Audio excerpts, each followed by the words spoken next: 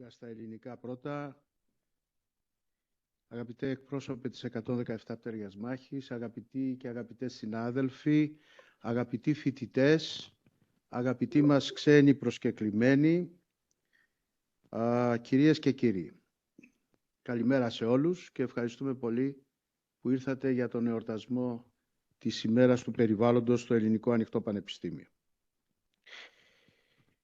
Our distinguished guests, ladies and gentlemen, on behalf of the organizing committee of the International Conference Environmental Protection and Upgrading, Past, Present and Future, held in the Hellenic Open University, we welcome you and express our warmest thanks to all of you for your presence and participation in this international scientific meeting.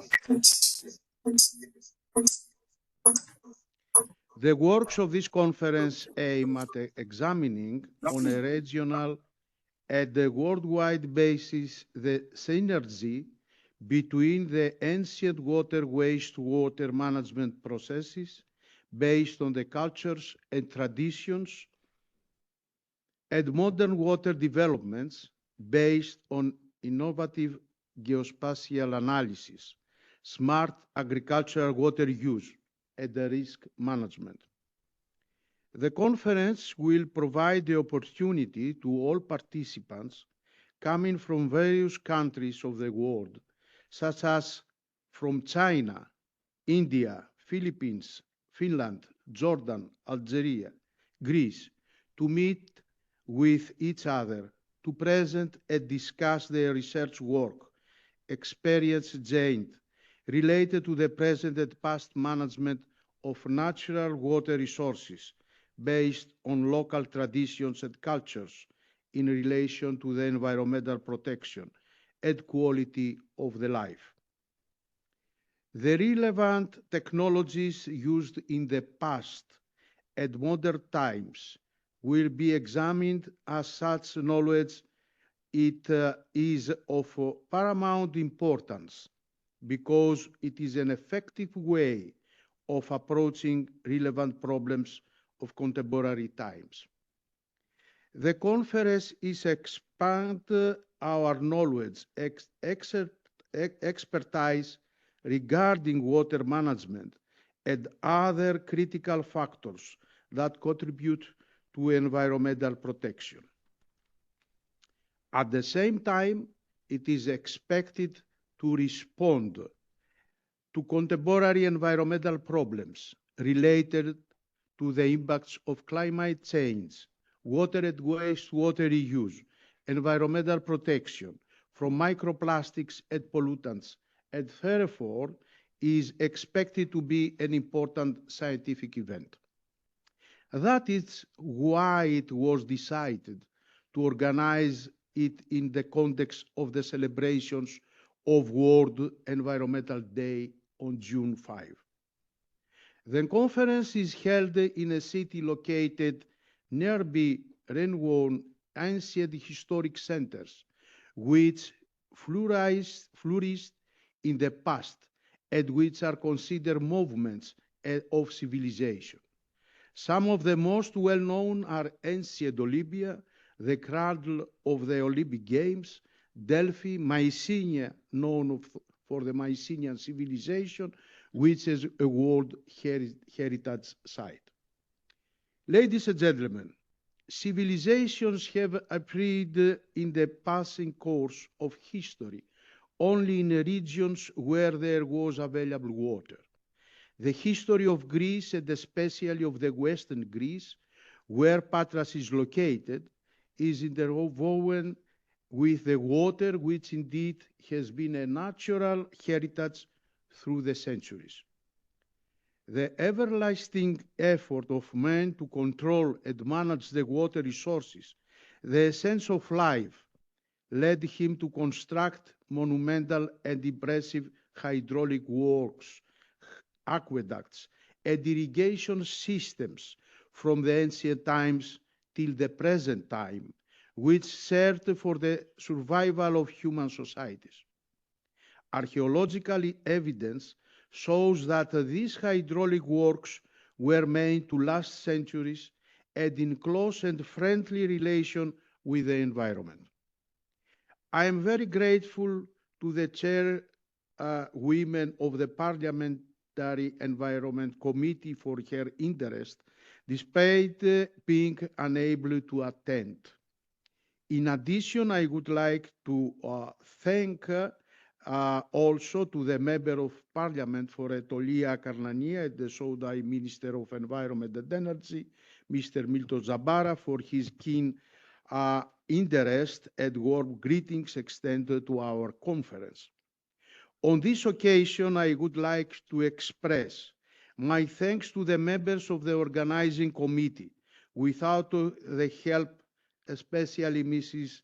PhD student Vivian Halatsi, Mirto Kolovou, Ekavi Isari, and Amalia Seferiadi, of which the workshop could not be organized. My sincere thanks to Professor Zeng, President of Water History and Water Civilization from the University of Hubei in China. The Chinese Institute is a co-organizer of the conference, and we thank you very much.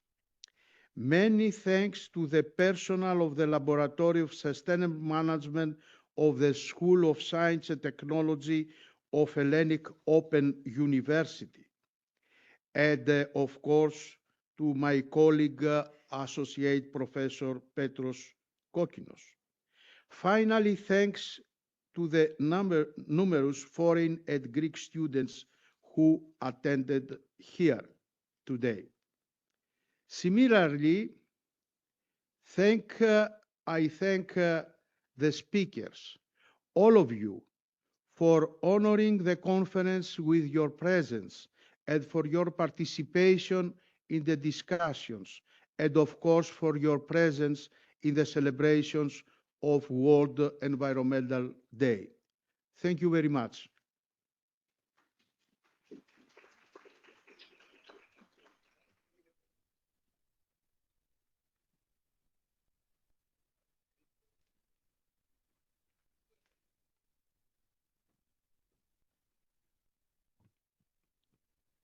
Good morning from me too, ladies and gentlemen, distinguished guests, esteemed colleagues, and dear participants.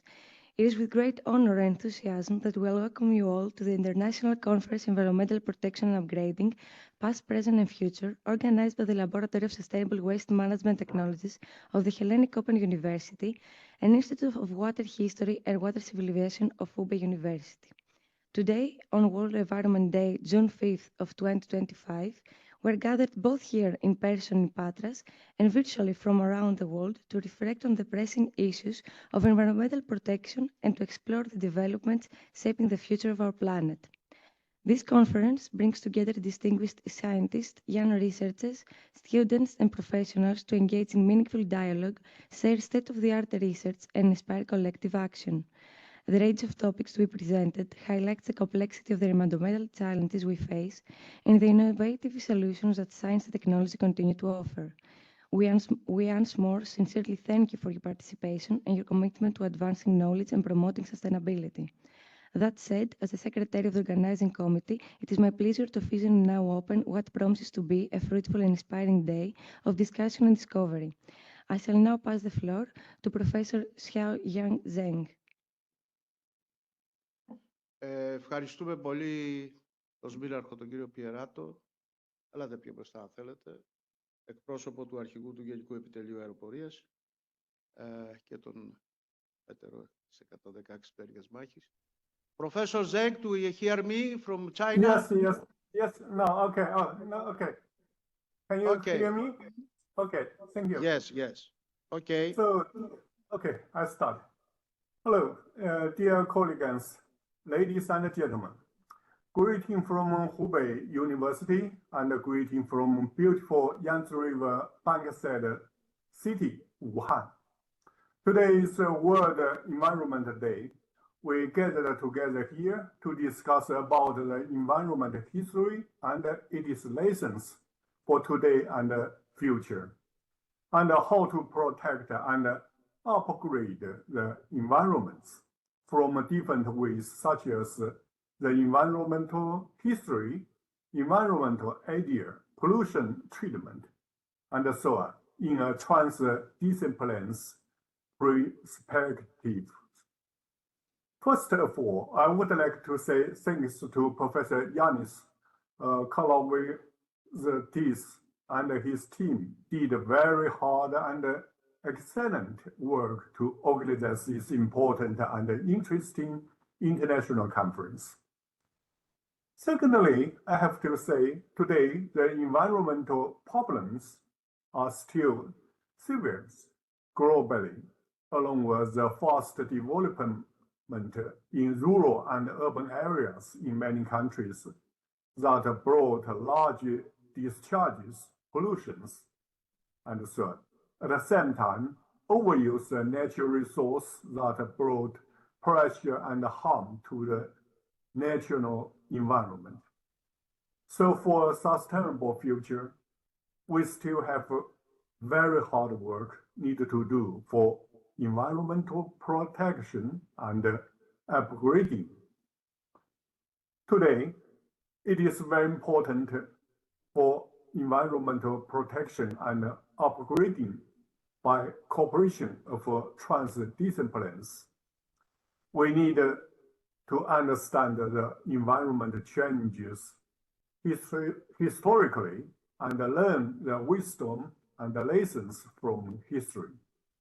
We also need to building environmental friendly society, increase the public understanding, ethics, and the skill of environment. We also need to develop new technologies to coping with the environmental problems. Today's conference brings experts from different disciplines, make an important occasion to celebrate the World Environment Day and to discuss about the environment protection and upgrade. Let's enjoy this occasion and share our experience and idea freely. Thanks. Thank you very much, Professor Zeng. And thank you, especially you are the co-organizer from Institute of Water from Hubei University in China. Thank you very much for our very good cooperation over the last years. The next greetings, it's from Dimitris Pirounakis. Mr. Pirounakis is the president of the Union of Environmental Scientists in Greece. Good morning, everyone. Okay, please. Yeah. Good morning, everyone. Dear conference participants, colleagues, friends. As president of the Union of Environmental Scientists of Greece, I would like to welcome you to the conference organized by the Laboratory of Sustainable Waste Management Technologies of the Hellenic Open University and the China Institute for Yangtze River Cultural Studies at Hubei University. Today, June 5th, 2025, is the World Environment Day. 51 years have passed since the first celebration. A day of bold statements, a day of corporate showcases, a day of promoting green policies and future goals. But where are the actions? The actions are left for tomorrow. Everything is left for tomorrow, which may never come. Today, the media will present the effects of accelerating climate change and environmental pollution and will probably list the most extreme weather events, the most significant fires, or even the biggest environmental disasters of the year. And as soon as June 6th dawns, everything will be forgotten. Addressing environmental problems is multifaceted. It requires the participation of everyone, every citizen of our society, the involvement of businesses, and of course, political will. We cannot talk about tackling the climate crisis without the involvement of the major polluters. We cannot talk about sustainable development if we do not understand the need to transition to a new balanced green economic development model based on the principles of prevention and the circular economy, renewable energy sources, and the use of innovative technologies. Sustainable development means a development that meets the needs of the present without compromising the ability of future generations to meet their own needs. However, we can and must talk about the lack of environmental education. And how can environmental education be developed when most countries in the world do not have compulsory regular environmental education in schools? Schools create the citizens, entrepreneurs, and politicians of the future. This must be the primary goal in order to mobilize society as a whole and achieve real change. I am delighted to be here with you today because this conference serves that purpose: the dissemination of environmental knowledge and the promotion of environmental awareness. So let's join forces to achieve what is essential so that we can celebrate every day and not just today. I wish you all a productive and inspiring day at the conference. Thank you very much. Thank you very much, Mr. President, Mr. Pirounakis. And now to finish about the greetings, and started the first session, first one. The title is Water, Wastewater and Environment in Ancient Civilizations. Me and the co-chairman, Professor Lorenzo Ballesteros from Philippines. Welcome, Lorenzo. Welcome to Hellenic Open University. It is here and very pleasant for this. And to start the first presentation, it is from China. It is from Professor Qiao Zheng from Institute from Yangtze River Cultural Studies from Hubei University in China. Please. Professor Zheng, please. Okay, just a moment. My PPT is showed to you and or me? Not yet, but wait.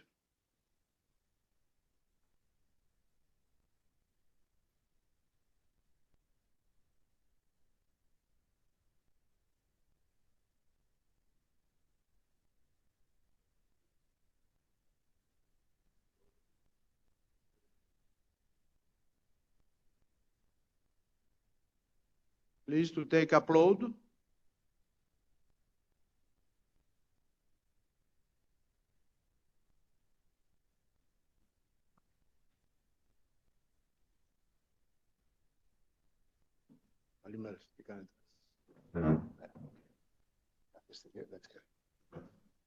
Καλημερίσουμε και καλωσορίσουμε τον κύριο ταξίαρχο του ΚΕΤΕΣ, πρόσωπο του αρχηγού του ΓΕΣ.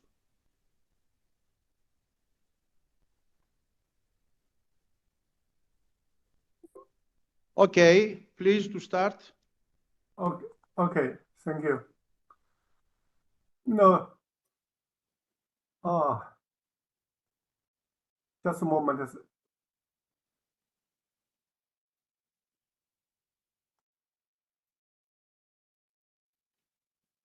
It's okay. Please to start. So, no, I want to share my PPT button not working now. So it is another one. Please change to me. It is from Dr. Zhang Yang, not this one. Okay, one moment. Yes, this one. Yeah.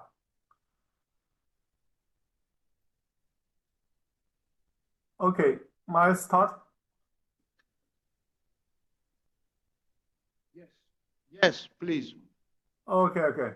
So, ladies and gentlemen, my topic is water cultural heritage and the local civilization was the case of Taoshanyang Dam in Ningbo City. Please go. Next page, please.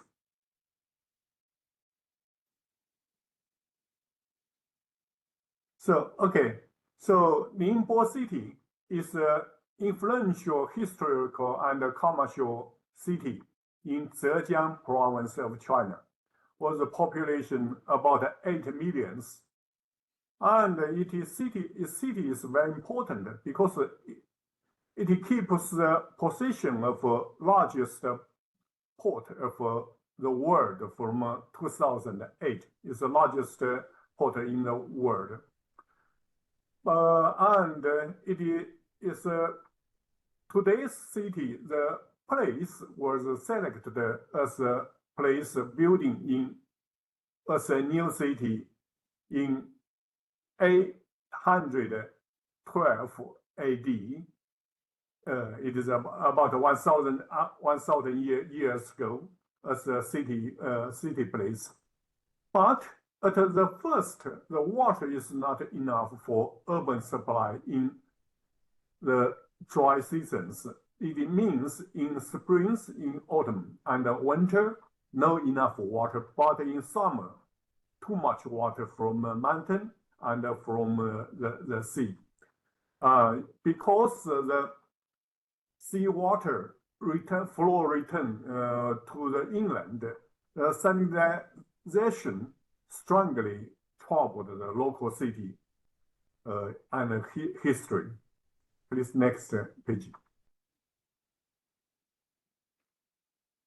So the city, the water supply mainly from one river. The river is called Fuhuajiang River. So only one river. The problem is you depend on one river for water supply. In the summer, the flood from the river is too much, too often flood. But in spring and in winter, not enough water. Sometimes seawater, because of flower is flow into the sea, the seawater often flow return into the inland about 30 kilometers. So it brings the sanitization to the large area in the city and in irrigation place. So the local people suffered the sanitization for very long time. So how to control the river? So the people made a dam. Is today we talking about the dam Taoshanyang. Please next page.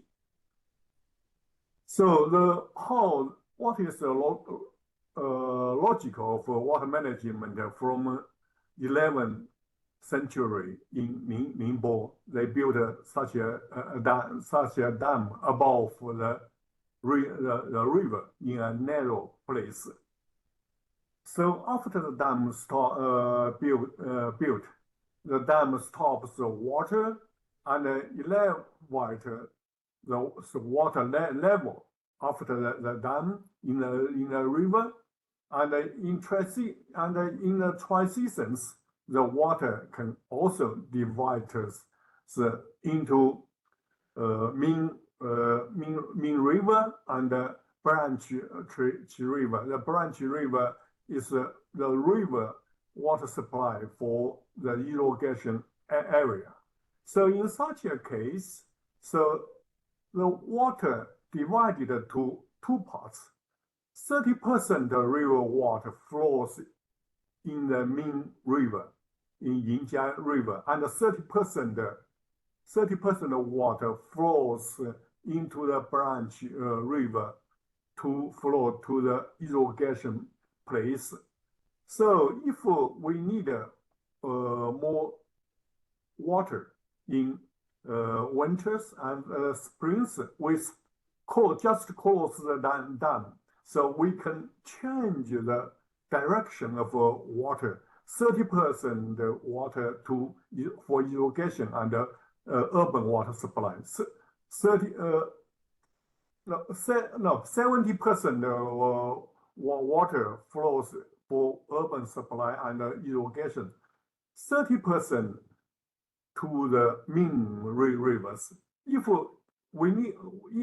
in flood season in summer, we can change the direction of flows of a river flows 30% to the main river and 70% water to the urban and rural areas for urban water supply and irrigation. So in such a regulator the water share, so they successfully control the water in different seasons. So we need water or no need too much water.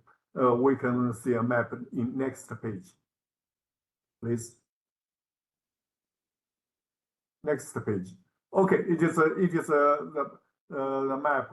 Okay, we can see the dam built here. This river is the main river to the sea, a main river. It is a branch river from here to the city for water supply, to the urban water supply, and also for irrigation. So the dam, after dam built, if we need too much water, the dam stop water, and 70% to water flows from branch river to the city and for irrigation.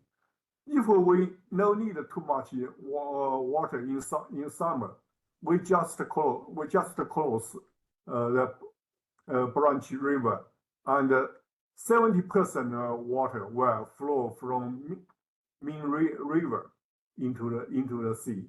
So in such a case, if the seawater flows back to the river to its area, so now stop by the dam. So also decline the sanitization in its area. So the dam, after dam built, people could regulate the water flow and stop sanitization. So in past 1,000 years, they keep the urban and area so water security for 1,000 years. So we say it is a small dam and safe larger city. Next, please. Okay, it was deeply influenced. So I just already mentioned. Please, next. Okay, today it also was a very high volume. So even the dam is no longer plays a role in the urban water supply or stop the sanitization, but it is still highly valuable in today's age, because it is still live in the local social life, keeping the local identity. Because it is a small dam, but it is very important place, very important project in the local in ancient time. It's a symbol of the local and also a symbol of local identity. Also, it becomes national heritage because a small dam was a safety city for 1,000 years. Today, the city becomes world's largest port. Also, it becomes a tourism resource. Many people to visit this dam every year. Also, cultural symbol of the local, a part of urban culture today. Next, please. Okay, you can see. So because the local in that time, local people, local leader, and some people built his dam, and some people died because during the building of the dam. So people respect them and set up the local leader in that time, and some dead people as water gods. So every year they take a worshiping ceremony to the people, and also worshiping festival to the dam. Next, please. So in such a case, it is a very famous tourism resource now. Every year, many people to visit the dam. Please, next. Also, it becomes a national cultural relic unit in 1989. It means national, very important cultural heritage. Next, please.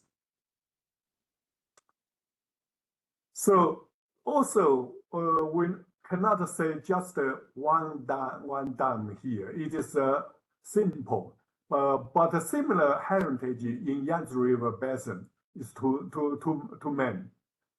There are hundreds of similar dams exist in Yangtze River Basin, formed a huge and prestigious cultural heritage today.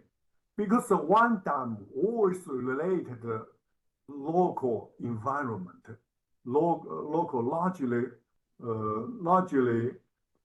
irrigated paddy fields and many cities, many towns, largely area. So the dam is not just a small dam, it's very important. If one dam is okay, but so many dams, it means it related to the very large areas, very large environment. So its water heritage impact the territories and environmental situations. If the dam dead, so the local environment also will change. So it is the sustainable future we have to think about it. It is why we call to take a strong measure to protect the ancient dams today. Please, next. So the historical natural engineering mostly depend on the natural environment and form the natural-driven working system. So in this case, engineering, today so we call water heritage, deeply connected with the local environment. So it is value. It forms the local environment system. So it is why today we have to protect the water heritage and understand that it is a higher value for the local environment.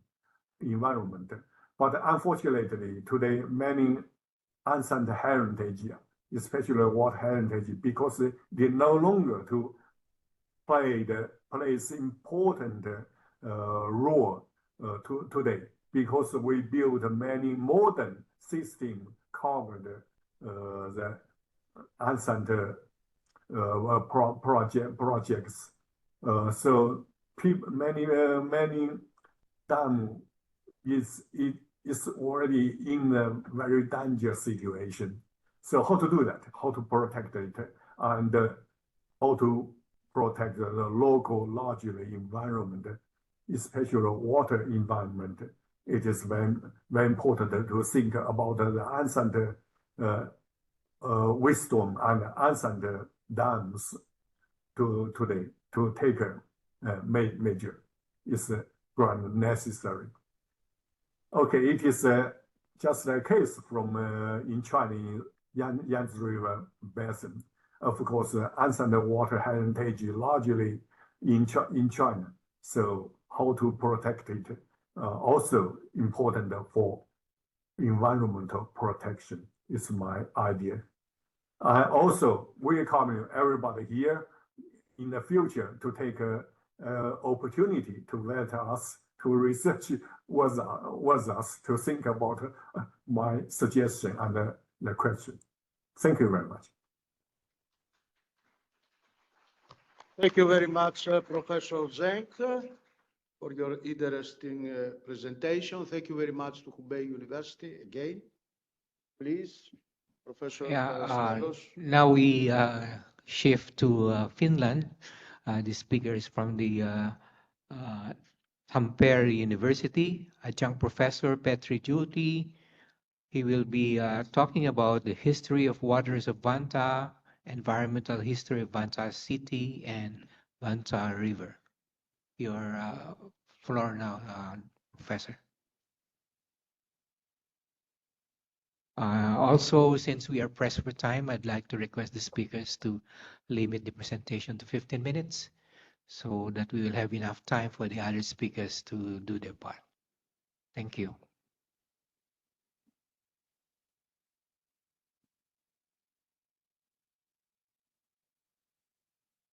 Dear Petri, do you hear me?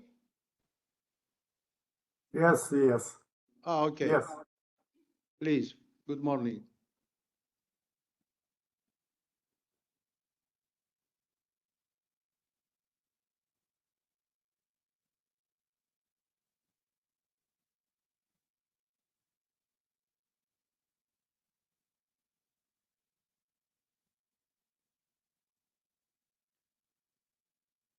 Please to upload your presentation. It is possible.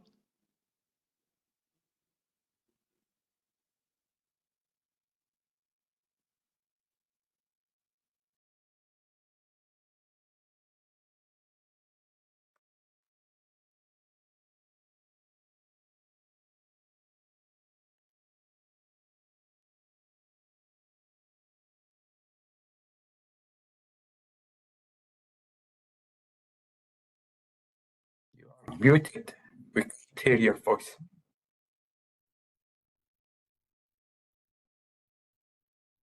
Do you hear me? Yes, yes. What is the problem?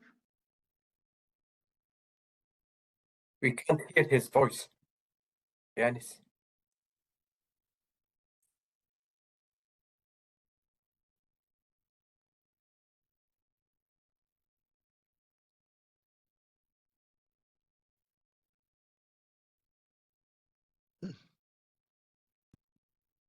Can you hear me? Yes, but don't see your presentation. Yes, it says that it's trying to connect. So if you can share on your side, so it might be better. Okay. Παναγιώτη, μας παρακολουθείς, μήπως μπορούμε εμείς? If you can share on your side, like in the previous presentation, if it's possible. Okay.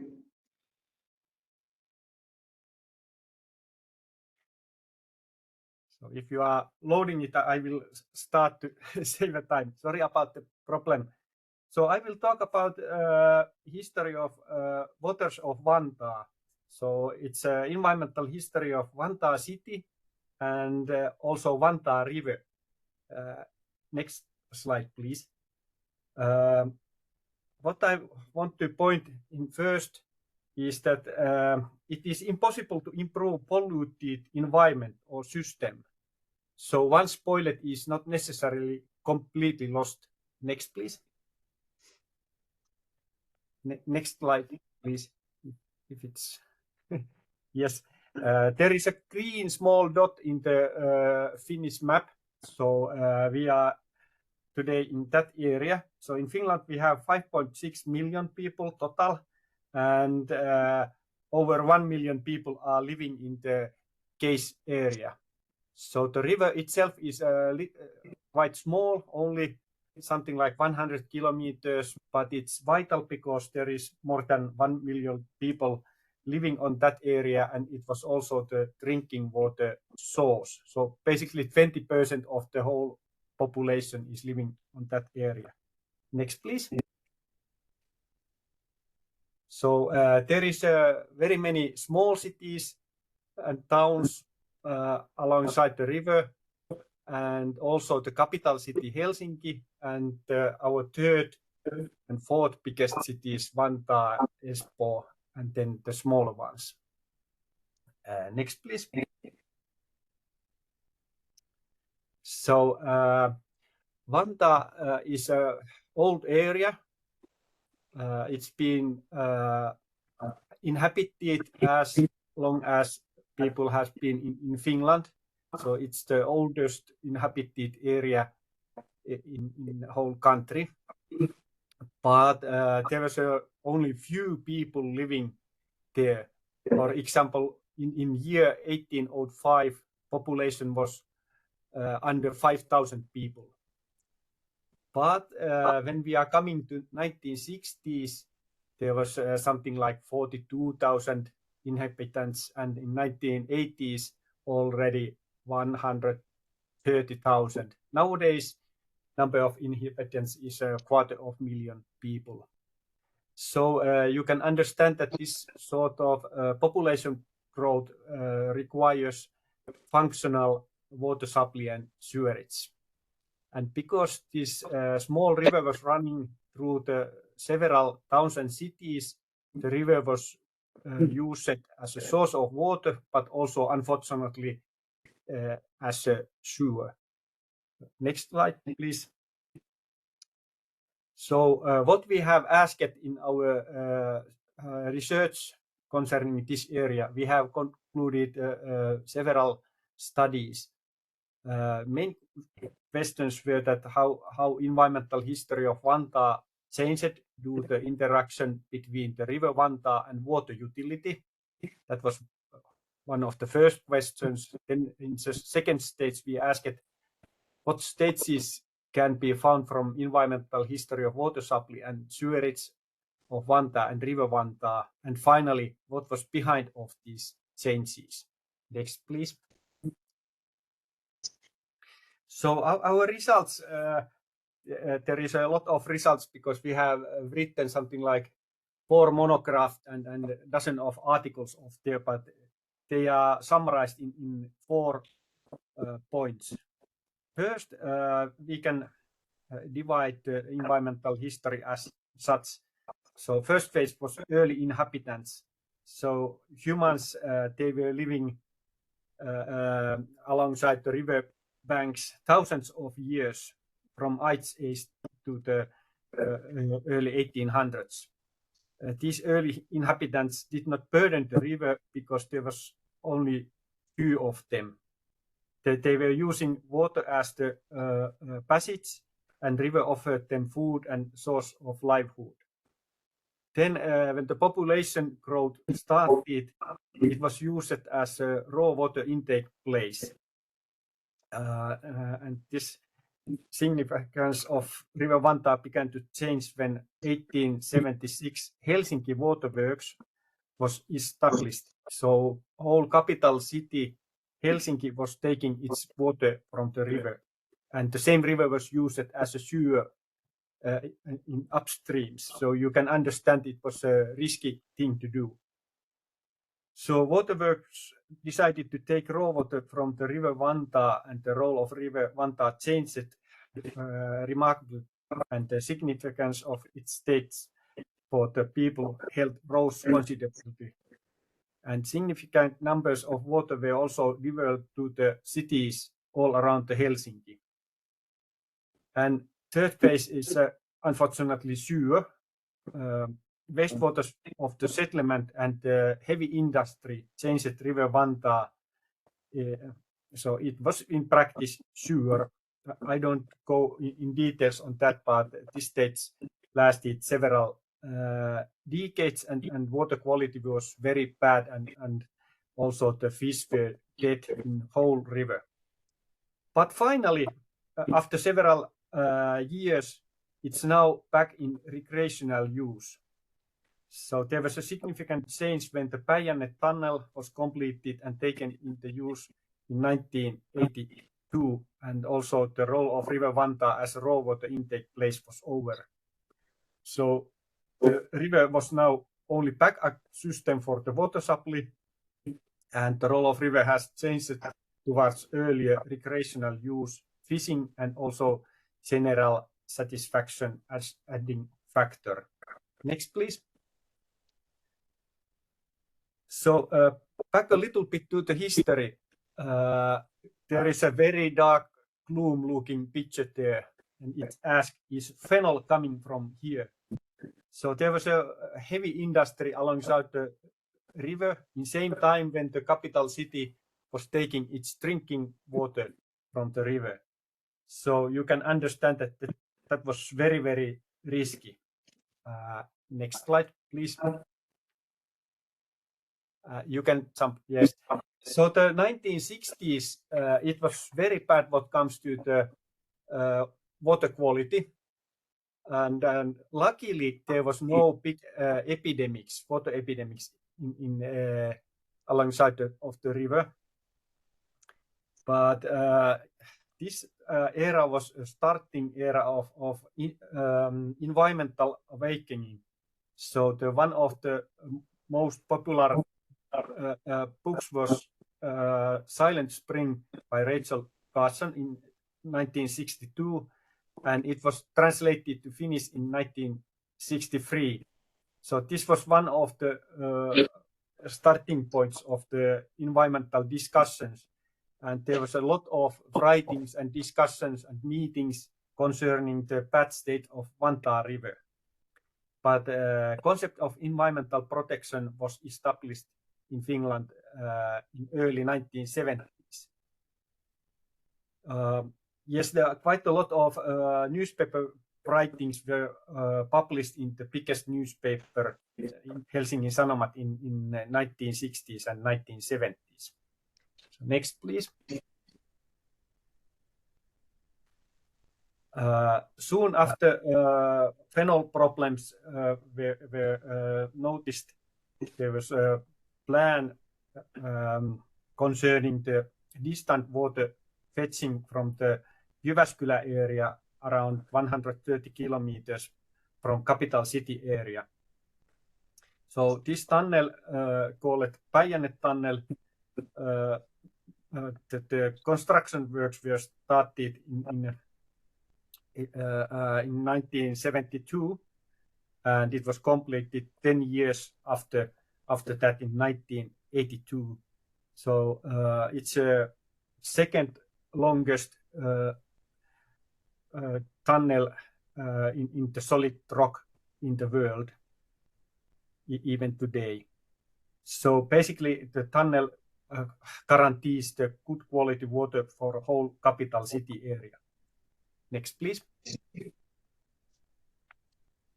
This is inside pictures from tunnel.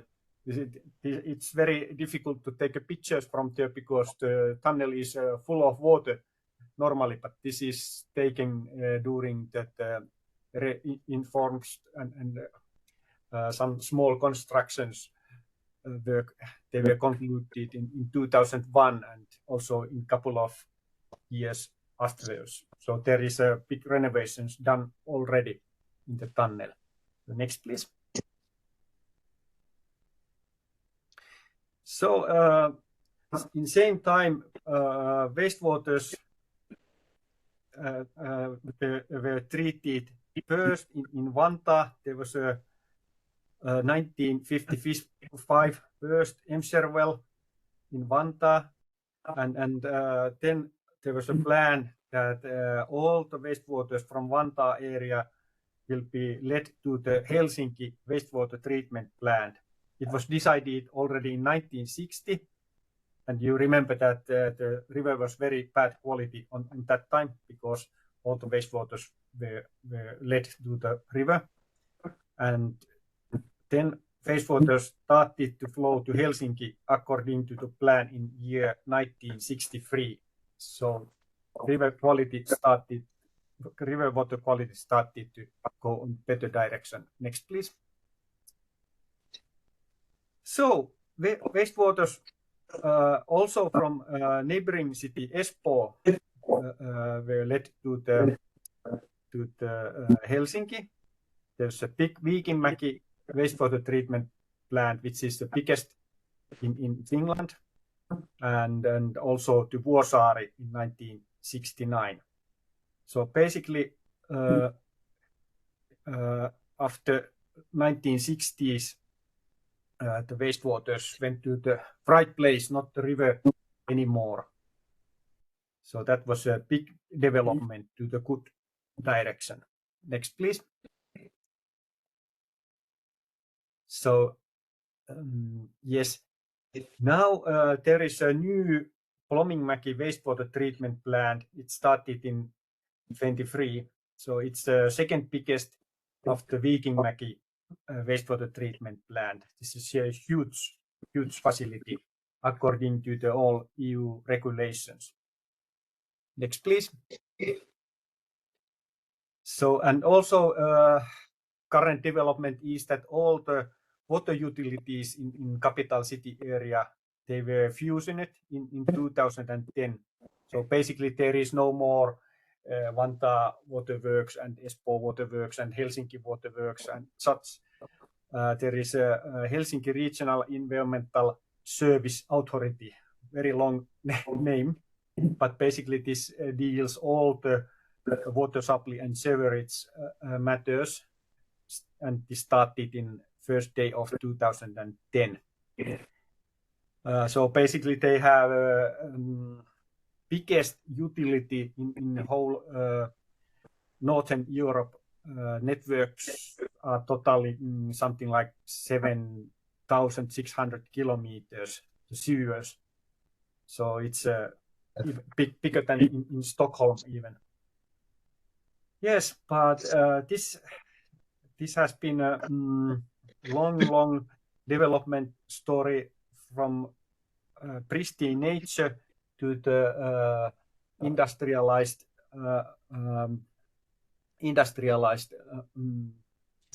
areas and population growth, which led to the bad pollution of the river, and after serious infrastructure projects, it finally lead to the water quality coming back to the very good quality. Next slide, please. And there is even salmon nowadays growing in the river Vantaa, and people are using the river for recreational use. They are floating there with the small rubber boats every summer even. This is organized by students. So what I stated in the first, that once polluted, it doesn't mean that it's permanently lost. So sometimes it can be recovered back to the people for their recreational use. So thank you.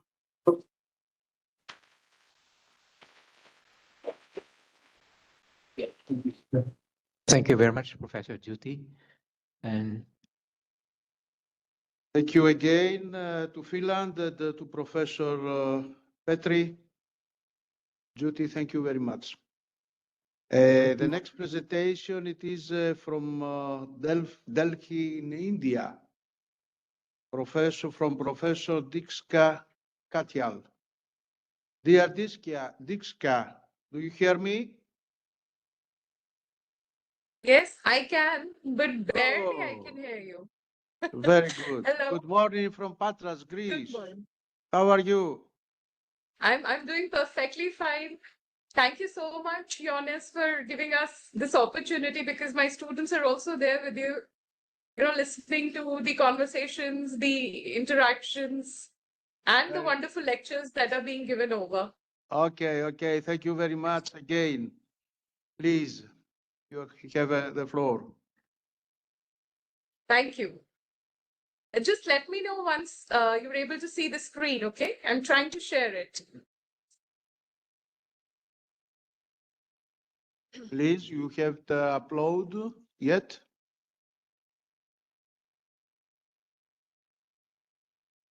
Are you able to see it? Okay, now, okay. Please, Yeah. full screen. Yeah, that's what I'm doing. Oh, thank you. It's okay. Yeah. So, thank you, Jonas, once again. And hello to everyone who's present there, especially Petri, Rika, Professor Zheng. It's wonderful to see you all. And straight away, without wasting any time, because of the paucity of time, I would start with the presentation. Now, the title is Sustainable Water Management Strategies for a Water-Conscious World. Since it's Environment Day today, I thought of presenting the work that we have been doing in terms of water specifically. So I have me and my team who probably, I would be talking on their behalf regarding what work have we been doing and how important it is in context of global scenario. So we not only do but I have collaborators in India, Technological University and Institute of Nuclear Medicine and Life Sciences, which is the Defense Research and Development Organization Center. Few of these works are done in collaboration with these agencies as well. So before we proceed on, just a general introduction, as I told you, that I work on water. So basically, we are trying to conserve water in the part of world where we are living. Water stress is very, very high already in India. I will show you later. The water availability is becoming more and more, constrained, and 40 to 50% of the population still is not having access to good, pure surface water. So with that kind of condition prevailing, which is even worse in few of the continents, things are getting grave. It is important we start looking into it. And the first thing that we advocate is find out before usage, what is the water footprint. I'm sorry, my slides suddenly seem to be. Can you see my slides? No, excuse me, please, to wait. Yeah, I don't know how it is that. Just give me the sharing rights. I would do it on my behalf earlier only, the way I was doing.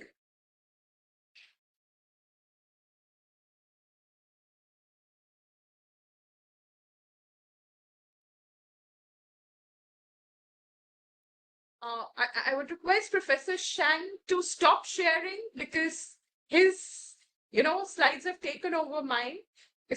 If I could request Professor Shang to stop sharing his file.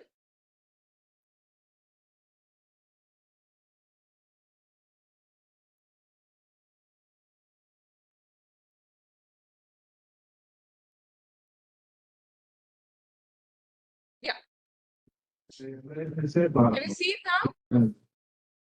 Yes. Yeah, I would request It's okay Professor Shang not to share his file because it sort of comes over since Okay. he was the first speaker. So all right. So here we Okay, go. please to continue.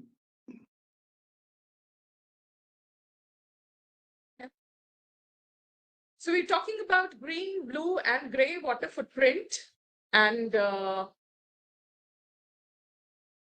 just a sec.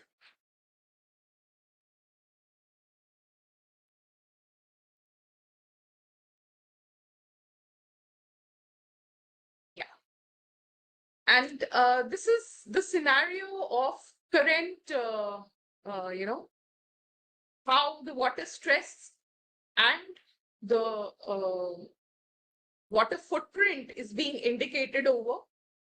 As you can see, India doesn't have that kind of high water footprint. as compared to a few other countries, developed nations. I've also given a detail of highest water footprint per capita, wherein you can see that United States is the one which is having a very high water footprint. As compared to United States, we probably are far behind.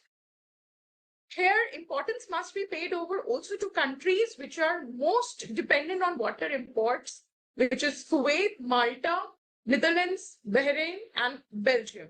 Now, these are also discussed as embodied water imports. What this means is basically the products which are imported and which require a lot of water usage to be processed. So in that way, if you see, Kuwait happens to be on top of that list. However, all of us at this juncture need to improve. As I told you earlier, it is the condition that is prevailing in Asia specifically shows that there's high water stress prevailing all around. As you can see, this is India's map, and all through we have water scarcity, not only in this region, but the Middle East and the North Africa region also. As you can see, Tanzania, herein the water problem is so much so that 80% of the population does not have access to, fresh water, drinkable water. And as you can see, it is from the open holes dug in the sand of dry river beds that they take the water, which is grave. And we have a feeling that it is not there yet for us, but it is very quickly approaching, because by 2030, it is estimated that around of 30% of the world population will have no access to good drinkable water. So I've categorized it in daily direct use, water use in households. As you can see, the direct water use, the major composition is of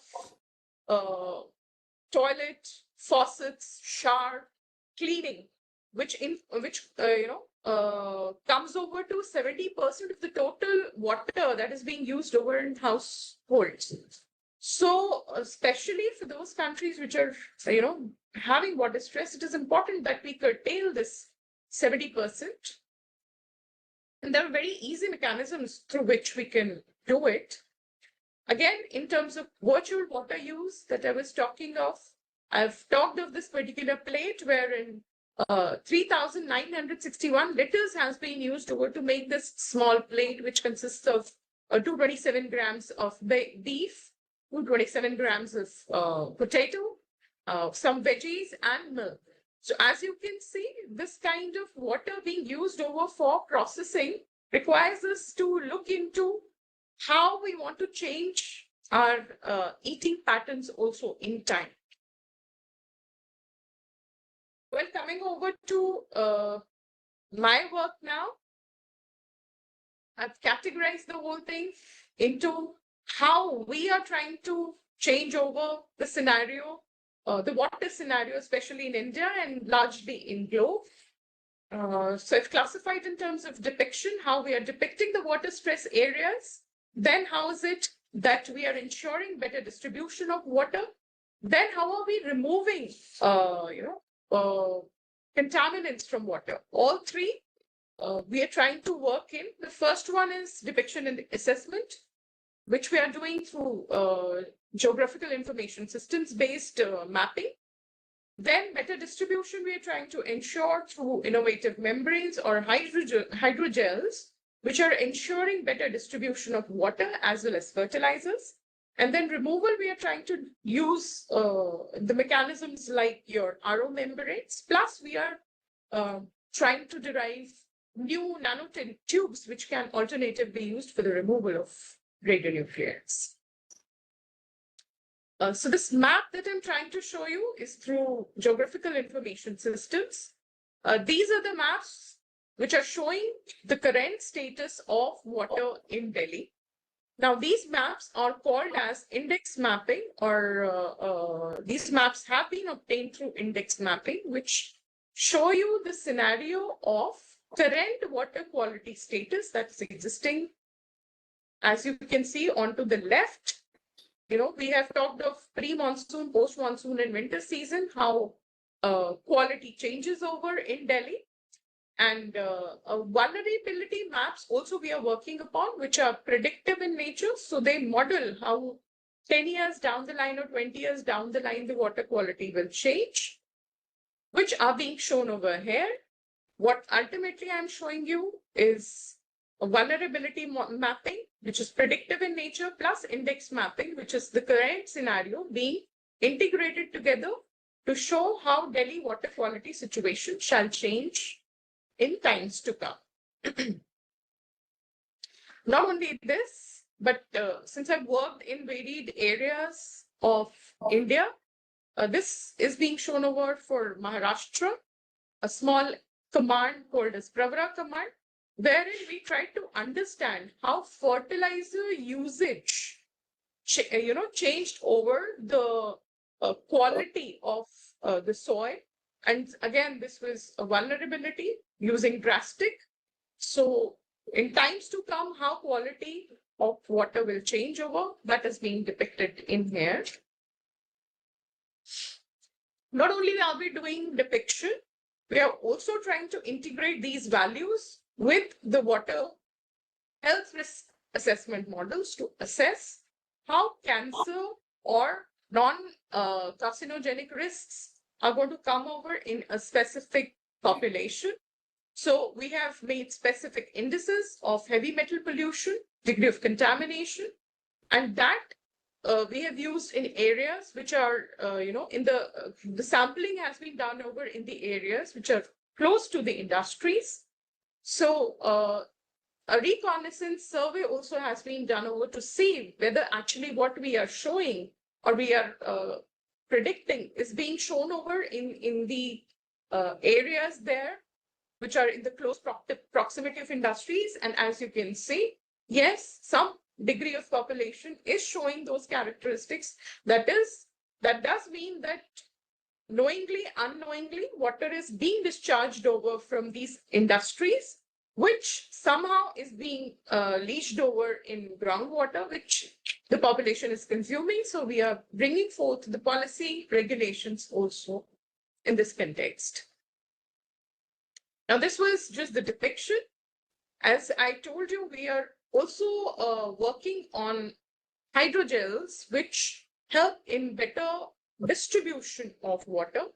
Onto your left, you would see a small, a small hydrogel pellet, which is dry hydrogel, and onto the right, you would see how hydrogel swells to 1,000 to 2,000 size when it is put in water. So not only is it being used over for better distribution of water, it is being given over to farmers for usage in fields. We are also ensuring that nitrogenous fertilizers like urea, they are also getting absorbed into this hydrogen, and they are also being put over in soil to see how well distributed the dissemination on the fertilizer distribution is happening, and we are getting wonderful results. This is a patentable product. As you can see, we've taken various kinds of soils, wherein we are seeing how with time the distribution of water is changing over. So in normal conditions, if the water is getting evaporated in 2 days, it is staying on for a larger duration of 4 to 6 days when you're using the hydrogel. Same way, in case of the fertilizer, the water was, the fertilizer was leaching out very quickly. When we use this hydrogel, it is staying on in the soil for some time. And since this hydrogel is organic in nature, it is derived from chitosan, which is chitin, another byproduct of chitin. They do not leave any remnants in soil. So completely organic in nature. The third part, as I told you, we are doing contamination removal. Majorly, we are working on heavy metals because of the way situation is prevailing in world. We fear just in case any radiological accident occurs, then what? So we have found that in that particular case, your RO membranes themselves can be used over to remove low concentration of radioactivity from water, which is somewhere around 92 to 94%, which is working pretty good, in low concentrations, they themselves are working out fine. In case of higher concentrations, we have devised a small nanotube, which can be plugged in the RO devices. And in combination, they are removing around 99% of radioactivity. So this is coming out to be a wonderful experiment that we're doing with DRDO. I consider research and education as a pillar of sustainability. And all three of these objectives are minimizing cost first in terms of sampling, then in case of, water and nutrient management, and of course, revisiting how household RO treatment plant can be used over. So we are minimizing the cost also in these cases. As I said, I consider my team only, they are the ones who are making me, that they are the ones who are empowering me. I am what I am because of them.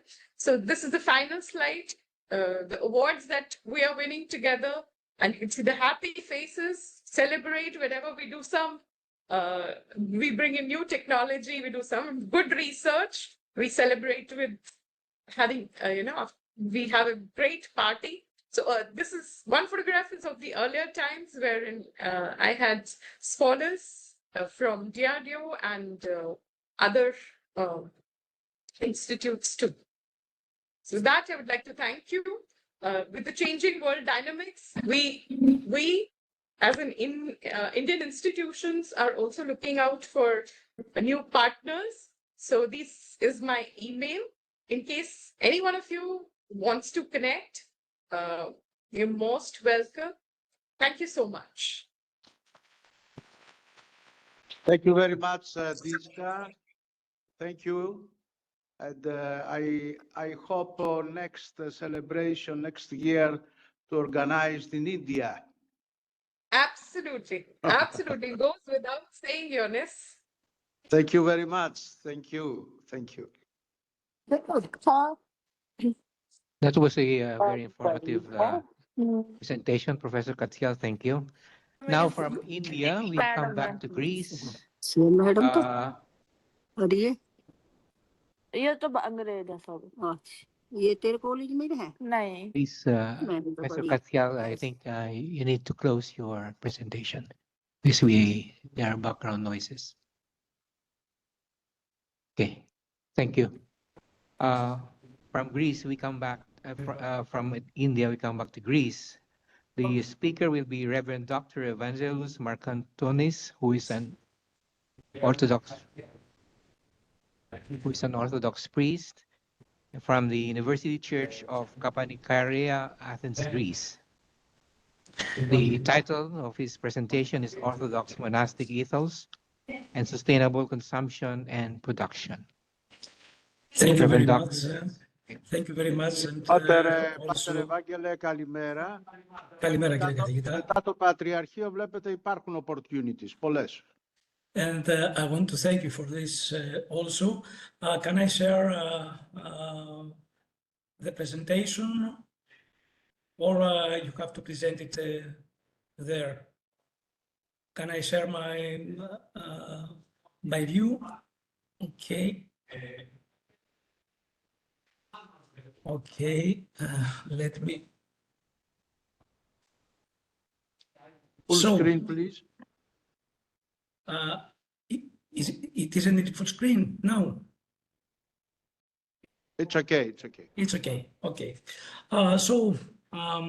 My presentation has a title: Orthodox Monastic Ethos and Sustainable Consumption and Production. The ongoing growth, which constitutes the core belief of developed Western economies, what has also been adopted by developed ones, is primarily supported by consumers. Consumption is often presented as a sacred duty for the continuation of economic expansion. On an individual level, modern humans are bombarded with messages that assure them that consumer goods will fulfill and satisfy all their physical and spiritual needs. As a result, individualism, the worship of comfort, the hedonistic lifestyle, marked by excessive and ostentatious spending to satisfy vain feelings of prosperity, injustice, profiteering, and exploitation of the weak, have come to dominate as ideals among people. Each person individually and all of us collectively ultimately show no concern for whether our over-consuming way of life can be supported by the Earth's natural resources, which are not inexhaustible, or whether they are distributed fairly among all the planet's inhabitants. We forget that we also owe it to future generations to turn our attention toward them. In recent years, many scientists have pointed out that the catastrophic events occurring on the planet due to the climate change and other environmental problems, no matter how destructive they may prove to be, unfortunately have not succeeded in changing human behavior, particularly the addictive overconsumption that is main cause of nature's destruction. Moreover, policy experts realize that the legislative and managerial approaches to environmental protection are proving inadequate in the face of the complex environmental challenges we face, because we cannot simply legislate change or manage human nature through commands and directives. It must come from values and conscience. And this is why the religions of the world can play a very strong role to establish these values and conscience. In the international community, in order to address global problems, decided to adopt since 2015 17 Sustainable Development Goals, which concern all areas of human activity.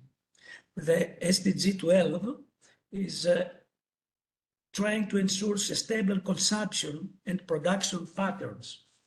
So the key objectives of the Goal 12 is, firstly, the efficient use of natural resources, the reduction of food waste and food losses, reduction of chemicals and all waste released on air, water, or soil, reduction of waste generation through prevention, reduction, reuse, and recycling, and also to promote sustainable lifestyle awareness.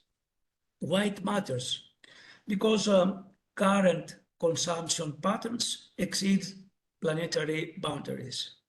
Also, overconsumption is the major driver of climate change, biodiversity loss, and pollution. And also, the sustainable consumption is very critical for the well-being of future generations. In this context, let's see how the Orthodox tradition, and especially the Orthodox monasticism, responds. Orthodox theology views creation not as a commodity, but as a sacred gift from God. The world is a reflection of divine beauty and exists to glorify its creator. Humanity, created in the image of God, is entrusted with the role of steward and the priest of creation. The writings of church fathers such as St. Basil the Great or St. Gregory of Nyssa emphasize the harmony between humans and nature, urging moderation and gratitude. In Orthodox worship, we pray for the salvation of the whole cosmos. The theological vision counters the anthropocentric utilitarianism and dominates modern economic systems. In this context, The Orthodox Christian monastic ethos, shaped by centuries of worship and prayers, of spiritual wisdom, of communal living, and the theology of creation, offers vital insights. Far from being a relic of the past, monastic practices can inform a sustainable future. Orthodox monasticism offers a countercultural model to modern consumerism. As core values of monastic life, we could mention, firstly, encourages communion with nature through prayer and stewardship. Asceticism is a cornerstone of Orthodox monastic life. It's not about rejection of the material world, but about its proper use. When someone becomes monk or nun, they promise non-possessiveness and indigence.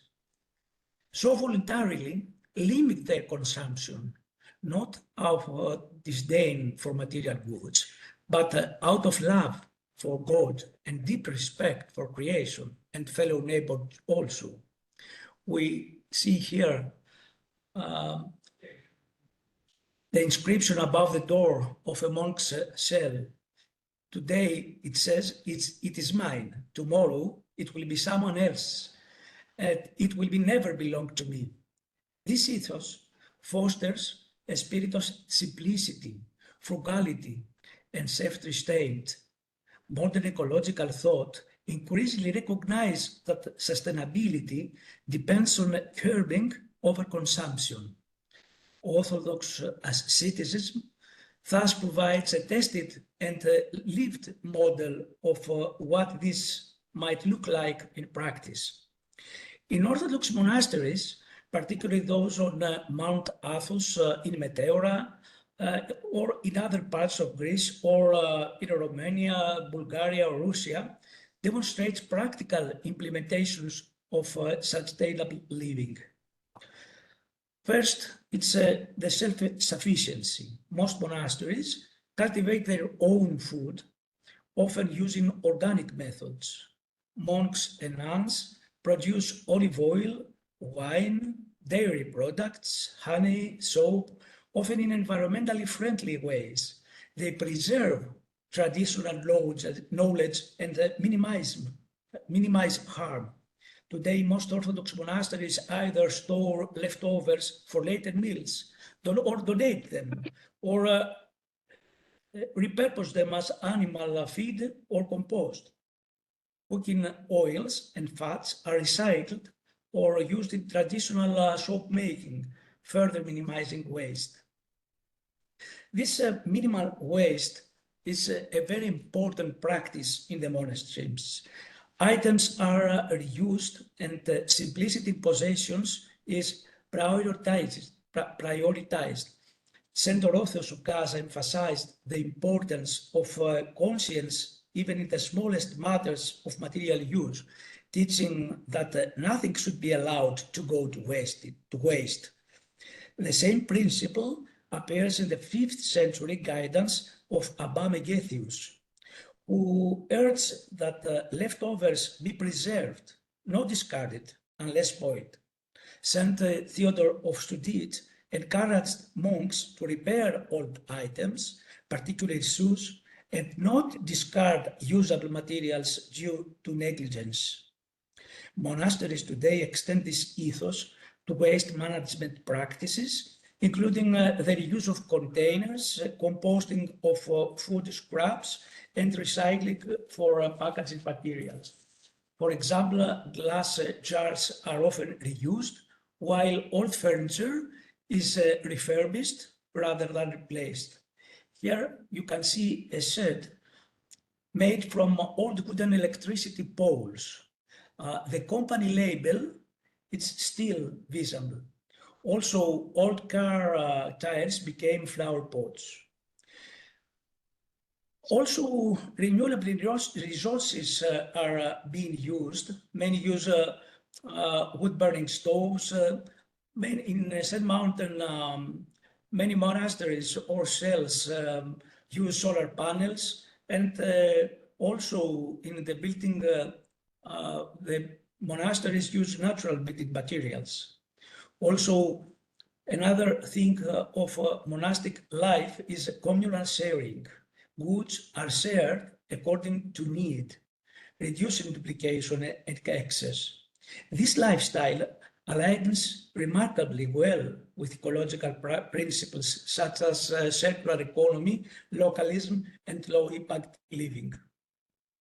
The monastic critique in consumerism is both theological and anthropological. Orthodox tradition sees consumer culture as fostering passions. Can you proceed to your conclusions, please? Okay, is the next. Monks reduce needs to bare essentials, avoid mass-produced goods, repair instead of replace. As Eder Emilianos of Simonotra once stated, the more we want, the less we live. Monastic life aims to restore the personal state of interior freedom and peace. Freedom from compulsive desires and peace with oneself, others, and the environment. While not everyone is called to monastic life, the ethos of moderation, reverence for nature, and conscious consumption is applicable in all walks of life. Even without more formal sustainability campaigns, monastic communities act as silent educators. Through their example, they promote responsible lifestyles. So as a conclusion, the Orthodox monastic tradition aligns originally with the principles of SDG 12 through centuries-old practices of moderation, respect for resources, and anti-consumerism.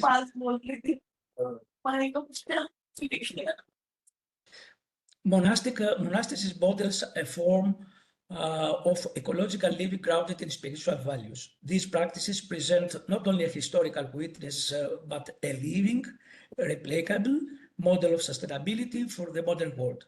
As societies search for viable paths toward a more balanced future, the Orthodox monastic ethos stands as a quiet but powerful guide. Thank you. Thank you very much. Let me... Pater Evangele, thank you very much. Ευχαριστώ. Συγγνώμη να κλείσω το... Ευχαριστούμε πάρα πολύ for your interesting presentation about the monastic life. And now to conclude the first session with a presentation from Dr. Nikolaos Asproulis. It is Deputy Director in Volos Academy of Theological Studies in Greece. Dr. Asproulis, please. Thank you. Okay. Ναι, μ' ακούτε. Και εσείς μ' ακούτε. Καλημέρα σας. Καλημέρα σε όλους και όλες. Good morning to everyone. First of all, I would like to thank Professor Kalavariziotis for his kind invitation to join this important meeting. I don't have a PowerPoint presentation. I'll try to share my screen in order to follow the text better for you, but let's see if it's possible. I hope so. So, I suppose that you can see my screen with the text.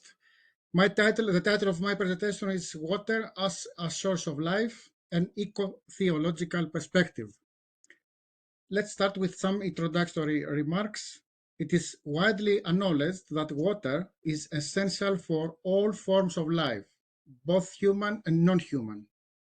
Water is not merely a peripheral aspect of life, but rather a fundamental ontological element that significantly contributes to the very existence of both humans and non-humans. In addition to its biological significance, water is widely used for a variety of purposes, including leisure, commercial activities, economic development, agriculture, transportation, urbanization, and more. Throughout history, civilizations have flourished along bodies of water, and conflicts have arisen over the control of water resources. Water also holds great symbolic importance in many religious traditions. The water demand is increasing nowadays due to a rapid population growth, urbanization, and rising water needs from agriculture, industry, energy sectors, and the global economy. Moreover, water availability is becoming less predictable in many regions, with droughts exacerbating water scarcity and negatively impacting people's health, productivity, and the prospects for sustainable development and biodiversity worldwide.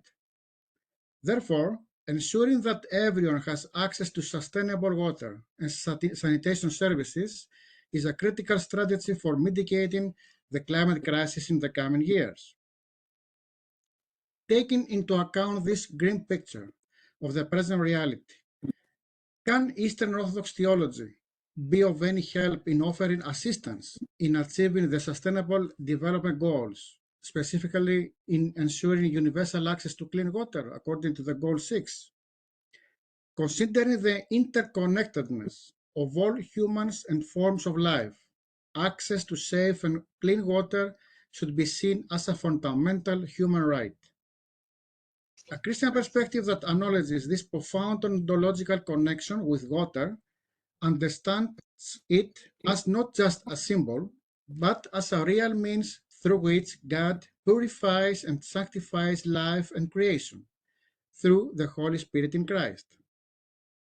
So, after briefly referring to the issue in the context of SDG 6, Goal 6, I will turn to a more theological reasoning based on insights developed within the Orthodox Christian tradition, such as the ontological interconnectedness, the deep incarnation, and the Eucharist as a cosmic liturgy.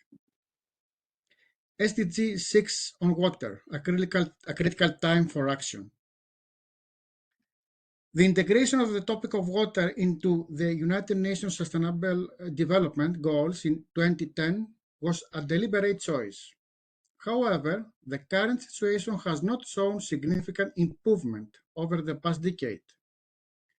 The escalating risks associated with the ongoing climate crisis are posing challenges to access to clean water. Water use has been growing at twice the rate of population increase in the last century. The rapid exploitation of freshwater resources is not only altering the quality, but also the quantity and availability of fresh water, posing potential catastrophic risks for humankind. Freshwater availability is approaching its limits, necessitating more innovation and changes in water usage behavior. Over the last century, water resources have increasingly been threatened by land use changes and the climate crisis, resulting in the loss of access to safe and clean water. This has serious implications for the health and livelihood of millions, especially for children, women, and marginalized parts of society. If that is the present state concerning the access and availability of clean and safe water, what can religious communities, and especially the Christian churches and Orthodox Church in particular, do to address the problem? Is theology of any help here? The above question is not a rhetorical one. If theology has a role to play today amid various challenges and crises, like the climate crisis, it must address all matters related to actual life. In this context, ontology becomes a fundamental hermeneutical tool for our theological perspective. When referring to ontology, we are not pointing to abstract medieval metaphysics. Instead, in its essence, ontology concerns matter of existence itself. In other words, matters of life and death. Discussing life and death is not simply a biological issue shared among all living beings, but primarily an ontological matter related to the essence of existence itself. Within ontology, a concept relevant to philosophy and theology, the inquiry into being in general and human being in particular takes on an absolute metaphysical priority. it is no longer a question of biological or natural capabilities or moral duties and values, but of the true nature of existence. When discussing then water, one of the most essential elements for sustaining life, an ontological perspective is crucial for a meaningful discourse. Therefore, theology as a discipline does not primarily concern ethical or moral teachings, but rather a pursuit of meaning for both human and non-human beings and the world as a whole, taking into serious account their existence and seeking the well-being, if not the eternal existence of all things. Returning now to our discussion about water from the point of view of UN SDG, one should pay attention to defining certain links where a specific theological vision, a certain religious way of life and spirituality can play a role in coming into terms with the challenge of water. Water plays a significant role in the Bible in various instances. Starting with the book of Genesis, it emphasizes the importance of water in the account of the creation of the world. In addition, in Psalm 104, the psalmist observes a water-nourished landscape, teeming with abundant creatures and life, giving thanks to God for blessings that overflow like water streaming down to humans and the whole earth. Baptism is also associated with water in the Bible, as seen in passages such as the Matthew Gospel and others. In his turn, Jesus himself referred to himself as the source of living water in the Gospel of John, in the well-known encounter with the Samaritan woman. In the remainder of this paper, I would like to provide a deeper, beyond the biblical, let's say, the traditional understanding, theological understanding of water that resonates with modern ecological discussions. This introduction aims to lay the groundwork for what could be termed an Orthodox Christian theology of water. So the first point. The Orthodox perspective on water is rooted in the theological understanding of creation as the sacred space where God and humanity intersect, particularly through Christ. This perspective rejects any division between the sacred and the secular, emphasizing the inherent goodness of all creation. Through God's self-revelation, particularly in the incarnation of Christ, all aspects of the created order, especially water as a source of life, are defined by God's immanent reality. Second aspect. The early church fathers had a special experience of the Eucharist, which brought about a sense of mutual dependence, solidarity, evolving love, and personal relationship. This experience led them to perceive God as the ultimate relational being. The Greek fathers redefined the traditional Greek monistic view by emphasizing communion relationship at the core of existence. Therefore, as communion is considered essential for true existence, it aligns well with scientific evidence regarding water, which is known as a universal solvent. Water's polar nature allows it to interact effectively with other polar molecules through hydrogen bonding, leading to properties such as cohesion and life support. From a theological standpoint, one could argue that water as communion is crucial for the existence of all things. It serves as a significant biological factor in the interconnectedness of all that we consider that exist. Third, in this context, it is important to consider a Christology of water. By re-examining the doctrinal Christology as articulated by the Council of Chalcedon in the 5th century, we can extract important elements for an Orthodox theology of water. The Chalcedonian definition, particularly the clauses without confusion and without division, delineates the relationship between God and humanity in the person of Christ. This underscores the necessity of no separation between the created and the uncreated, God and the world, including everything in the created order, and not only humans. A genuine communion at an ontological level is essential to avoid both the self-referential nature of creation and death. The concept of without confusion safeguards the freedom, otherness, and dignity of both realities. However, is this understanding of the intricate relationship between the created and the uncreated in Christ adequate to address the pressing need to reverse the catastrophic process of climate change in favor of global sustainability? It appears that a more green Christology, defined as deep incarnation, is imperative for further contemplation of Christology and the climate crisis. Deep incarnation stresses the significance of both physical embodiment, including water as a fundamental component, and human consciousness in Christ. It seeks to harmonize the biological aspects of growth, vulnerability, and decay with religious awareness and views Jesus as a complete human being, considering not only his personal history, but also his human, natural, and cultural environment. According to Niels Henrik Gregersen, a proponent of this perspective, deep incarnation involves both evolutionary and ecological thinking, aiming to reshape linear and anthropocentric perspectives, and emphasizing the divine assumption of the entire material world of creation.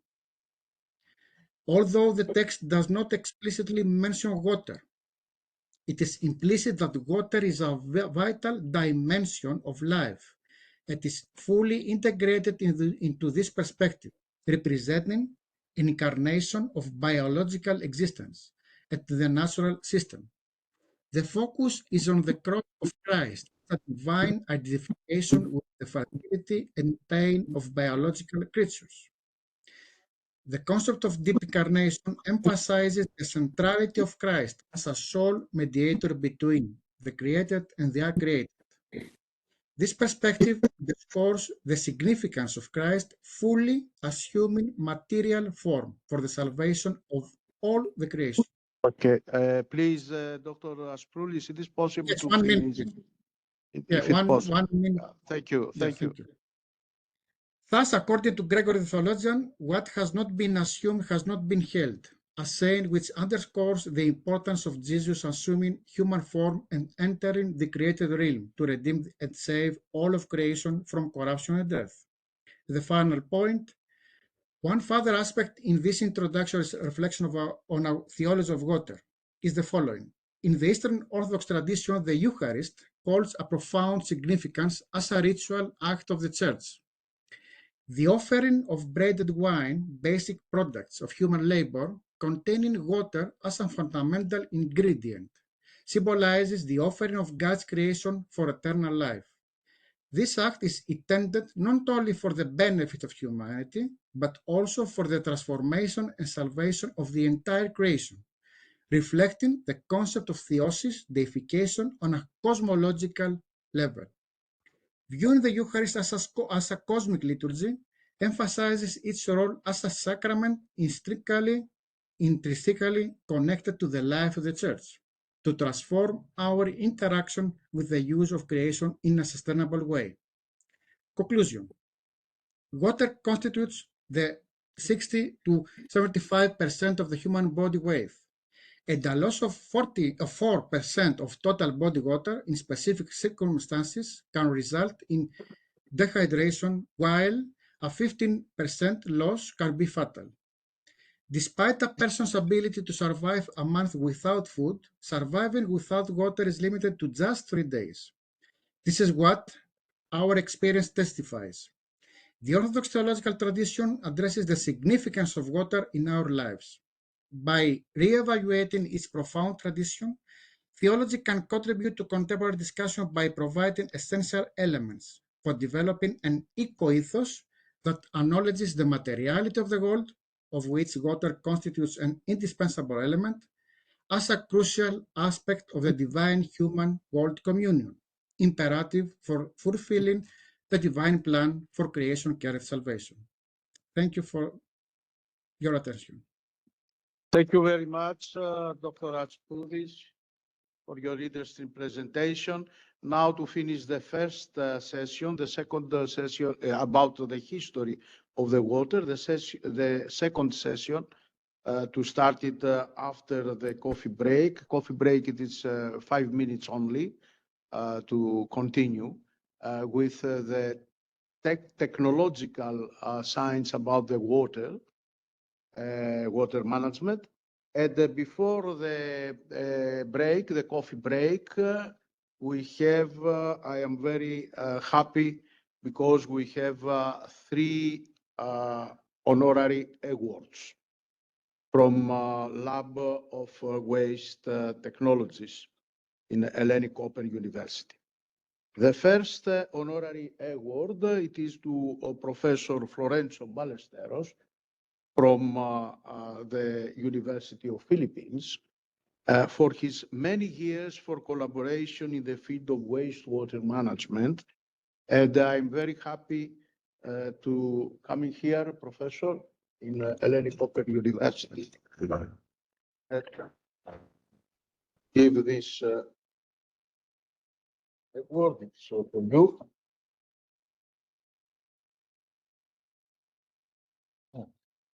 Thank you so much.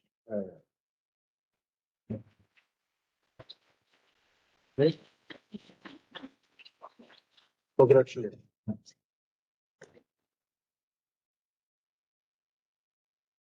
Okay, thank you.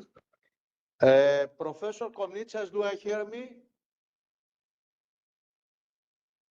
Yes, I do. Okay. How are you? You are in Crete? I'm in Hania, Crete. Yes, thank you. Okay.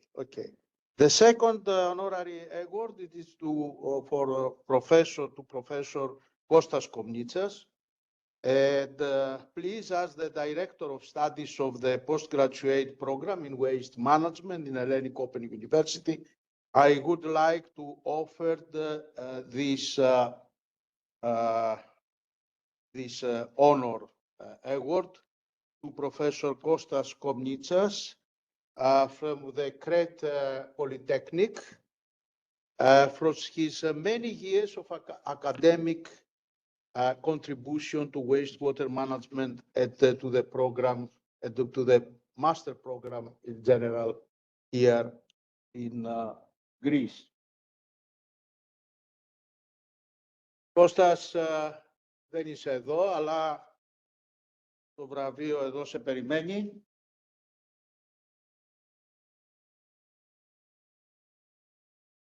It's for you.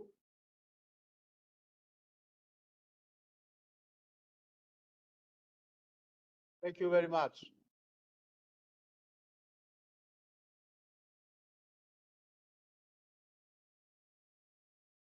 Long time ago, back in 1999.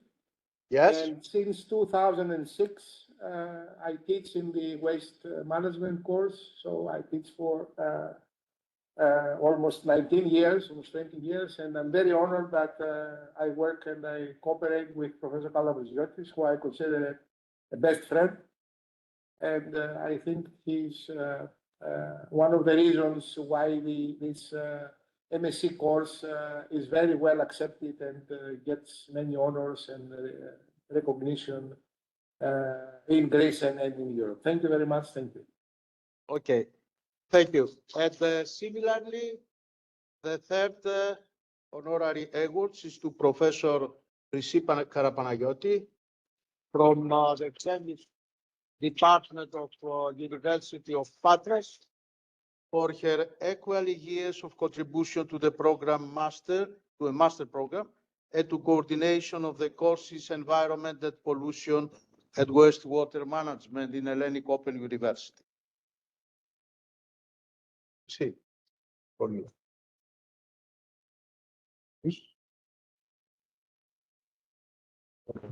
Το δουν οι φοιτητές σου.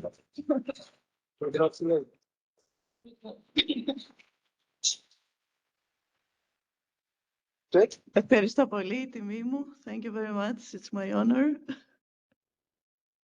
Ωραία. Thank you very much to all. Please, 5 minutes. We have a coffee break to come back. Okay.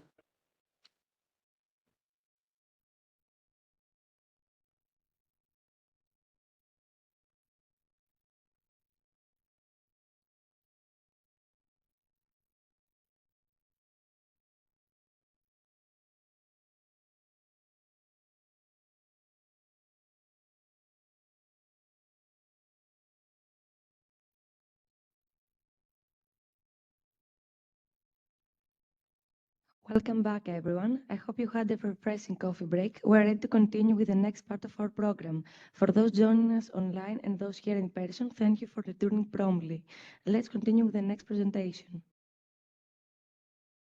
Welcome you to the second presentation, to the second session. It's entitled Current Environmental Problems and Technology, and it's chaired by me, I'm Petros Kokinos, Professor Chrysi Karapanagiotis, Professor Matuk Mohammed from Jordan, and Professor Ting Ding Gong from China. Okay, good morning. So the next presentation is from Dr. Zhang Nan. The title is The History and Heritage of Sea Walls in Southern China, with case of Zhejiang province. Dr. Zhang? Good afternoon, everyone, professor and colleague. I'm Zhang Nan from Hubei University in Professor Zheng's team. Today, I'm pleased to share with you an important Asian infrastructure in China, sea wall. My presentation contains 3 parts: the definition of sea wall, the history of sea wall, and the conservation of sea wall. First, sea walls are large-scale water conservancy project building in ancient China coastal area to resist tide invasion, protect farmland and resident safety, were also called the Great Wall on the Sea. The ancient sea wall, the Great Wall, and the Jinhang Grand Canal are known as the 3 great infrastructure in ancient China. Sea walls are mainly distributed in the southeast coast of China, such as Zhejiang Province, Jiangsu Province, and Fujian Province. They are designed to withstand ocean dynamics, such as the tide, typhoon. Compared with inland dams, sea walls emphasize on the impact resistance and durability, are often built according to topography and the tide pattern. The core function includes 4 parts. First, the sea wall can protect lowing farmland and village by blocking tide and storm surge, preventing saltwater intrusion and salinization. Besides fighting against tide, sea wall harness tide sedimentation to reclaim vast stretch of land from tide flood, transforming them into cultivable farmland. These are essential for China's fertility and development in China history. Some sea walls also have transportation function, such as Fangong Dike. It's not only a tide-proof sea wall, but also connect the coast, salt walk, and commercial network. They also have culture. It also has cultural value. The development and history of sea walls symbolize the accumulation of local experience and the harmonious relationship between people and the sea. Its ecological resilience still provides inspirations for the suitable development of the contemporary coast. South China preserves many ancient sea walls, such as Chantang River Sea Wall in Zhejiang Province, Fangong Dike in Yancheng, Jiangsu Province, Huating Sea Wall in Shanghai, and the Hanjiang North-South Dike in Guangzhou Province. The seawall in Zhejiang province are the most representative, converting the main type of ancient China seawall. Zhejiang seawall is composed of East Zhejiang seawall, such as Zhoushan seawall and Qiantang seawall. This is Zhejiang province. Qiantang seawalls will be the focus of this speech.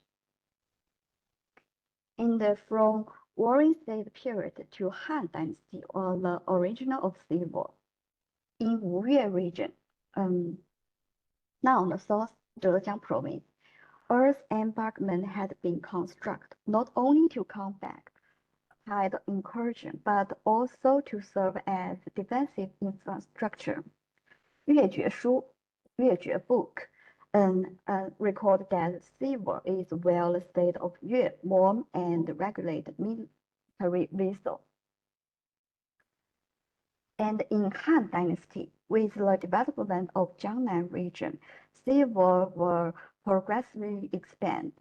A book in North Wei Dynasty, 水晶柱, recorded that in East Han Dynasty, the great seawall, situated about 1 li or east of the county seat, was proposed by the construction by Hua Xinjia, the officer of the commandery, to defend against the seawater incursion. This is the first time the seawall has been officially documented. And what's the meaning of the name Qiantang, translated as coined by dike?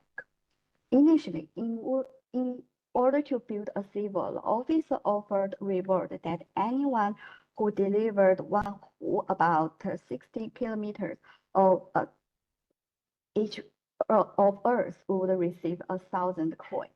Within 10 days, people swarmed like a gathering cloud. But when the dike was nearly complete, the officer stopped paying. Those transporting earth and stone abandoned their loads and left. Then the seawall finally formed from the discarded earth, and so it gathered its name, point-filled dike, Qiantang. And Tang and Song Dynasty is the beginning of systematic seawall construction. In Tang Dynasty, established the Tangding system by order system, making the first deployment of the dedicated personnel for seawall maintenance. And the bamboo crate stone seawall were a big leap in the technology of seawall construction. In 910, Qianliu, king of Wuyue Kingdom, built a bamboo crate stone seawall outside the mouth of Qiantang River. And this is the bamboo crate stone seawall. Bamboo cage was filled with stone, supported by a wood pair, are the foundation of the seawall. Layer of this bamboo cage are stacked to form the embankment, where additional revetment were installed outside the wooden pile. This seawall construction technology significantly enhanced its resistance to tide force, remained largely intact even after over 1,000 years service. And in Basin seawall in Song Dynasty is another important technology improvement. The capital during the Nan-Song, South Song Dynasty, the capital was moved to Ning'an, now Hangzhou. The Qiantang River seawall became a barrier to protect the capital. The government set up the Seawall Construction Division to manage the construction of the seawall. The technology also made a breakthrough. The Basin seawall will adapt from the south technology of Yellow River flood control. It utilized the alternate layer of vegetable material such as straw, branch, and contact with earth with a saw based. The wooden pipe for reinforcement. This earth and facing layer method dramatically improved the tide resistance. Here. This is the soil-based earth and facing layer, and these are the wood pile. Ming and Qing dynasty, or the peak of civil construction. During the Ming dynasty, frequent tide disaster along Qiantang River spurred breakthrough in civil. In Jiaqing region, Huang Guangshen pioneers a heavy vertical stone civil known as the fish-scale stone civil. Its structure features 5 vertical and 5 horizontal layers to stone slab, with the front face stepping inward. The 5 vertical and 5 horizontal layer of stone slab, and with the face stepping inward layer by layer to form a regular fish scale pattern. And those are the wood pile. Wood pile is an inward layer by layer. And in Qing dynasty, Emperor Qianlong attached a great importance to the construction of civil. Qianlong recognized that the civil is the first granted for central Zhejiang. Every time he made a tour to Jiangnan, he inspected the civil in Zhejiang, and he recognized the advantage of the fish-scale stone civil, promoted it as a standard civil. To the end of Qianlong, the north coast of Hangzhou had all built fish-scale stone civil, a total length of more than 100 miles, forming the Great Wall of Sea. And this is the schematic diagram of fish-scale stone civil construction from Qing Dynasty document. And there's wetland, the sea, the covered soil layer, and the stone slab. The bottom is the wood pile. Qing Emperor also built imperial stele to commemorate their achievement of civil building, such as this imperial stele of commemorating civil construction. And this stele currently housed in Sea God Temple in Yanguan Town, Zhejiang Province, and it details the civil upgrade process. They replacing brush and mud civil with durable stone civil, and Qianlong personally inspected the project during his South tour. The heritage conservation of civil. First is the civil's cultural landscape. Tide watching culture in Hangzhou.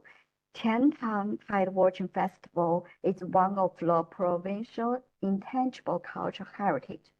The mouth of Qianlang River is shaped as a trumpet, and the black flow of the sea water forms a turbulent wave, which are 3 to 5 meters high. In the 8th lunar month, tides are the strongest and speculate. Legend has it that the 80th day of the 8th lunar month marks the birthday of the god of tide, when tide peaks reach their highest point. During the South Song dynasty, the government held annual naval inspection on the Qiantang River on this day, establishing a lasting tradition, thus that they gradually evolved into the tide watching festival. This custom flourished in South Song dynasty and became popular in Yuan Mingqing dynasty. At that day, people also have another custom, the catching tide at beach. This tradition originated from the ancient fishermen's wisdom of harvested fish carried ashore by tide surge. During the South Song dynasty, it evolved into both livelihood practice and a display of bravery. Fishermen hold a long bamboo handle to wait at the shore. When the tide comes, they ran quickly against the tide. After locking the fish, they jumped into the tide and to catch the fish with the tide thrust. This high-risk craft required both high water quality and the skill. The second is archaeological discovery, such as Hangzhou existing ancient civil remains a total length about 50 kilometers. Due to the natural disposition and urban expansion, this existing civil buried deep underground. But in recently, serious archaeological breakthroughs have been found, such as the 2014 ruin discovered proved to be a civil of Wuyue State in 5th dynasty, about 1,100 years ago, which is the oldest extant ancient civil in China. And in 2015, Beihai ruins in Shaoshan discovered, revealing the structure of fancy civils in Song Dynasty. And in 2016, we found a civil site in Changqing District. And one of the most important discovery was during the 2008 and 2019. The fancy stone joint civil system was firstly directed, and the Qing Dynasty stone piled on the Ming Dynasty stone. It also confirmed the exact starting point of the civil during the Qianlong period. And many museums has been built to conserve those heritage, such as the Hangzhou Haitang Ruins Museum. It's the first one of this kind in China. The Haitang Ruins Hall are the core of the whole museum. And the glass view platform suspend above the fish-scale stone civil ruins allow visitors to stand directly over the ancient structure, observing the stone slab beneath their feet. And the Linping Ancient Civil Central Park were the relocation project of Linping Park civil ruins.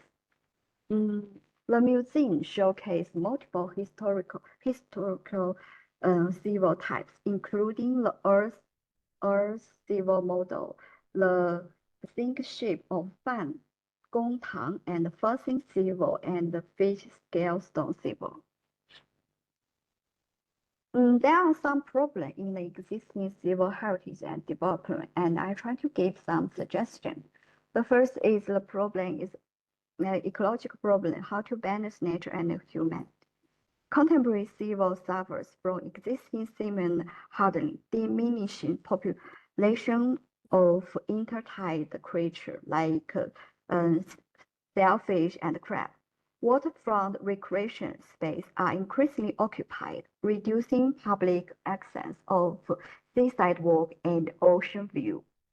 We should develop a resilient coastal system by redrawing inspiration from the appearance of fish-scale stone civil to design a slow ecological redevelopment, increasing coastal creature habitation.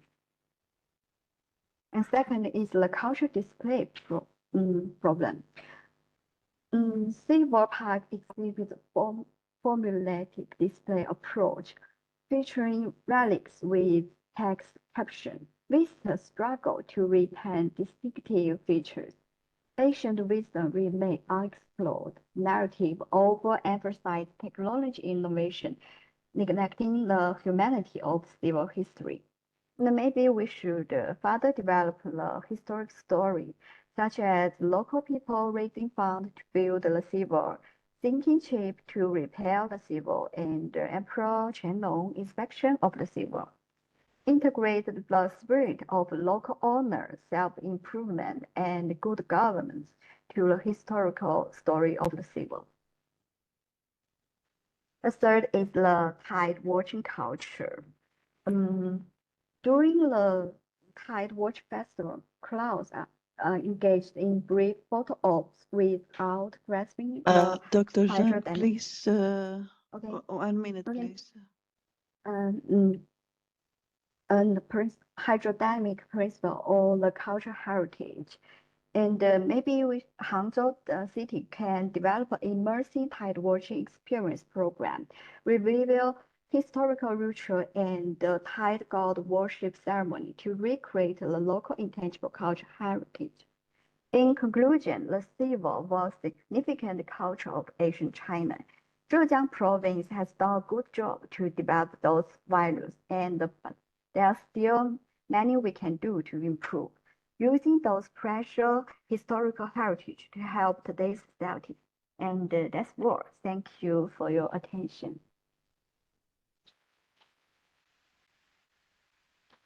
Thank you very much, Dr. Nan. Let's pass to the next presentation by Professor Konstantinos Komnissas from the Technical University of Crete. Hi, Kostas. Congratulations for all your achievements. Thank you, thank you, thank you, all of you, for the long cooperation we have. And it's really I'm very, very happy.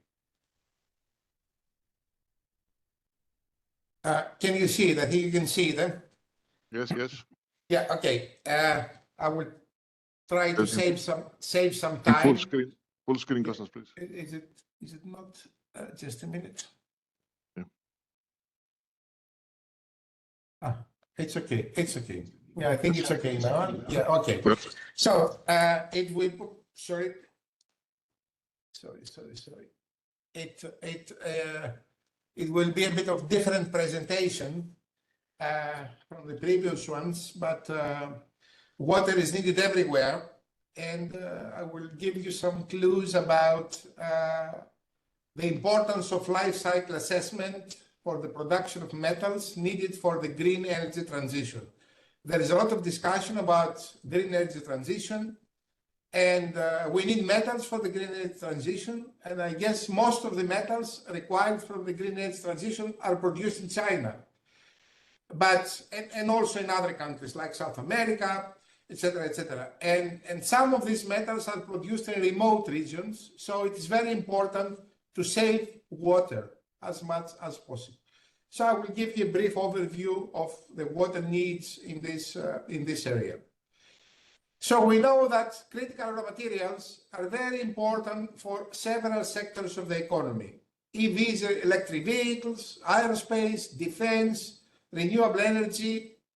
In Europe, we discuss about climate neutral economy by 2050. I'm not sure if we're going to achieve this climate neutral economy, but towards this economy, we need metals. All these activities have emissions. They produce greenhouse gases, we have global warming, so we have to quantify these impacts. Can we quantify these impacts? Yes, we can, but we need reliable life cycle assessment studies. So apart from economic, environmental, and social impacts, we need to calculate also the water footprint. In other words, how many cubic meters of water we need to produce 1 kilogram of critical raw material, 1 kilogram of metal. Just to get an idea, critical raw materials are all these. In this gray color, you see the strategic raw materials. The difference between strategic raw materials are the materials which may not be critical, but the industry needs them. Critical raw materials are these materials that we need them, but we do not have them in big quantities, and we have to import them in Europe, for example. So this situation may be a bit different between Europe and China or Australia or South America, but in every region there are critical raw materials. So some of them are also these heavy rare earth elements and the low rare earth elements. So there are several of them in this list. This presentation is at your disposal, so there's no need to go into more detail, but these are the materials we need for this green energy transition. Sorry, it's not moving now. I do not know why. Okay, now. Just to get an idea, mobile phones. Every one of us has at least one. those of us who have kids may have 4, 5, 6 at home. So in every mobile phone, there are many of these critical raw materials and metals. So at the end of life, when we dispose them, in 1 ton of these mobile phones, we can find 53 kilograms of copper, 141 grams of gold, 270 grams of silver, 10 grams of platina, 18 grams of palladium, and 3.3 kilos of rare earth elements. So big quantities. The economic value of this activity is about 5 billion end-of-life mobile phones, and the value is $9.2 billion US. So it's a huge activity. And we can save resources if we can recycle metals from these mobile phones. So what is an LCA? An LCA is a methodology to assess the environmental impacts associated with the entire life of a product, of a mobile phone, of a drink can, for example, of something related with food product, etc., etc. So in LCA, we try to quantify the greenhouse gas emissions. So we know how much the production of a product is bad for the environment, how many kilograms or cubic meters of greenhouse gases we emit per kilogram of this product. So there are many categories related to impacts. You know, acidification potential, you know, eutrophication potential, of course, global warming potential, land use, energy demand, etc. There are 15 of these categories we try to assess. There are many emissions. Emissions are direct emissions and indirect emissions. Direct emissions are emissions that are directly emitted, let's say, from vehicles, from fuels we use, from manufacture or process of materials, for production of electricity. Indirect emissions are emissions related to energy we import from other countries, for example. So it's not our duty to produce energy, but we import energy. But if we import energy, there are emissions in the area that we produce the energy before we import it. And there are also some other emissions that are not directly related with the activities, like, for example, business travel. If, let's say, 50 engineers or scientists from a company travel around the world, you know, if you buy an airline ticket, they say that this trip is equivalent to so many kilograms of CO2, etc., etc., etc. So there are many categories of emissions we have to calculate. A typical LCA study is what we say cradle to grave, from the beginning to the end. So we start from the extraction of raw materials, we go to manufacture, processing, transportation, use, and of course, waste disposal. If we save energy from recycling, we avoid waste disposal. So this is very useful. Some selected environmental impacts. It is climate change, it is ozone depletion, it is acidification, eutrophication, etc., etc.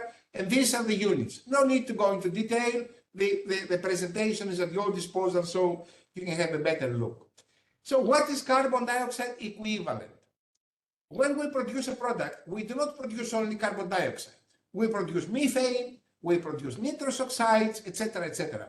So carbon dioxide is a good gas. If we produce methane, methane is equivalent to 25 times the carbon dioxide equivalent. So methane is much more strong greenhouse gas. Nitrous oxides is even worse, is around 300 times stronger than CO2. So we have to calculate all these gases and calculate this CO2 equivalent. Let's come into the case of this presentation, this water scarcity footprint. What is a water scarcity footprint? It's we try to calculate how much water we need for a kilo of metal that we need for the green energy transition. So scarcity of a water in any watershed is the difference between precipitation and evapotranspiration when we take into account the demand for humans and aquatic ecosystems. So it is very important to calculate this water scarcity footprint, because many mining activities to produce these metals we need for the green energy transition are produced in remote areas. In Atacama Desert in Argentina, for example, in areas that we do not have water. So we have to transport water from long distances. So they have big water footprint. So what we do to reduce the consumption of water. This is a case, production of lithium from brines in Atacama Desert in Argentina. There's a lithium triangle in this South America. And there are many also areas of producing lithium in China, for example. So just to get an idea and move faster. So there are many types of water in the industry. The industry talks about blue water. What is blue water? Surface groundwater. Very, very low dissolved solids content. Brackish water, higher dissolved solids content. Green water, new water, etc. There are many types of water, but we do care most about blue water, the water we need for daily activities, we need for agriculture, we need for the house, etc., etc. So when we calculate this water scarcity footprint in critical raw materials production, I took an example, battery-grade lithium carbonate. Lithium carbonate is a product we need for batteries, for electric vehicles. So we have to produce lithium carbonate. So we need a lot of water for its production. So we have to take into account all stages involved in the production of lithium carbonate. Another term which is useful is functional unit. Functional unit, it is the unit on which we calculate emissions and water needs. So could be 1 kilogram of nickel, could be 1 kilogram of lithium carbonate. It's very important to define the unit, otherwise we cannot compare our technologies. Scenario analysis. There are several scenarios. We can produce the same metal with different techniques. So if we take all these scenarios, we can find out which is the best technique in terms of CO2 emissions, in terms of water needs, etc., etc. And if we know this data, we can try to save energy, save water, so improve the environment. This is a contribution analysis. It means that every task, how much it contributes to every impact category. The first column is acidification potential. You see several categories, so refining, purification, mining. I have transportation to China here. It means because it's taken from a production of a metal in Australia, which is transported to China. So there are many things, and we can find out how much each activity contributes to that. Just to get an idea, if we take into account lithium carbonate or lithium hydroxide, so the need for blue water is 170 tons of water per ton of lithium carbonate.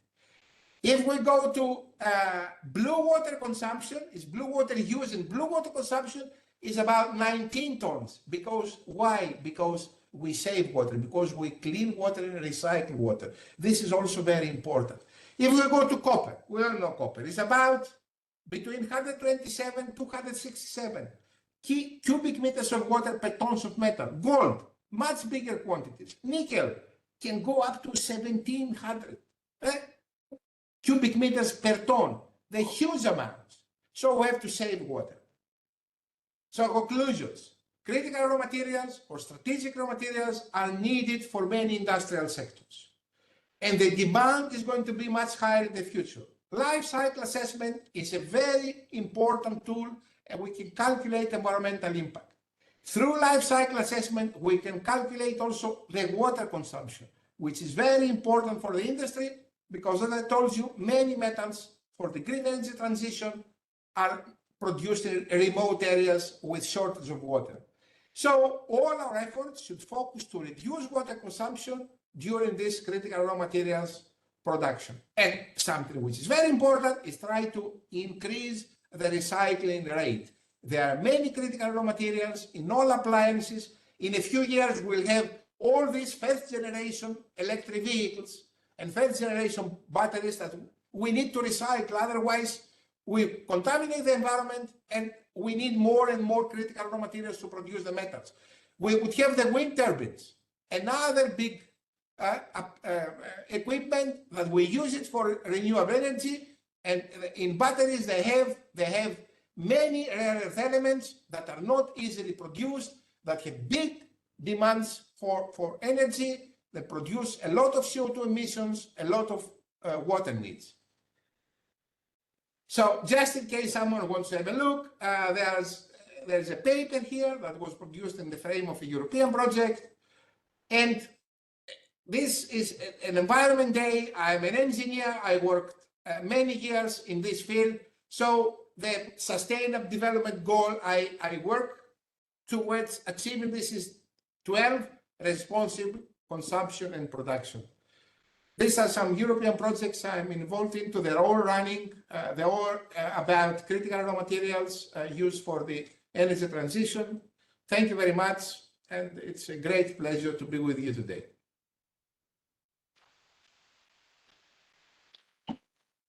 Thank you, Professor Komnitsas, for the interesting presentation. I would like to invite Professor Dr. Matuk for the next presentation. Really nice to see you. Dr. Matuk is in Japan, but he's going to talk about the Middle East region. The title of the talk is The Experience of Climate Change Adaptation and Policy Making in the Middle East region. Thank you very much. Can you see the screen? Yes, I can see behind you.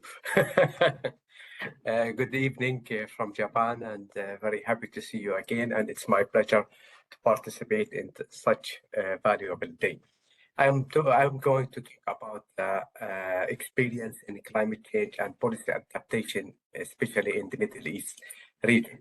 As you know, the climate change, as it's in the world, all of literature, all the simulation, all the papers are talking about the change in the temperature and the global warming, increase in the temperature, and also the increase of the, let's say, the rainfall precipitation pattern. As we can see, fortunately or unfortunately, the Middle East region is considered, as you can see in the right-hand side, the last graph, represent that the Middle East region will be in the hotspot of the climate change.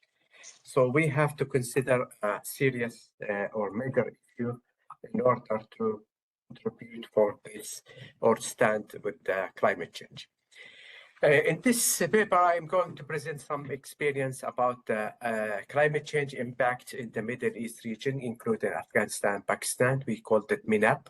And the main issue that we have to consider in the climate change and the climate resilience, high temperature, low rainfall, and dry soils.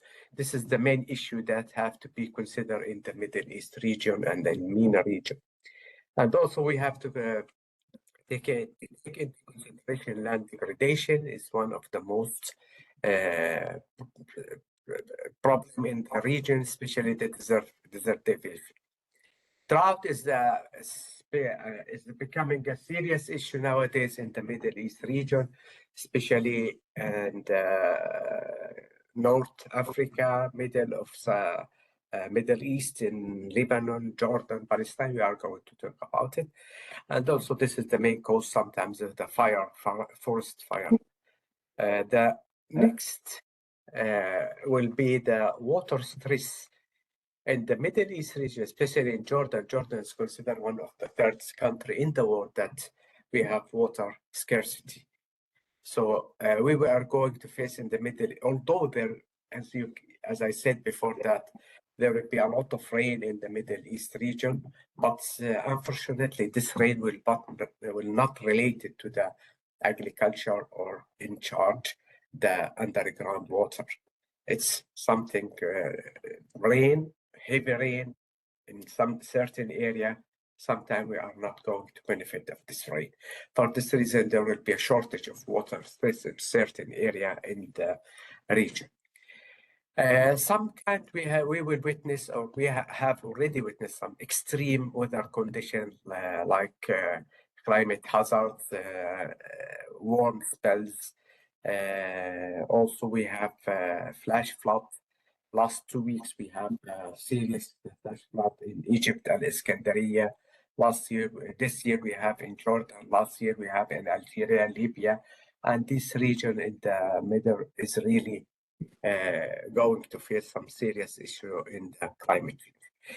This I will go very fast in this figure. We can see in this one the fresh water withdrawal in the region. This is the main cause of the water crisis.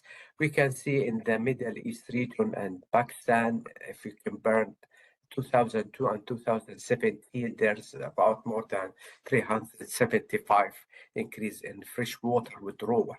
And at the same time, there will be not recharge. So this will be a water balance will be a serious issue in the Middle East region. At the same time, with agriculture use, withdrawal for agriculture also has been increased in the Middle East region. So we have to consider that water will be a serious problem in this region. If we are going to consider from economical point of view and damage of the climate change in this region, we can say this the contribution of about 15% of the global climate disaster was in the region. 2% of the global material damage, about 40 billion, has been in the Middle East and Pakistan, Afghanistan region. 4% of the global affected people, 147 million people also in this region. 9% fatal, 56,000 people decreased, missing, or dead also has happened in this region. So the damage, if we consider the damage in this region, we can say it's something like, you can see, it's $1 billion. If we can classify the three major, what we call it, climate change hazard, we classified into 1, 2, 3, 4. Meteorological, hydrological, biological, and climatological hazard climate change. When we say meteorological, which means that extreme temperature, hydrological is the floods. When we said biological, it's pandemic or microorganism infections. Climatological, it's a drought or wild fires. Look at the first left-hand side top of the graph. You can see the frequency happened in the Middle East region of the climate hazard is more than 2, the frequency measure, compared to the other Asian country. If we compare the material damage, Middle East will be in the about 5, less than 0.5 compared to the American country, because there are American and Latin American hurricanes and a lot of disaster climate change. So this contributes to the more damage. If we consider by country, we can say that Afghanistan, Pakistan, in the bottom side of the figure, you can see, let me use later. You can see here Afghanistan, Pakistan, Somalia, Sudan, Iran is considered high percentage with the meteorological hazard, climate change, and also other countries like Tajikistan, Pakistan, Armenia. These are considered as heavy or in the Middle East region that consider with high climate change problem. So the problem or the thing that we have to consider what we have to do to decrease or cope with such and climate change. So the point is to look at disaster in this region from economical, macroeconomical, and microeconomics. We have to consider that adaptation or some kind of resilience for such climate change. So the climate change adaptation policy, I still have 3 minutes. Climate change adaptation, we have to consider for any country in the Middle East region that the climate change will be, damage will be continue. There will be no stop. The scenario will continue. So we should design some dynamic process to take the measure to reduce the risk of the climate change, stress resisted related to the disaster. One of these options, there are more than options that we have to develop macro and microeconomics, as I said. Also, intervention that address those risks in the region, what kind of flood, rain, extreme temperature, landslide, etc. We need to secure finance. Finance is the most important issue to adopt the climate change in the region. We have to consider that adaptation is not a short term, it's a long term. You need to be patient and to prepare yourself for long term in the long term. Also, we have to consider the forecast and budget planning should be incorporate adequate shock scenario, post-disaster, this kind after the disaster has happened, what we have to take into consideration. So this graph or bar graph figure shows us where some countries what they have been implemented, what's the progress in the climate change adaptation process. As we can see that some has been published, some has been adopted, some has been still in the preparation. So let's say we are very optimistic that within the few decades that most of the region will be taking into consideration the climate change adaptation policy. I will share with you, allow me kindly to share with you some case of adaptation to climate change. One of them, some selected country, Saudi Arabia. Saudi Arabia is going to face a very severe condition of water scarcity. Groundwater is the major water resource, water resources. And with scenarios of climate change, 80% of the total water consumption in the Saudi Arabia will not be available from the underground. They have to secure or prepare themselves for a new water resources. Also, Saudi Arabia will suffer from increase in insufficient water in the future, and thereby droughts will be a major issue in that region. At the same time, we can say that Saudi Arabia, I will skip this, they are working very hard in adopting the climate change policy, in work for renewable energy, efficient energy, and they have a very promising project. They launched it 5 years before, what we call the Green Initiative in Saudi Arabia.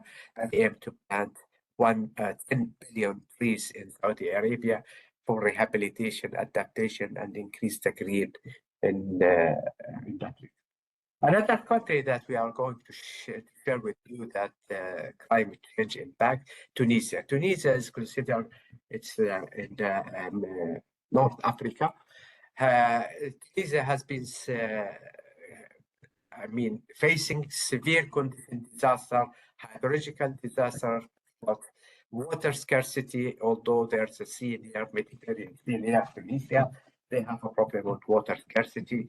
Another issue that the water resource management in the region is not in the proper way that we consider it. At least they need better management in this region. Surprising me and surprising maybe you that the coast as Tunisia, they have the most beautiful beach in the region, but although to the recent construction and climate change, there are more than 90 kilos of beach has been lost. Another 570 kilometer existing beach of the beach, 190 kilometers are in degradable state. So this it might be disappear. This tourism sector in Tunisia will be in the crucial point. So this will be another issue or fact in the region. Jordan, my country, in Jordan, we have recently adopted the national policy plan, but although that we have a problem that still we are facing the climate change problem, what we call flash flood. This area affected in the southern part of Jordan, what we call the Petra and Wadi Musa and Aqaba. And this area is very known for its touristic area. Exactly 1 month before we have a serious flood in Petra region, 58 persons was they were captured in the water, and 5 or 6 people also passed away in this flood in Petra, and this is the 3rd or 4th time in Jordan happened for the climate change and disaster measures. Lebanon also same like Jordan, they are suffering flood, forest fires, earthquake, tsunami, landslide. and have to prepare themselves very well for the climate change adaptation.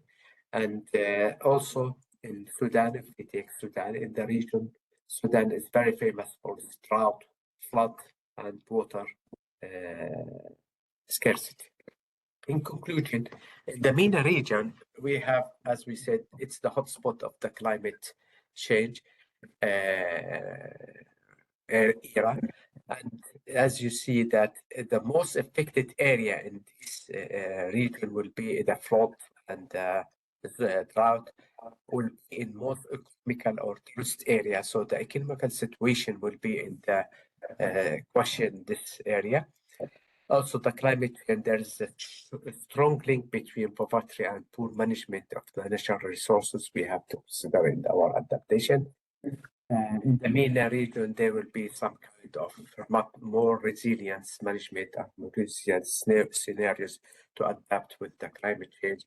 And finally, we have what we call it good practice or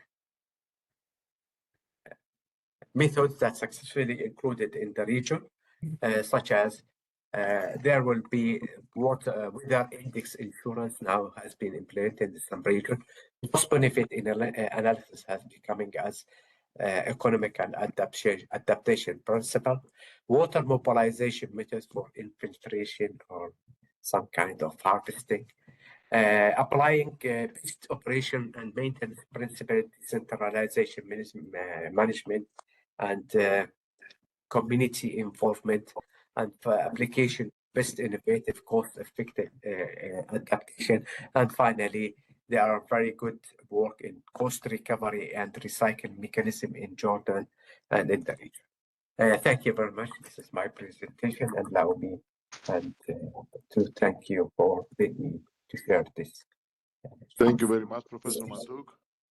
Thank you for your interesting presentation.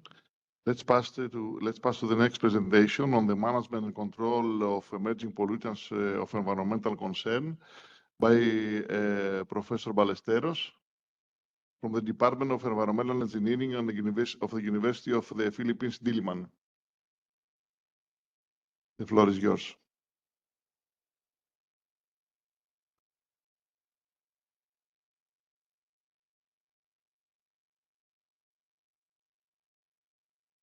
Where is it?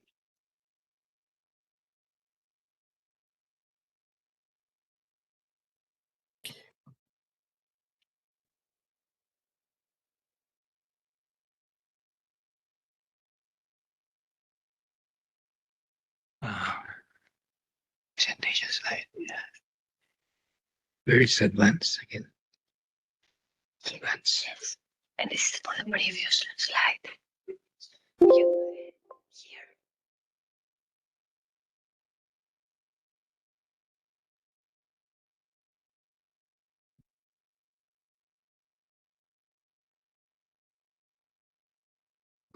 That's it. It changed. But here it's not.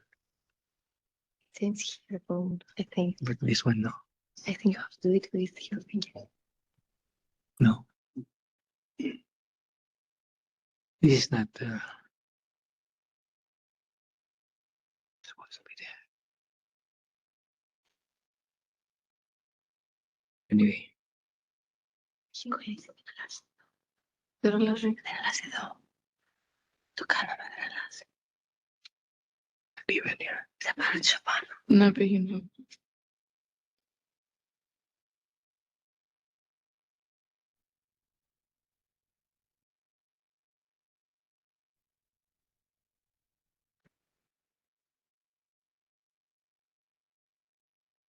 Okay, I just yeah, I'd like to talk to you about emerging pollutants, which is a current problem nowadays, not just in my country, but all over the world.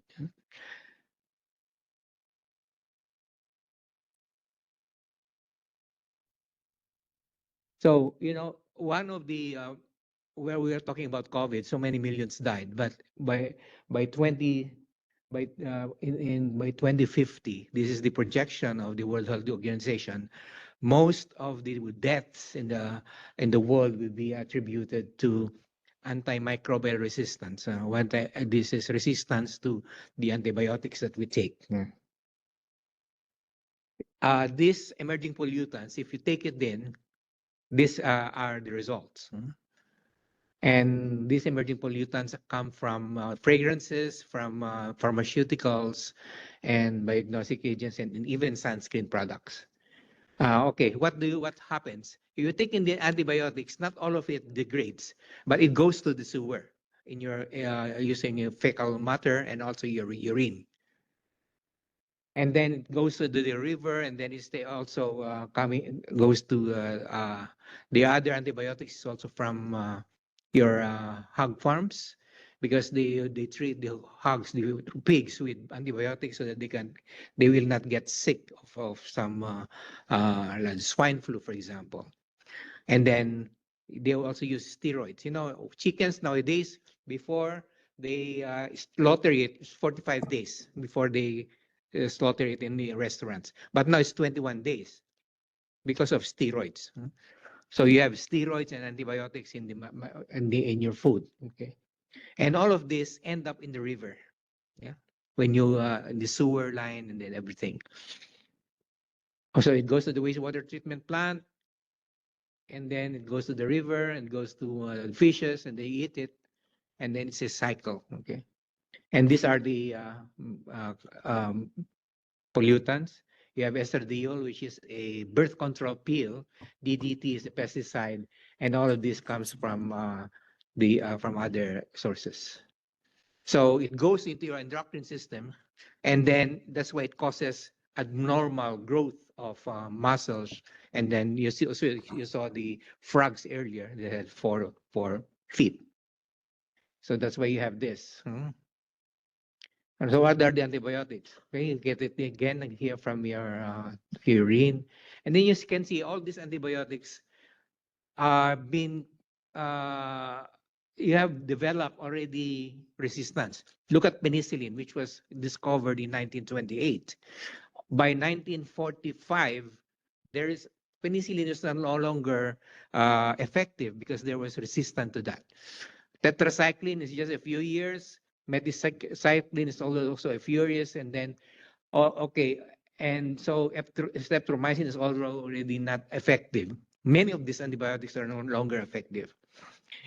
Now that's why the pharmaceutical companies were losing money, because all these things that they produce are no longer effective.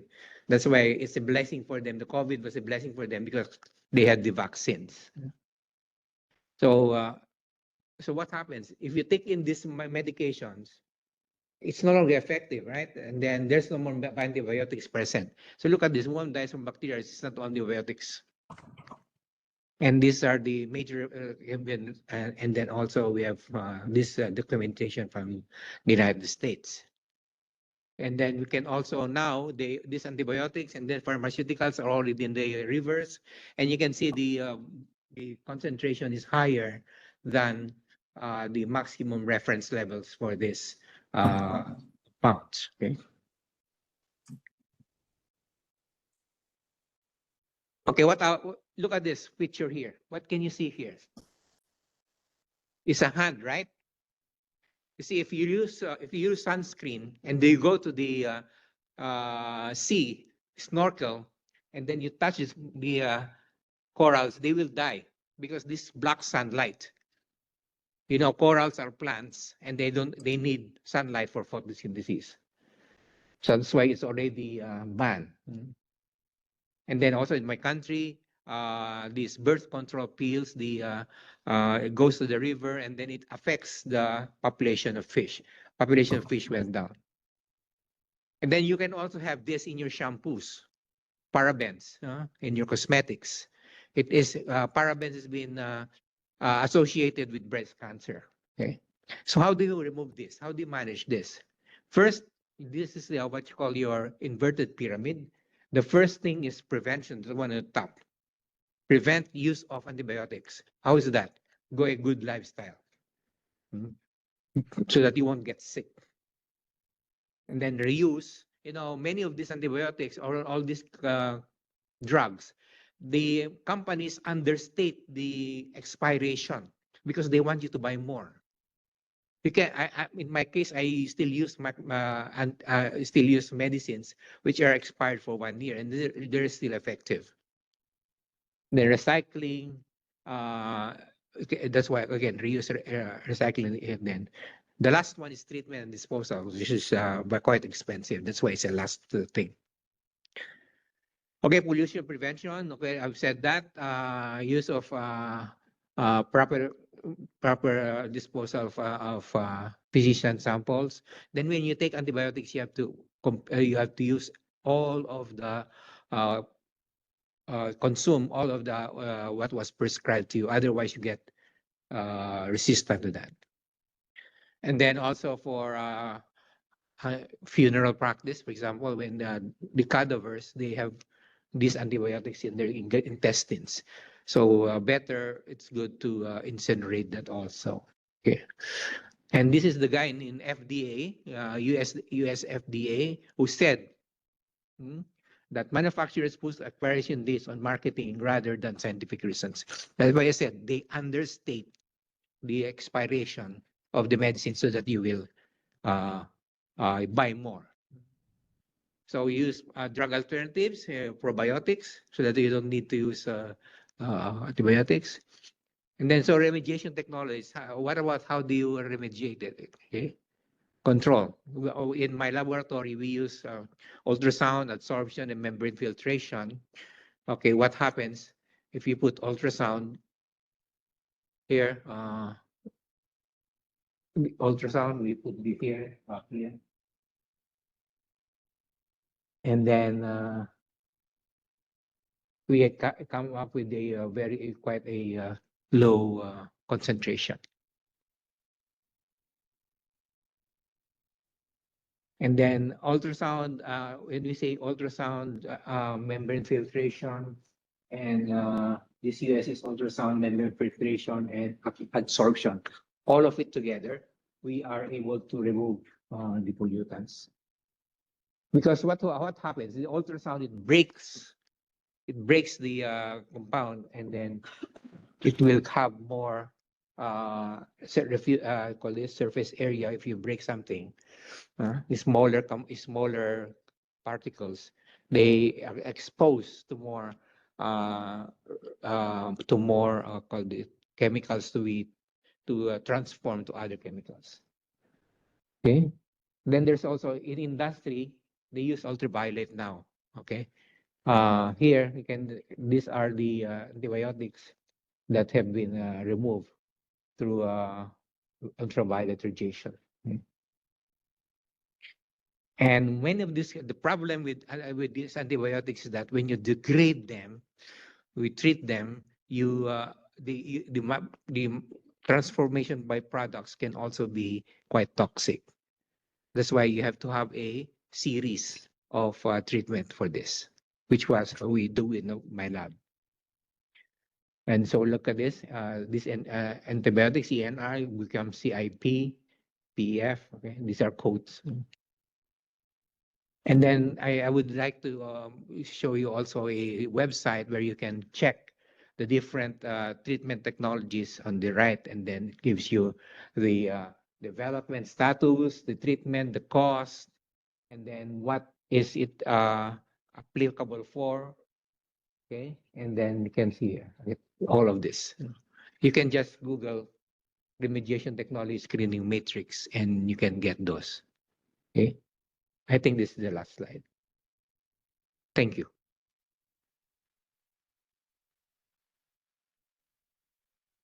Thank you very much, Professor Ballesteros. It was an honor to host you here in the University Hellenic. Let's pass to the next presentation by Professor Karpanagiotis, your professor. An applause.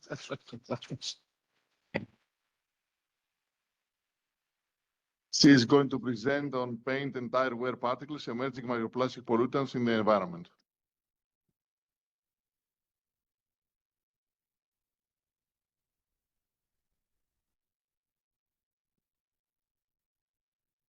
Πρέπει να κάνω εγώ share.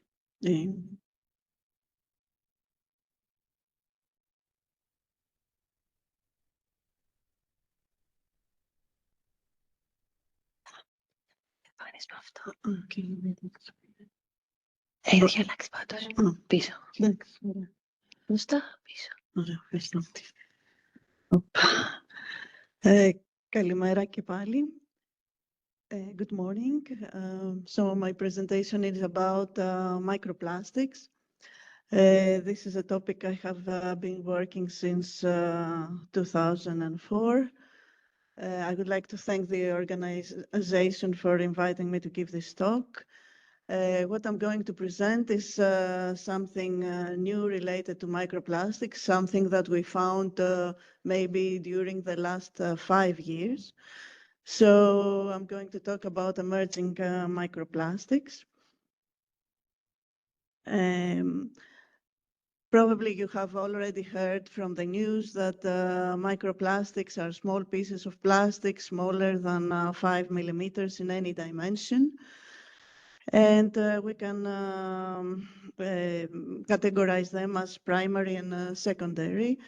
Primary means that when they were produced, they were already produced in this size, whereas secondary comes from the degradation of bigger plastics.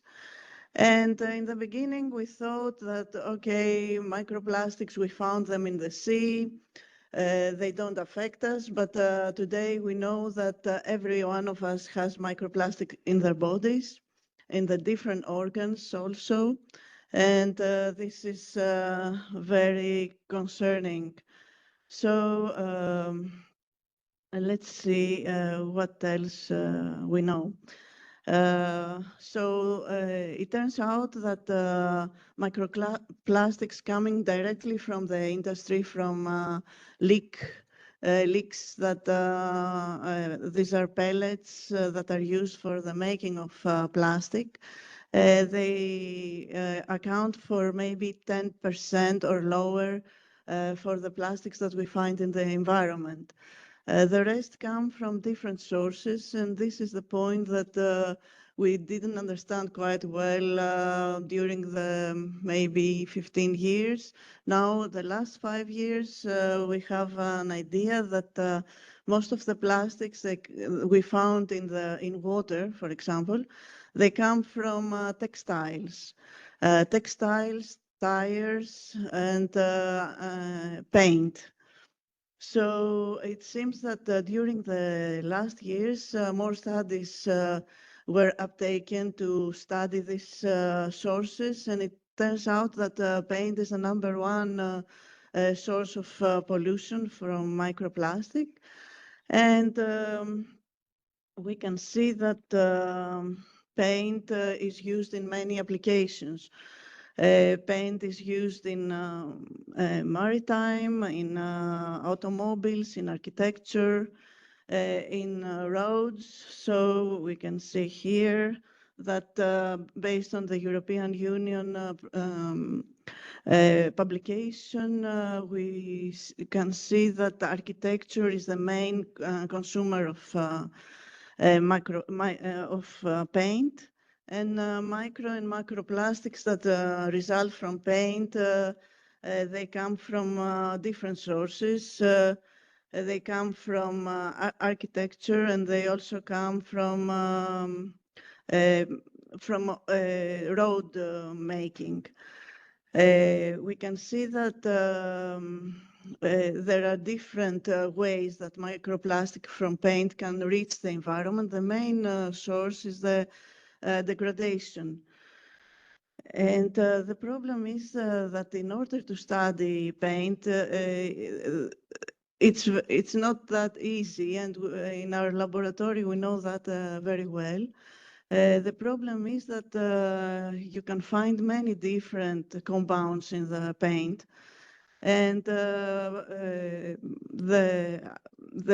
polymer is one of them. The problem is the additives. They contain biocides, and they are biocides, and they contain other compounds that are quite toxic. And also, as the previous speaker, Professor Ballesteros, mentioned, they can be endocrine disruptors. So that means they affect our health. So there are many challenges related to studying paints because they are a mixture of compounds, and it is really difficult to make analysis for them. We know that for microplastics, we can use different techniques like infrared spectroscopy or Raman spectroscopy, and many other techniques to determine if a small particle is microplastic and so on. But in the case of paint, we are faced with different problems.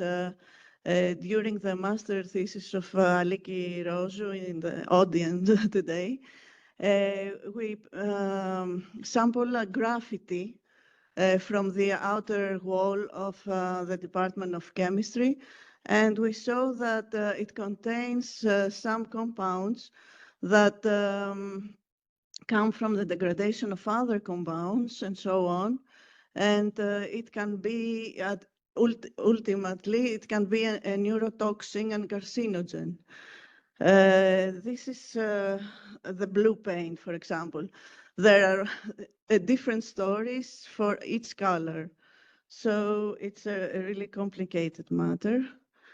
The good news is that the industry is interested to know more about this topic, and they want to know how microplastics from paint are produced. So Elval Color funded the industrial PhD for Chrysafenia Batsaoura, also in the audience, and she has started sampling buildings to see the real environmental degradation of the paint and try to determine what are the environmental factors that create these microplastics. For example, is it the UV light? If a building is exposed to it has a northern exposure or a southern exposure, if the building is close to the sea, or if it's subject to wind. So the end of this PhD will give a decision model for the industry to determine what type of paint they will use for the certain environmental conditions. If they are going to have a building close to the sea, maybe it's better to use a different material than another one to prevent the degradation and the creation of microplastics. And the other problem is the tire wear particles. Particles that come from the degradation and the use of tires. So the right-hand corner picture comes from the port of Kyllini. So in our country, we use you also saw a previous picture from the first session. We use car tires in many ways, but many of them, they reach the environment in an uncontrollable way. So you can see that the degradation of this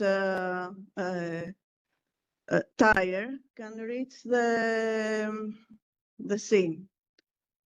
Here you can see more ideas of how the tire wears they are created, and through the washing of the streets, they can reach the wastewater treatment plant, but they are not captured there.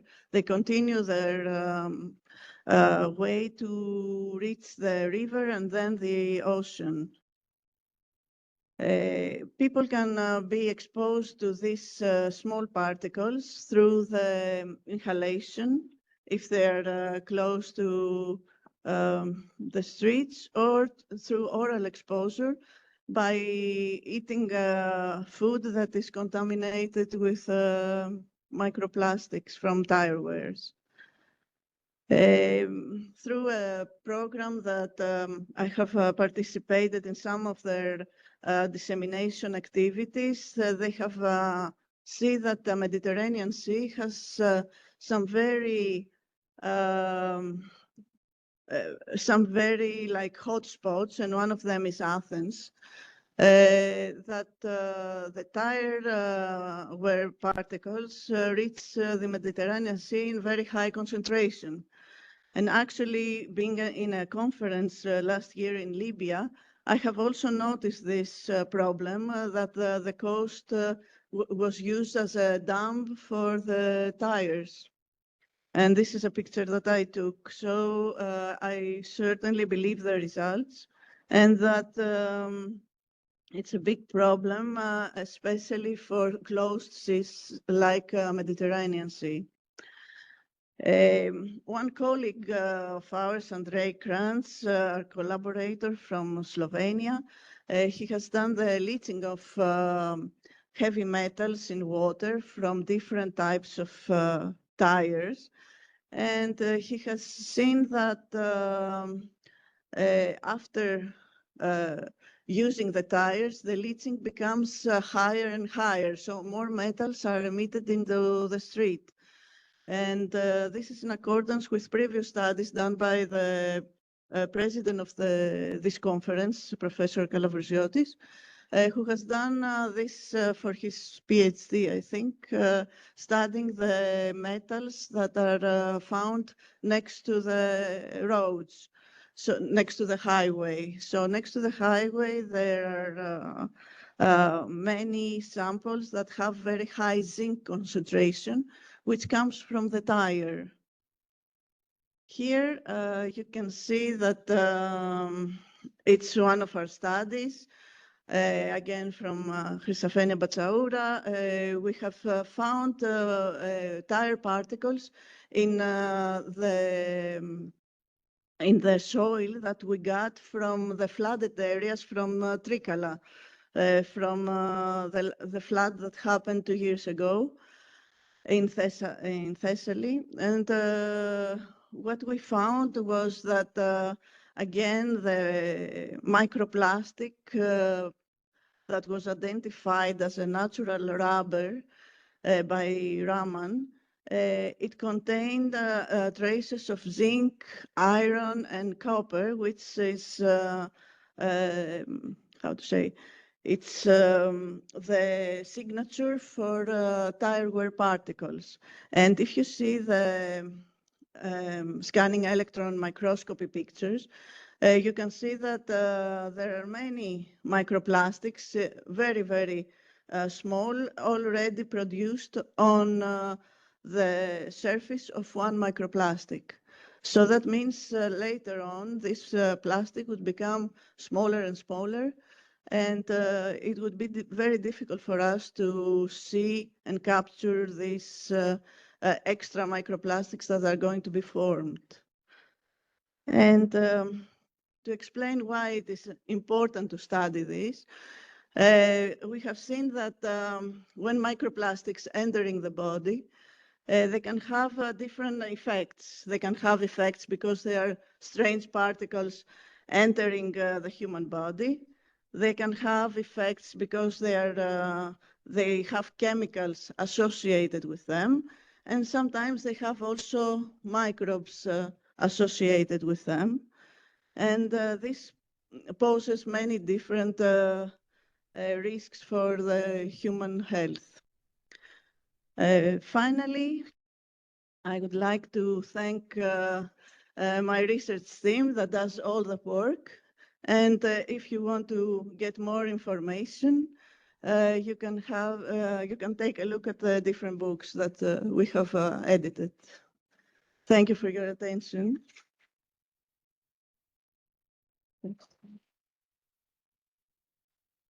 Thank you very much, Chrissy. And let's move to the last presentation of this session by Professor George Kizas from the Department of Chemistry of the Democritus University of Thrace. He's going to speak about the adsorbate materials, past, current, and future. Hello to everyone. Hello, Petros and Chrissy. Let me share the screen.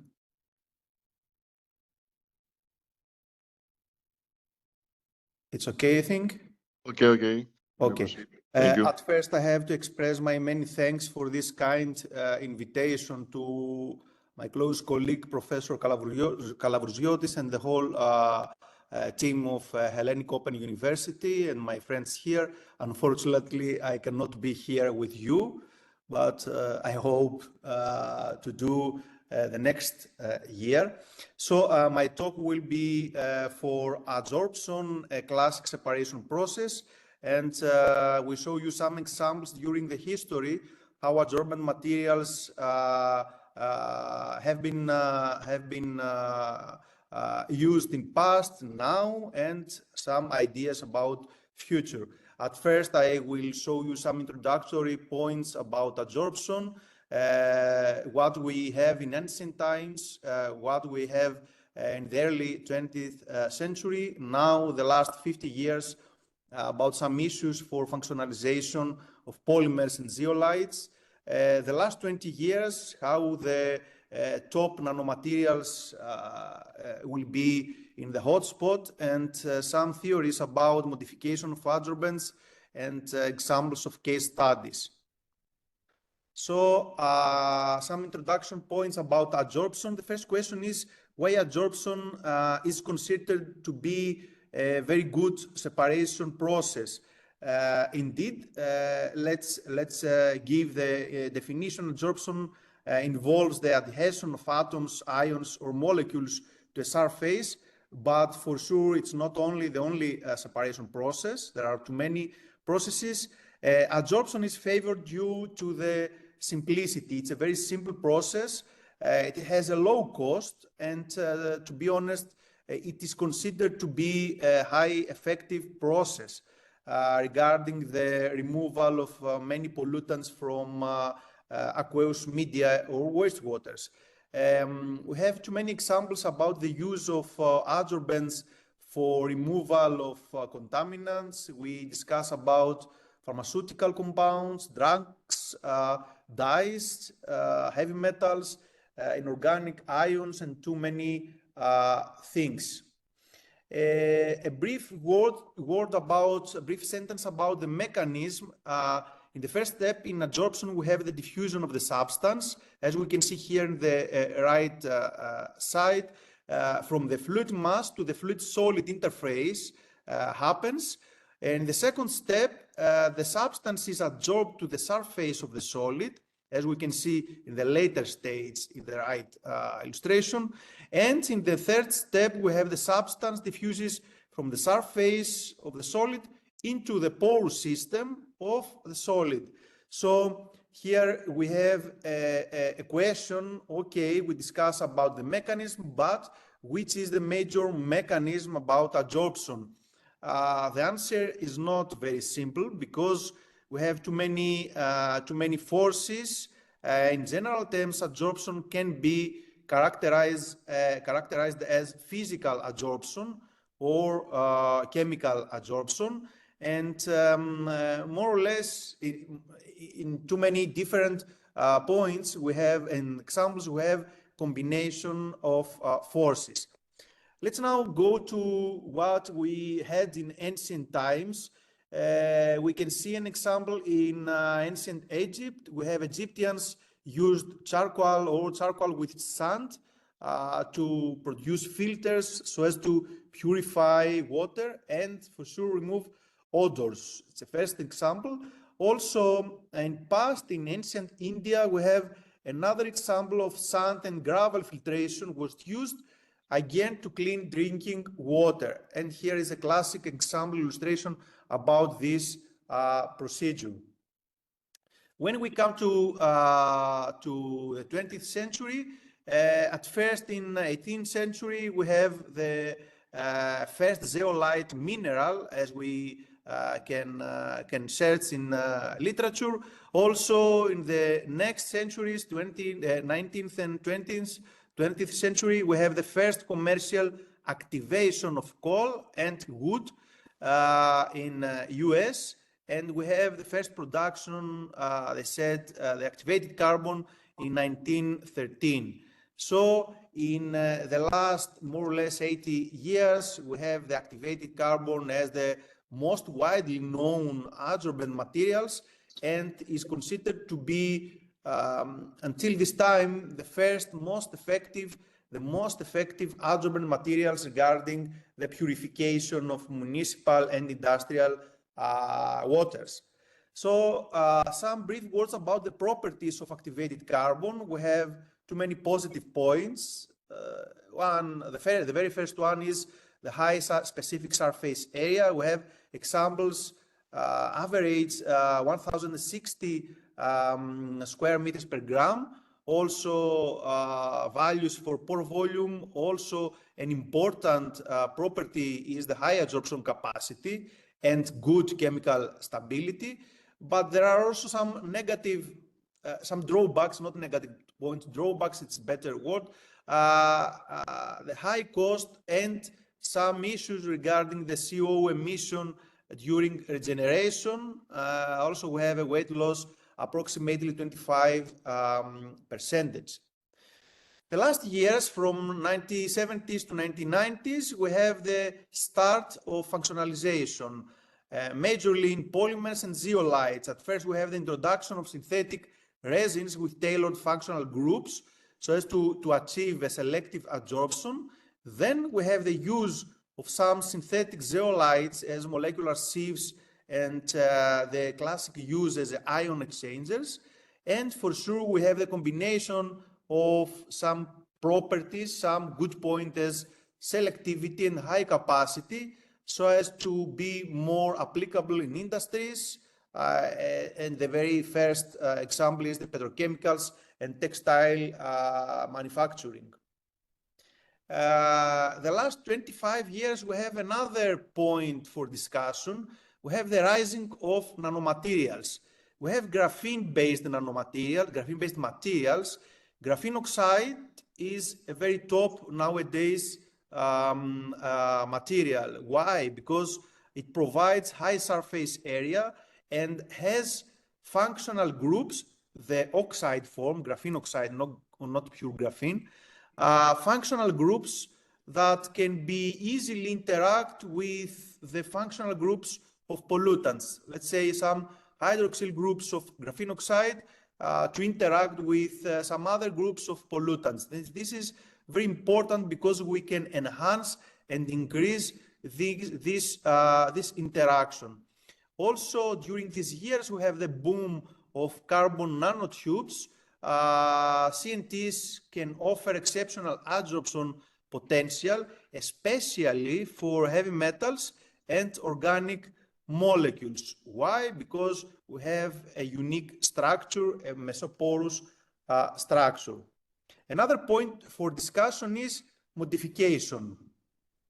It is important. Is it important to modify adsorbents? Yes, but we have to check some issues. The first one is selectivity, the low selectivity. Native materials often adsorb both target and not target species. So we cannot discuss easily about selectivity. Also about adsorption capacity, especially for the emerging contaminants, very hot nowadays is PFAS or some other pharmaceuticals or dyes. We can see some lower capacity, so we have to modify the materials in order to increase the capacity.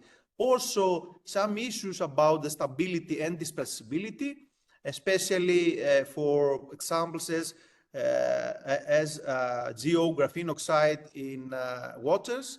Reuse and regeneration issues, we can discuss about the high temperature or chemical regeneration that for sure will reduce the lifetime and effectiveness.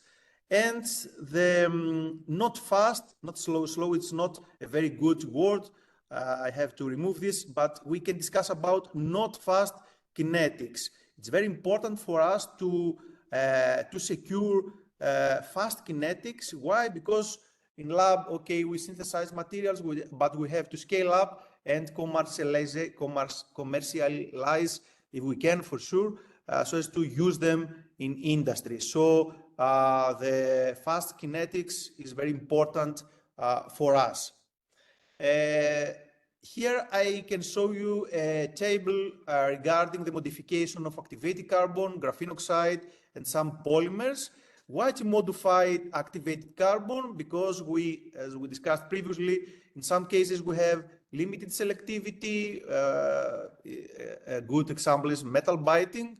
Also, some examples of modification is the impregnation of some metals, or for example, iron or silver, or in other cases, even surfactants. Which is the result? We can improve the uptake of heavy metals. We can enhance the microbial resistance, and also this is very important. In the case of graphene oxide, why we have to modify? Because in some cases we face some aggregation phenomena in water, and we can express the theory about non-stable graphene oxide, this material, the non-stability in water. So what we can do to modify, usually we can modify the GO, the graphene oxide, by using some natural polysaccharides, as chitosan is, a classic biopolymer, or polyethylene ethyl glycol, also it's a classic example. Which is the result to increase the dispersion, to make easier the recovery, and also increase the selective binding. The last material is polymers, the type of materials. Why to modify? We have narrow pH range, we have some weak mechanical stability, and usually we can modify these polymers by the cross-linking of the chains of the polymer.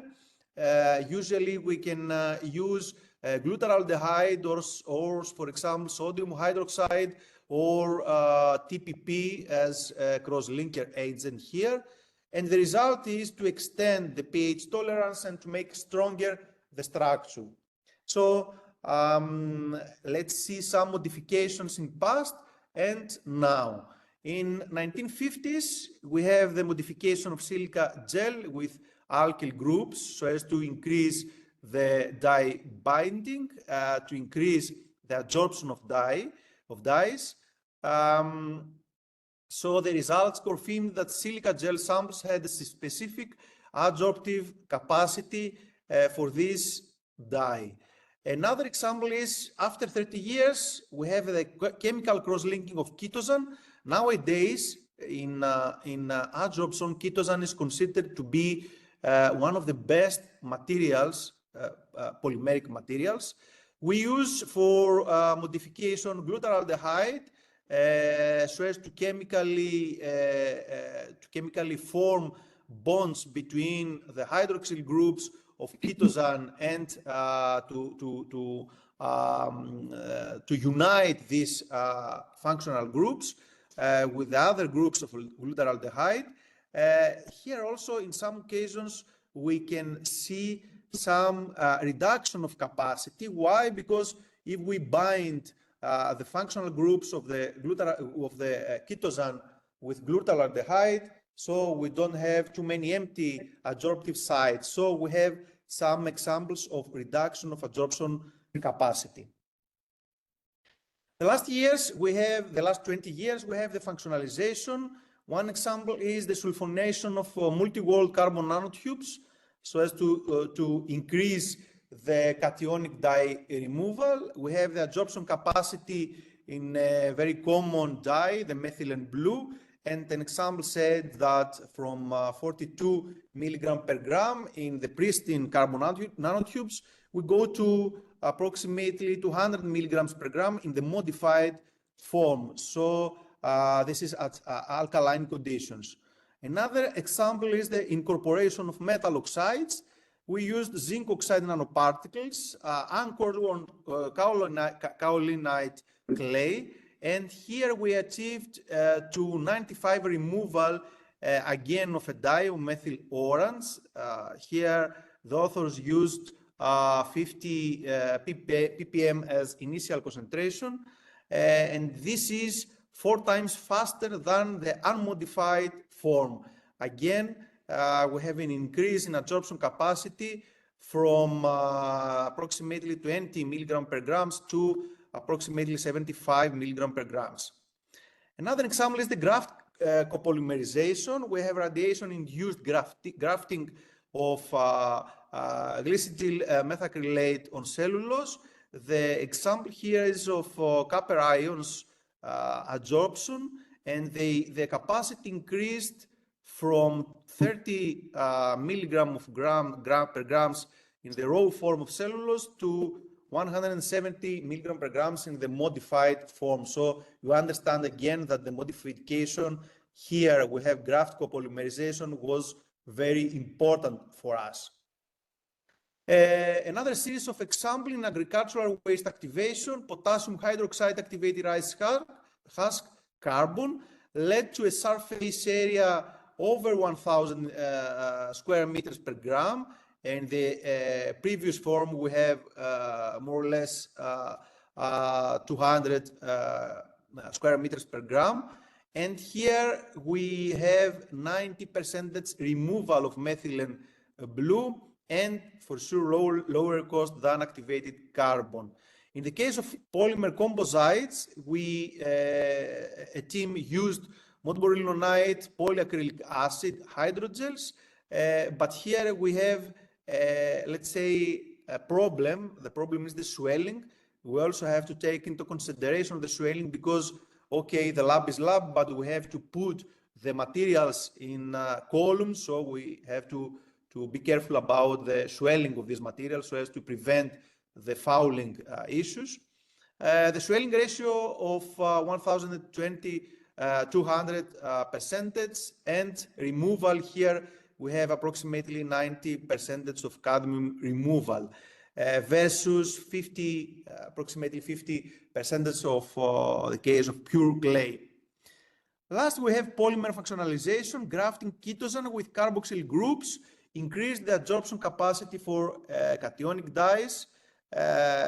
Here we have an increase to 600 milligram per grams, while grafting with amide groups gave also important increase in absorption capacity, and we reach here over 1,000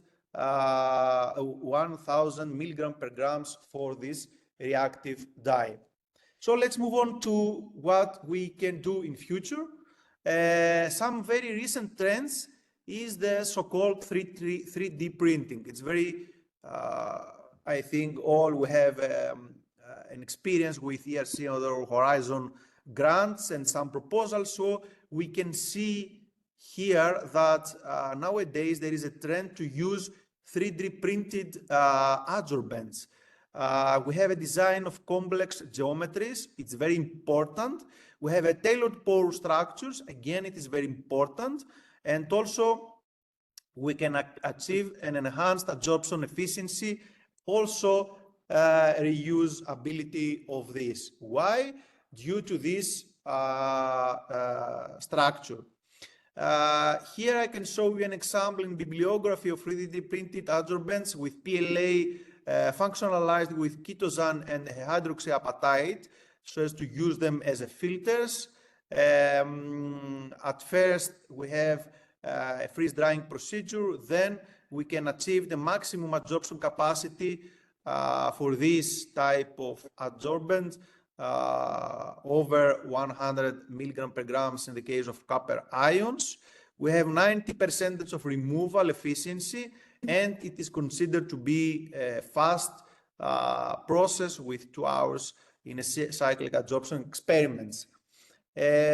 What is the positive here? We have some advantages. We can speak about environmentally friendly and reusability. We can speak about improved mechanical strength and structural integrity. Also, we can speak about the precise control for this adsorbent architecture and the whole porous system. So the last one is the 3D printed vaccines here with MOFs. Here we have this composite, and we can achieve absorption capacities, percentages over 90% for methyl orange removal, and other example of direct red dyes. Also, another very important issues. The utilization of waste. We have the conversion of sewage sludge into biochar with pyrolysis, and for sure then followed by a chemical activated. Here we can blend with CMC. Also another important factor, the carboxyl methyl ketosane. We have increase of metal uptake of mercury and lead, and we can see very good reusability and stability in sequential cycles. The last slide is about the future perspectives. We can speak about the green synthesis, development of low energy, non-toxic fabrication methods for adsorbent materials. Also, we can speak about circularity. It's very, again, trendy nowadays, the circular material use. It is considered to be a very good project to produce adsorbent materials derived from renewable sources or waste materials again. And the next generation of smart adsorbents. Here we can speak about the development of stimuli responsive nanomaterials that can capture and release pollutants with improving selectivity and regeneration. I want to express my many thanks for this invitation, and thank you again.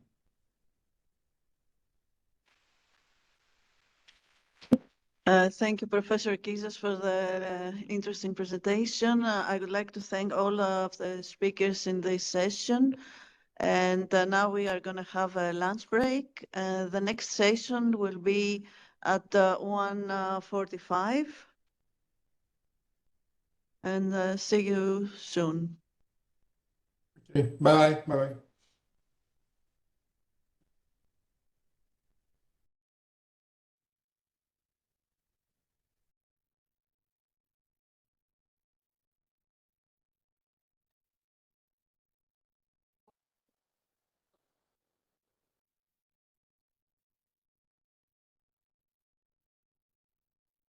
Welcome back, everyone. We trust you had an enjoyable lunch and are feeling refreshed. As we begin the afternoon sessions, we appreciate your continued participation. For those who have just joined us, thank you for being here. The following section starts with the next presentation. Yes. Now they started the third session. The title is Interdisciplinary Environmental Future Prospects and Public Health. The first presentation is from Nanjing University. Professor Gong is here. It is online. Oh, yes, I'm online. Very good, very good. Okay, good afternoon from Patras, Greece. I'm very happy to present from Nanjing University. I am a friend and colleague with Professor Guang Chan there in Nanjing. Okay, you have 50 minutes, please. Okay, thank you. Okay.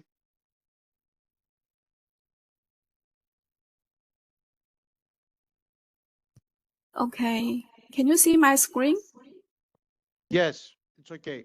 Thank you. Okay, thank you. First, thanks for the invitation, and I'm very honored to be here to present our recent work. So my topic today is occurrence, toxicity, and formation of aromatic disinfection byproducts in swimming pool water. And here is the outline of my presentation. And first, introduction part. Nowadays, swimming has become a popular leisure sport worldwide, and thus the water quality of swimming pools should be better concern for human health. And during the swimming water treatment, So for the disinfection part, it's necessary because it may inactivate the pathogenic microorganisms in the swimming pool water to prevent waterborne diseases. But during the disinfection process, so the organic matter and inorganic ions in the swimming pool water may react with the disinfectants. Sorry, Professor Gong, sorry, but don't run your presentation, please. Sorry? Please, full screening. Full screen. The slides Okay. do not move. The slides do not move. It's okay now. It's okay. It's okay. It's okay now. Okay, please Sorry? to continue. Thank you. Okay. So during the disinfection process, the organic matter and inorganic ions in swimming pool water may react with the disinfectants to form DBPs. And generally, according to the toxicology studies, the DBPs in swimming pool water are cytotoxic, genotoxic, carcinogenic, and mutagenic. So they may be harmful for human health, which should be concerned. And here is the timeline of the previous research on swimming pool DBPs. And in 1980, the first group of aliphatic DBPs were reported in swimming pool water, which were trihalomethans. And later, several other groups of aliphatic DBPs have also been reported, including haloacetic acids, haloacetonitriles, and etc. So since 2010, several other groups of aromatic DBPs have been newly reported in swimming pool water, including halophenols, halonitrophenols, haloanilines, and halobenzoquinols. And up to now, over 100 DBPs have been reported in swimming pool water, mainly including the aliphatic and aromatic ones. But most previous studies focused on the aliphatic DBPs, while the speciation and concentration data of the aromatic DBPs were not available. So generally, we were curious about the occurrence of aromatic DBPs in swimming pool water. As for the toxicity of swimming pool water, previous studies have shown that the swimming pool water is more toxic than tap water. So whether it is due to the toxicity of DBPs in swimming pool water is not clear. So here we also want to clarify the toxicity of aromatic DBPs in swimming pool water. When it comes to the formation of swimming pool DBPs, so it may demonstrate some differences from the tap water, including the precursors, temperature, disinfectant dose, and also the accumulation with time. Especially for the precursors, actually for swimming pool water, except for the natural organic matter from the tap water, some other human inputs may also act as the precursors of DBPs, such as body fluids, human residues, pharmaceuticals, and personal care products, especially for the PBCPs, because they generally contain benzene ring structures, and they may be important precursors of aromatic DBPs. So in this study, we also want to clarify the formation of aromatic DBPs in swimming pool water. So here is the contents of this study. So first, we want to examine the occurrence of aromatic DBPs in swimming pool water. And second, we want to evaluate the cytotoxicity and toxicity contributions of these aromatic DBPs.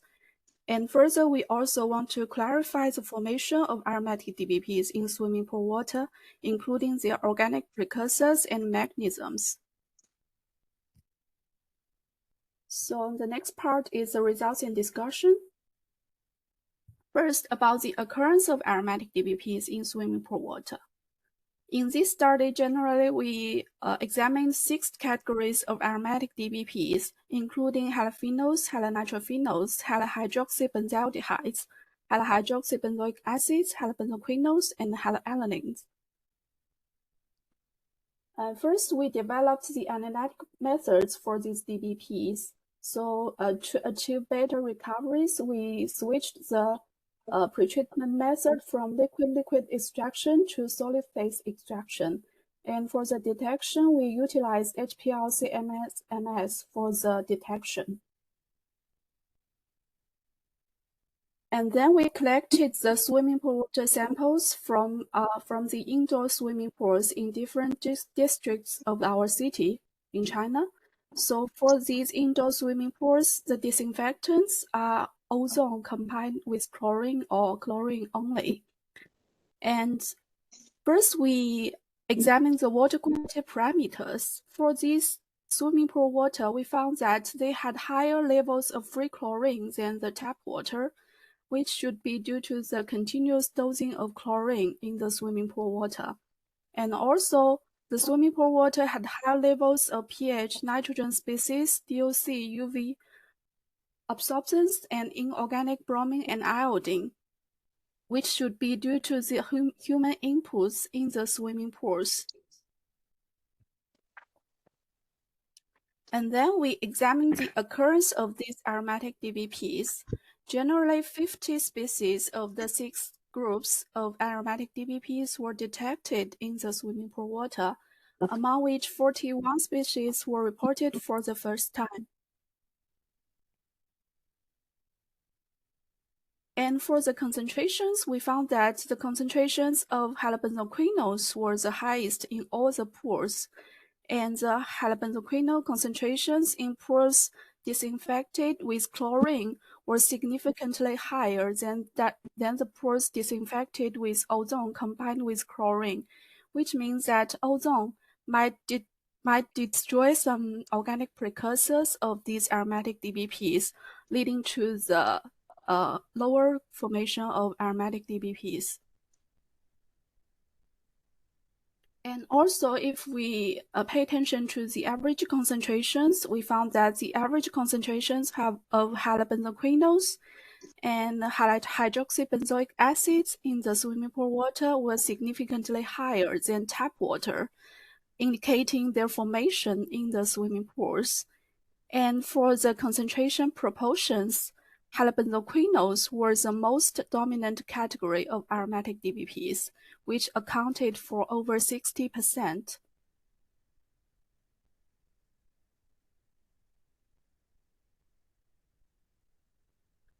And also, we did the correlation analysis between the DBP concentrations and water quality parameters.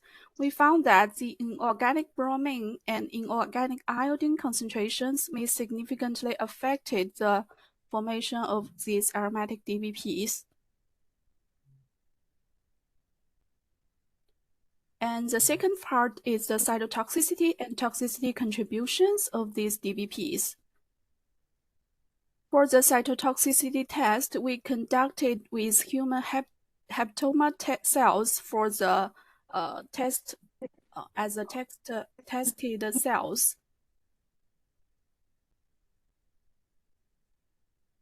And we did the toxicity test for all the 6 categories of DBPs.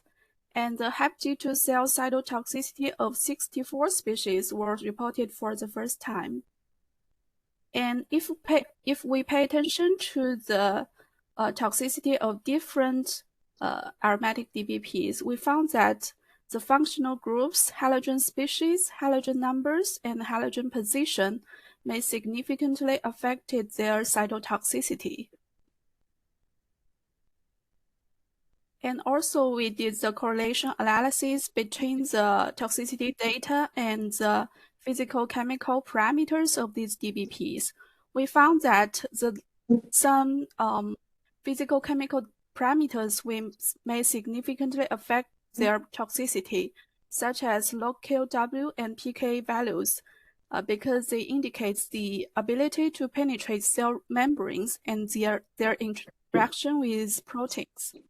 And also the illumo and eHomo values, which indicates the nucleophilic and electrophilic reactivity of these DBPs. And also based on the concentration and toxicity data, we also calculated the DBP-associated cytotoxicity of different water samples. And we found that the total cytotoxicity of the seven swimming pool water was higher than the corresponding tap water samples. And also the DBP-associated cytotoxicity of halobenzoquinones in the seven swimming pool water was significantly higher than that in the tap water. Professor Gong, please, 2 minutes, please. Okay. So for the toxicity contributions of different categories of DBPs, we found that the first contributor should be halobenzoquinones, which was higher than that in the tap water. And finally, the formation of these aromatic DBPs in swimming pool water. Because we thought that the PPCPs in swimming pool water always contain benzene structures, and they may be the important organic precursors of aromatic DBPs. So we did the exploration of these PPCPs to form these aromatic DBPs. So the results show that the formation of the aromatic DBPs from PPCPs were relatively higher compared with that from natural organic matter. And also BP3, which is a UV filter, and preservatives and pharmaceutical might be important organic precursors of these DBPs. And also we did the kinetic study for the formation of these aromatic DBPs. We found that for the PPCPs containing phenolic groups, their formation rate was higher than that from the PPCPs without phenolic groups. And based on the kinetic study, we found that formation rate constants of halobenzoquinones from BP3 and MEP were generally higher than that from CBZ. And the formation rate of these brominated DBPs were higher than the chlorinated and iodinated DBPs. And also the PPCPs containing phenolic groups showed higher decomposition rates in chlorination, which lead to their formation of aromatic DBPs. And further, we analyzed the intermediates during their formation, and based on the data, we also proposed the formation pathways of these DBPs from the PPCPs. And similarly for some other PPCPs, such as BP3 and CBZ. Please, Professor Gong, please. Okay. Due to their different structures, they may show some differences in the pathways. So finally, the chlorine dose, bromide, and iodide concentrations, as well as the temperature, significantly affected their formation. And finally, some conclusions. So here are the conclusions. Due to the time limit, I will not read these words here. So that's all for my presentation. Thanks for your attention. Thank you very much, Professor Gong, for your interesting presentation. Thank you. Thank you, and greetings to Najin, all the colleagues there. In this session, co-chair is Professor Ballesteros and also Professor Zeng from Hubei University. Dear Zeng, do you hear me?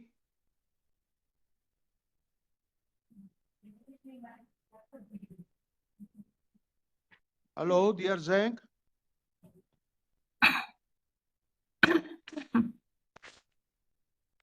Okay, never mind. The next presentation, it is from from Algeria, from University of Algiers. And the presentation is from Associate Professor Arua Najet. Arua, welcome to this conference. Thank you. Good afternoon. Thank you so much. From Patras. Please. Good evening. My best greeting from Algiers, my sunny home city. Okay, thank you. Can you share the PPT, or I should do, or either me? If it's possible for you. Yes, I just. Okay.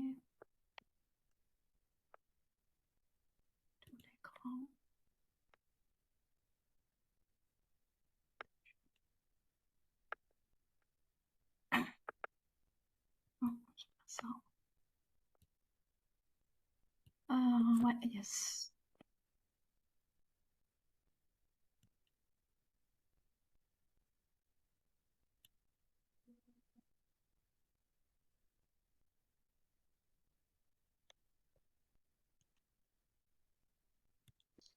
I don't know if you can see my presentation. Παναγιώτη, μήπως μπορούμε να την ανεβάσουμε? No. Maybe okay, you have okay. my okay. Okay, yes. It's okay. Yes, thank you. Yes, thank you so Please, much. Thank you. to start. Yes. So first of all, I would like to thank you, Professor Kalavrousiotis, for this very kind invitation to participate to this event. It is a great honor and pleasure to join you from Algiers. So my contribution is about the role or responsibility of architecture and urban design and planning in preserving the natural environment, its balance, its dynamics and systems. Can I go to the next, please? Yes. So as an academic, I'd like to show my experience in training young professionals, as my background is architecture and urban design. So my experience in training young professionals or future professionals and practitioners on how to design a project while contributing to preserving the natural environment. And I will show some examples of project and how to intervene softly on site that are planned where we are supposed to develop a project. So the starting point is to have a clear idea about what is the natural environment. We are talking about ecosystems, natural settings, natural resources, hazards, and associated risks. So next, please. The second point is about our role as citizens of the earth, which designates quite an uncomfortable place. That is at the crossroad between being a predator or prey. Mankind is degrading its vital environment indeed. In return, he is suffering more and more hazards and resulting or associated risks. Next, please. Next, please. So the recommended approach refers to the SDGs, and more specifically for us, the new urban agenda that calls for cross-disciplinary, cross-sectoral, and participatory approach. Such a challenging approach as we didn't use to work as. It is more easy to say than to do. So we are really learning by doing, with relative success and some mistakes, which sometimes proven to be irreversible, if not fatal. Next, please. SDG 11 is related to cities and communities.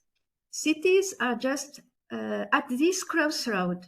That means architects and urban designers are expected to have a basic knowledge of ecology, water global cycle, climate geohistory as examples. Next, please. Yes, in the meantime, architect and urban designer or planner are expected to intervene on different kinds of urban fabrics that can be new settlements, historical sites, or existing urban fabric. That shows the complexity of the mission. Of course, we have to tailor any project according to each site unique components. Next, please. So let's see some example in Algiers, more specifically in some coastal municipalities of Algiers. We have designated 3 municipalities with regard to their relevance, exemplarity, and availability of document and data. So we can see on this map, this is Algiers at the northern Algeria, and so the three municipalities that we are where we are developing projects. So this is the coastal communities we have selected for these demonstrative projects. Next, please. Yes. Yes. So these municipalities are facing number of hydroclimatologic hazards and water-related risks, generating vital environmental or critical situation and degradation and damages. So we can see here as the rivers are polluted, wetlands, flooding, we have water and in general environmental degradation. So next, please. So to identify the potential contribution of architecture and urbanism, we first have designed the problem tree, starting from the main problem observed, any problem observed, and then the deep causes and general effects. This step is really very important for us because it clarifies the level, the scale, and the kind of intervention needed, of course, for what concerns architecture and urban design and planning.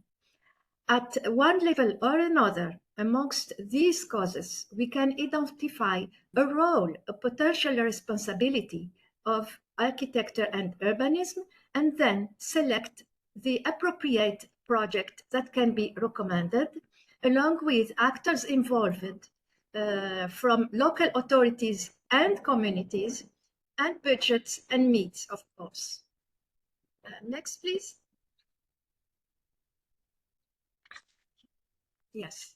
So once the problem well identified and understood, we have to well examine the natural and urban environment, namely the context of the project, where the problem has arisen.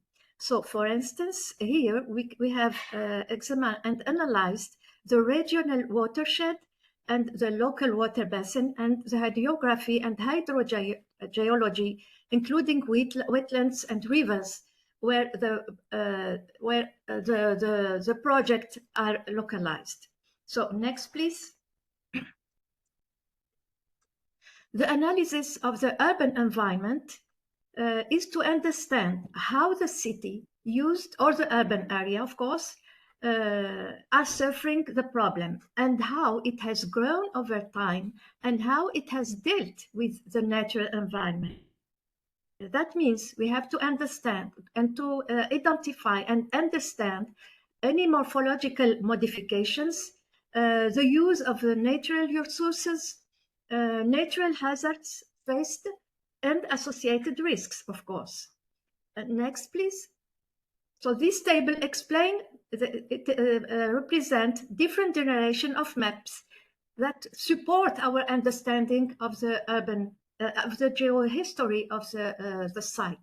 So thereafter, we zoom on the project site. We can see here one municipality.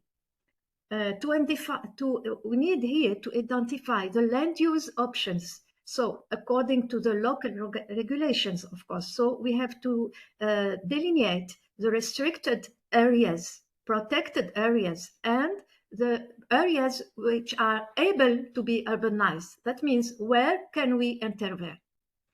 The next, please. So at this step, we need also to gather some documents on appropriate solutions to the problem identified or observed, of course. So the solutions can be drawn from the local heritage. For example, we can see here on the photo on the top of the diapositive, the underground system that used in Algiers and some other cities for rainwater harvesting. We also need to know and to learn from other cities and in Algeria or worldwide about eco-landscaping, about how to face natural hazard, how we can preserve rivers, how we can design with using ecosystems and using nature-based solutions. So we have many examples from the local heritage and the universal heritage, and for modern, or let's say present, solutions that are recommended and which have already proven their efficiency. Next, please. So here are a portfolio of some projects we have developed with these trainers. Following this approach, that means the cross-disciplinarity, participative approach, and cross-sectoral approach, we have developed some examples, some projects, some pilot projects, let's say, in these municipalities. All these projects are close near a river or a wetland, even if it is an ancient river that is now dry, that has now disappeared, but we have remained its channel. So this is a portfolio. So we can see here the first one is an eco art center just near a river. Here is the Marine World Museum that is also near a river with an outlet to the sea, to the Mediterranean Sea. This is a handicraft village at the cross of two rivers. This is also a recreational center just near a wetland and near the sea. This is a wetland museum just near a Ramsar site in Algiers, and this is a coastal and marine risk observatory just on the coastal part of Algiers, and this is an eco neighborhood also near a small urban river in Algiers. And finally, here is a water city that is developed of course, in a coastal municipality, and here we have just remained the bed of a river that has disappeared from the decades. So next one, please. Please, 1 minute, please. 1 minute to finish. Yes, it is the very last diapositive. Just as a next one, please. Yes, this is the site of the wetland of the Ramsar site in Algiers. We can see here the lake, and we have intervened just on the side of this lake of Regaia that has been registered as a Ramsar site in 2003. And the next diapositive will so the next, just to show you how we have integrated our project to the site. The next, please. Have you got the next diapositive, please? Yes. So this is the wetland museum just near the lake. And just the very last diapositive, sorry, I just would like to share with you the next, please. The handicraft village, that is really a wonderful project. Yes, and just near two rivers. And the next diapositive is the 3D of this project. Yes, so this is the very last diapositives. Thank you so much for your attention, and thank you for your kind invitation, Professor Jonas. Thank you very much, Professor Arua. Thank you for your participation here in the Hellenic Open University, and many greetings. Thank you. It's indeed a very insightful presentation, Professor Arua, the contribution of architecture to preserving the environment. We now come to the third presentation. It will be by Associate Professor Petros Kokinos of the School of Science and Technology of the Hellenic Open University. He will be talking to us on the viral pathogens in water, environmental and public health aspects. Professor Kokinos. Thank you very much. I would also like to welcome you all to the Hellenic Open University in celebration of the World Environment day. Today's presentation is on viral pathogens in water. Let's see if it changes.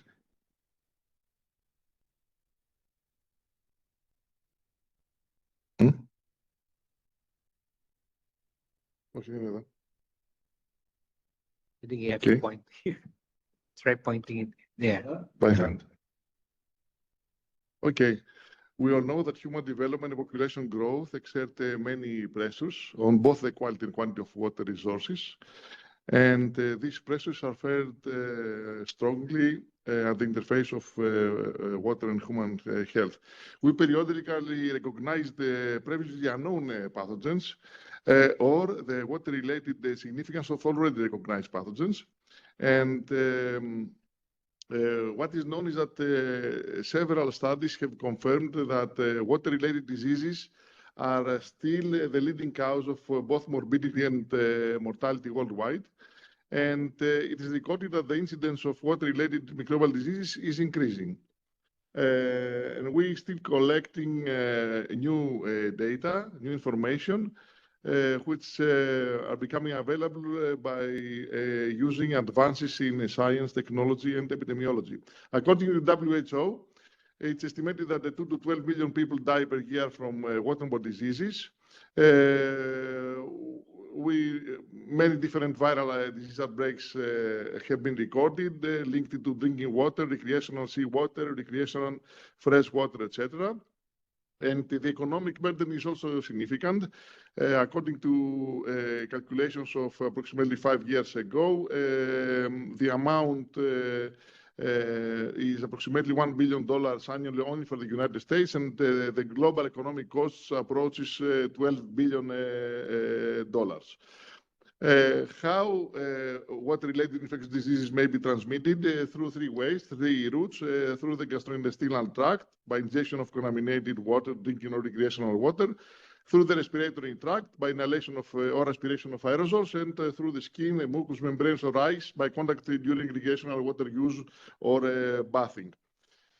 In this table, you may see the primary agents of infectious waterborne outbreak, and in the central row, you may see the main viral agents of hepatitis A virus, noro, rota, adeno, entero, and astroviruses.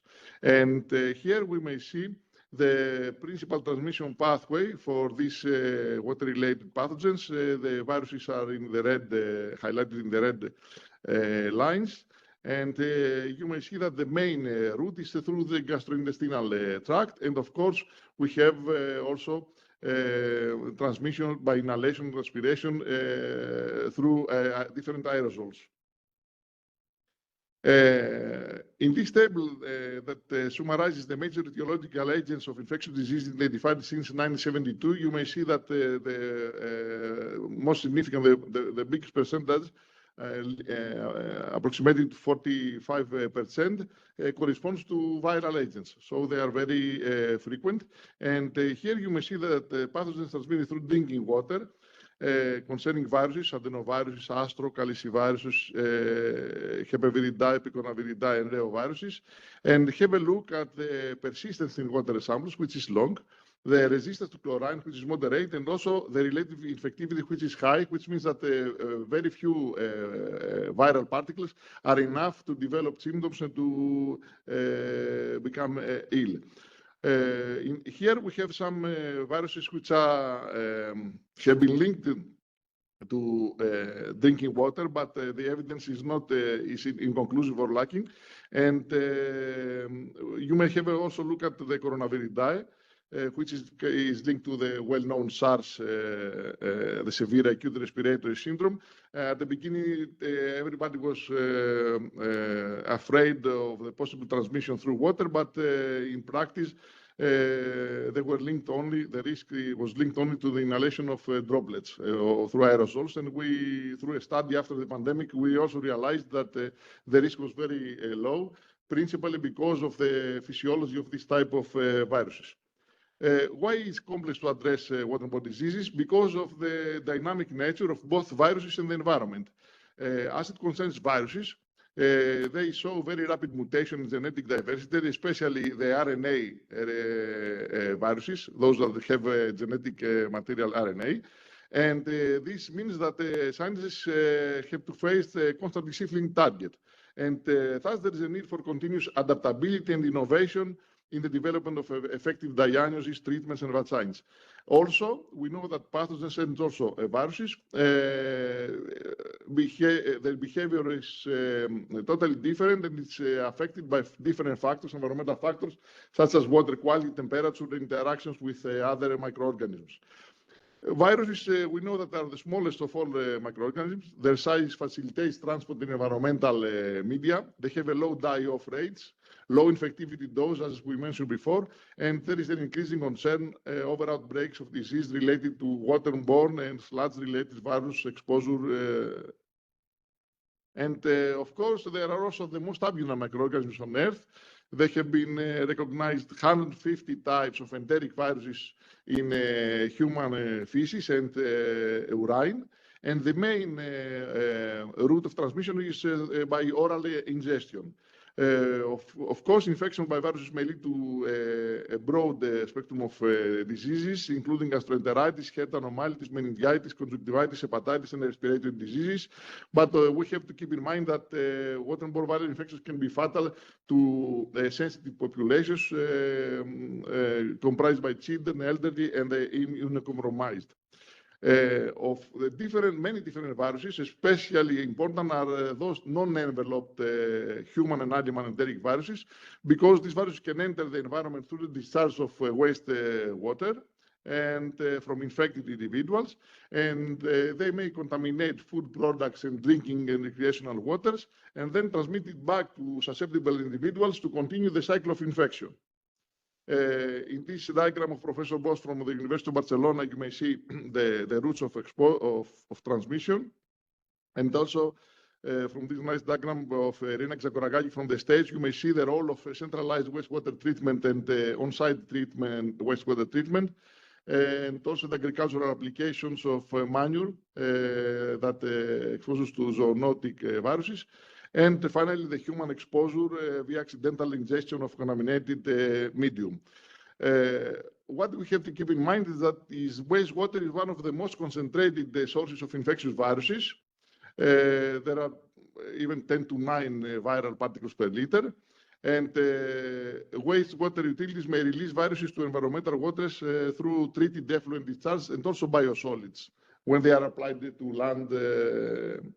And what is interesting is that during rainfall events, untreated sewage and wastewater may be directly discharged into surface water in combined sewer overflows. And this means that we have a great release of viruses.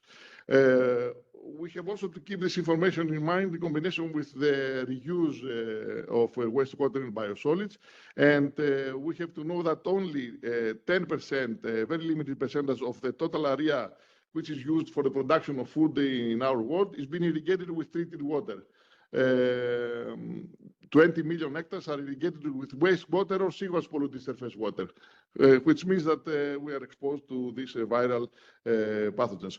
There are many, many different types of the systematics of viruses. Two are the major. I'm not going to mention more, but there are numerous physical, chemical, and biological factors which influence virus persistence in the environment.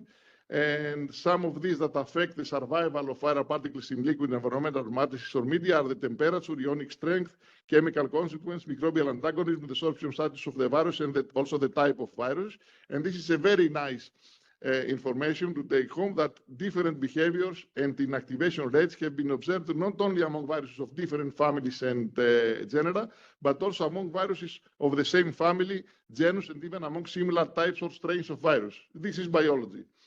Everything is different. An interesting fact is that patients who suffer from gastroenteritis may release until 10 to 11 viral particles per gram of stool. And conventional wastewater treatment plants, because they have not designed to face viral particles similar to micropollutants, inactivate approximately 20 to 80% of the enteric viruses present in wastewater. Why virus presence in water and wastewater is a difficult problem for environmental engineers?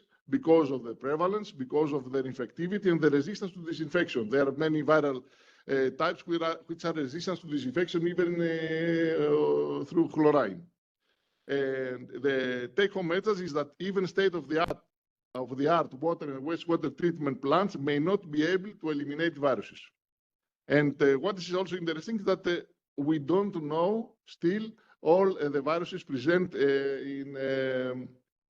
in sewage, as has been seen recently by metagenomic studies, which have proved that untreated wastewater is the most diverse viral metagenome examined so far. And these are the corresponding references, if you want to have a look later on. The role of viruses associated to waterborne disease is underestimated because the occurrences are underreported, and it's also always difficult to specify the agents. But we have to keep also in mind that at the similar level of exposure, the risk of illness is 10 to 10,000 times higher for viruses compared to bacteria. Concerning the climate change, it has been estimated that by 2030, approximately 90% of the global population will lack clean water, leading to more waterborne outbreaks and illnesses. And thus, we are far from achieving universal access to safe water and sanitation, which is the goal 6 of the SDGs. You may see the global map of global water vulnerability, and climate change affects waterborne diseases because of the increase in pathogen concentration in water bodies, the establishment of new pathogens, and possible changes in pathogen properties. In this table, you may see that climate change drives the burden of waterborne diseases through different routes, affects both environmental fate, the exposure pathway, and the disease burden, as you may see on the right. And also, here you may see the climate change impact, the interaction and consequences. And extreme weather-related diseases will disproportionately affect particular populations and probably exacerbate pre-existing health and inequalities. There is no equality on this issue. Heavy rainfall, climate change-induced storms, and prolonged periods of heat with drought will increase concentrations of pathogens in water, while the reduced water volume and flow rates in rivers during dry periods will increase also viral loads and the risks of transmission of the infections and gastrointestinal diseases. Concerning SDGs, the 2030 agenda, waterborne diseases have been mentioned in the different targets. In target 3, you may see that in bold, it's mentioned that waterborne diseases and other communicable diseases have to be faced. We have to deal with these diseases, that we have to focus on the reduction of the number of deaths and illnesses from water and soil pollution and contamination, and also as it concerns SDG 6, by 2030 achieve universal and equitable access to safe and affordable drinking water, and also achieve access to adequate and equitable sanitation and hygiene.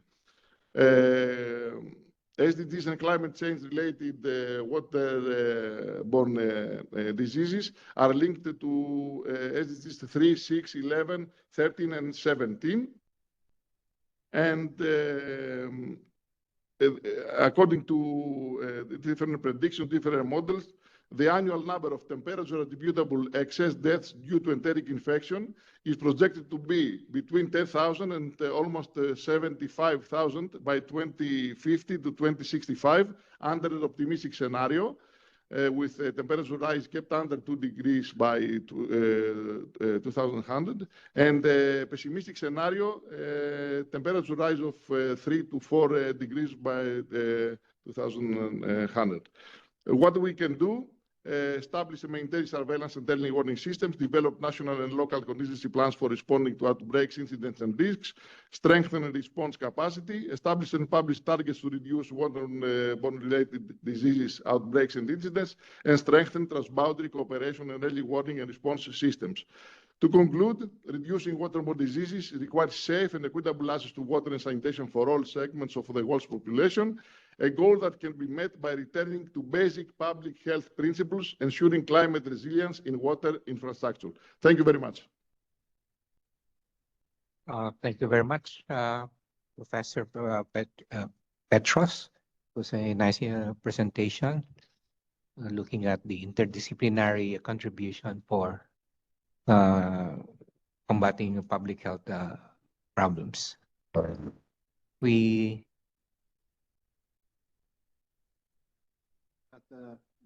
Please, Professor Zeng, do you hear me?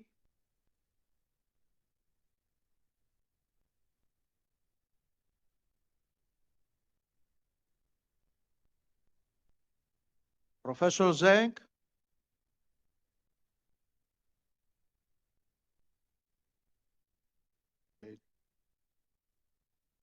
We now come to the fourth speaker. It's Professor Kalpakidis of the Department of Department of Public and Community Health, School of Public Health at the University of West Antica, Greece. He will talk to us about good practices of nature-based solutions that can improve public health in the case of green open spaces. We now have the floor, Professor. Hello. First of all, I truly pleased that this very important day, the World Environmental Day, I have the opportunity to participate in this international conference of the Hellenic Open University. And even virtually, it's a great joy to reconnect with Professor Kalafrisiotis, who was my teacher during my undergraduate study. I'm not sure if you see my presentation.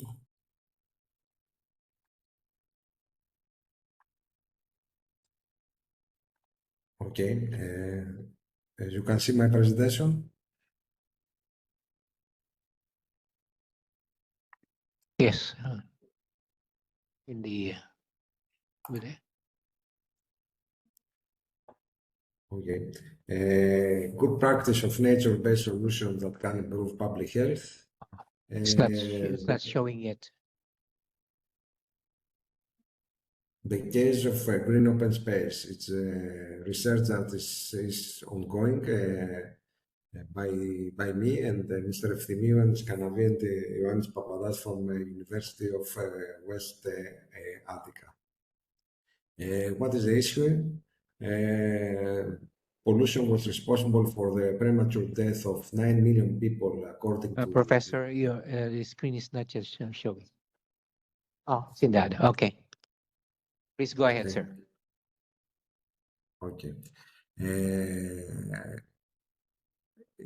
Pollution was responsible for the premature death of 9 million people in 2019, according to a study published in the Lancet. According to the State of Global Air 2014 report, air pollution was responsible for approximately 8.1 million premature deaths. In Europe, the European Environmental Agency report only for 2022 about 239,000 deaths due to PM 2.5 exposure above World Health Organization guidelines. Is a different future possible? Apart us, the EU, the Europe, the last 40 years has implemented policies to address key environmental challenges such as air and water pollution. This effort have led to have a cleaner air, safer bathing waters, higher recycling rates, and increased protection of terrestrial and marine. Your screen is not advancing. Your screen is not advancing, sir. Oh, there. Okay. Okay. Or the solution, the growing negative impacts of human activity on the ecosystem pose a serious risk to both environmental and public health. Therefore, the protection, restoration, and sustainable management of ecosystem is a vital step toward preventing future pandemics and safeguarding human health.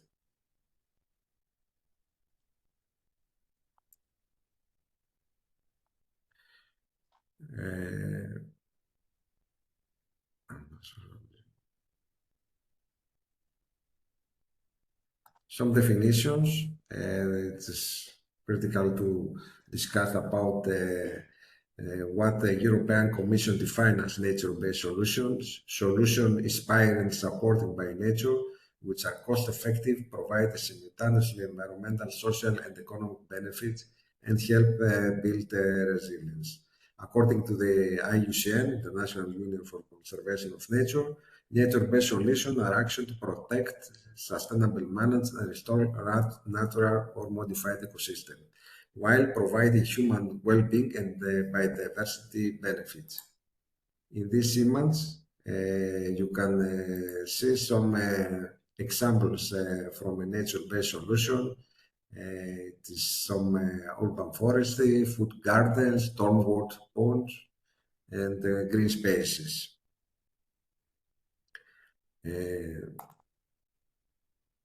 Nature-based solution has close relations with the Sustainable Development Goals.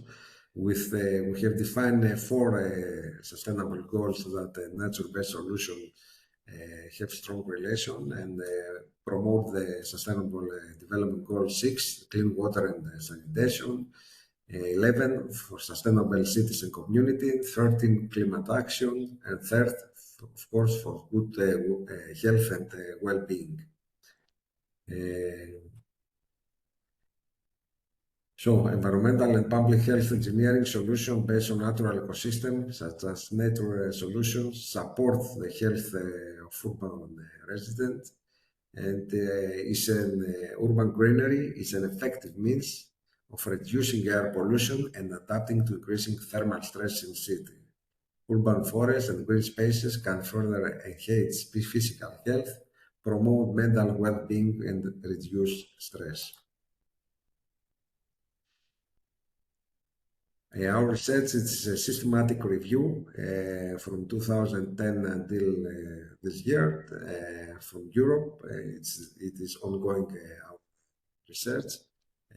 Focus on measurable health outcome related to implemented nature-based solution.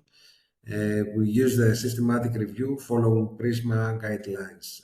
The database was from Scopus and PubMed. We have screened about 429 articles, and in our study, our criteria is in 103. The liability criteria include articles focusing on implemented nature-based solutions in European countries that they report public health impact. Data were extracted on a standardized table covering study, location, what the nature-based solution type following, and what the health outcomes, of course, methodology, and key findings. Among these studies, the majority focus on urban green infrastructure, like this on the image, parks, green roofs, and natural trails. Mental health benefits were the most frequently reported outcome, followed by reduction of air pollution and increase in physical activity. The most studies report positive outcomes. Fewer than 30% include quantitative health impact metrics. Geographically, Western and Northern Europe were more represented than Eastern Europe. That is also a social issue. What is the impact? We have positive health outcomes, decreased stress and anxiety, increased mental health and well-being, increased physical activity, improve cardiovascular and respiratory health, enhance community cohesion, perceive safety and health equity. The environmental benefits of nature-based solution and the implementation, especially in green areas. They improve air quality, they decrease PM10, nitrogen oxidant, and temperature regulation and urban heat island mitigation. The most of them, they can improve the rainwater management, and of course, because we speak for green spaces and parks, the biodiversity conservation. In this diagram, you can see some challenges and opportunities that we have to deal. The challenge is the fragmented degradation with national health policies, and according to the urban planning that they are ongoing in the most European countries, it lacks lack of strategic nature-based solution use. Opportunity is the public engagement in innovative technology, promote sustainable and urban development, and multifunctional urban plaque with health and environmental benefits. We have a study here that is ongoing, the case study of Stavros Niarchos Park. It's an excellent example of implementation of a nature-based solution. The finding of this review underscore the positive, of course, relationship between nature-based solution and public health in Europe. But despite this promising evidence, there are several challenges that remain. It's a lack of standardization in outcome metrics and inconsistent in evaluating effectiveness. Furthermore, integration of nature-based solutions into national health strategy is limited. This is also that we have to deal here this in Greece. Future research should focus on equity in access to nature-based solutions, a cross-sector collaboration between the urban planners, environmental scientists, and public health professionals. This is the three stakeholders that they have to work together in order to have a more positive action. The architecture, the urban planners, the environmental scientists, and of course the public health provider and professional. The conclusion of this research is that nature, of course, based solution enhance urban sustainability and improving public health. This is the outcome of our research of about 100 articles and bibliography. Conserving nature and addressing climate risk. Green spaces can offer cleaner and healthier environments, support climate resilience, that is one of the goals of European Union, and make them essential tools for future cities. We close with an image of implementation of those nature-based solutions in Europe and out of Europe. The first is, I think it is in Asia. This is in Europe, in Poland, green roof. You can see here that the implementation of a nature-based solution that with a natural manner and without it's a low-cost techniques, we can have positive results in stormwater. I want to thank you for your attention.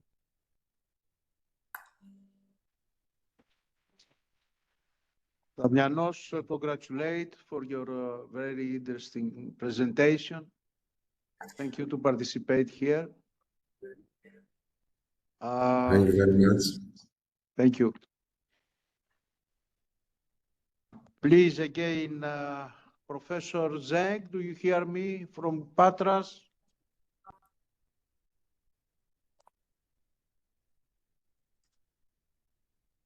Zeng?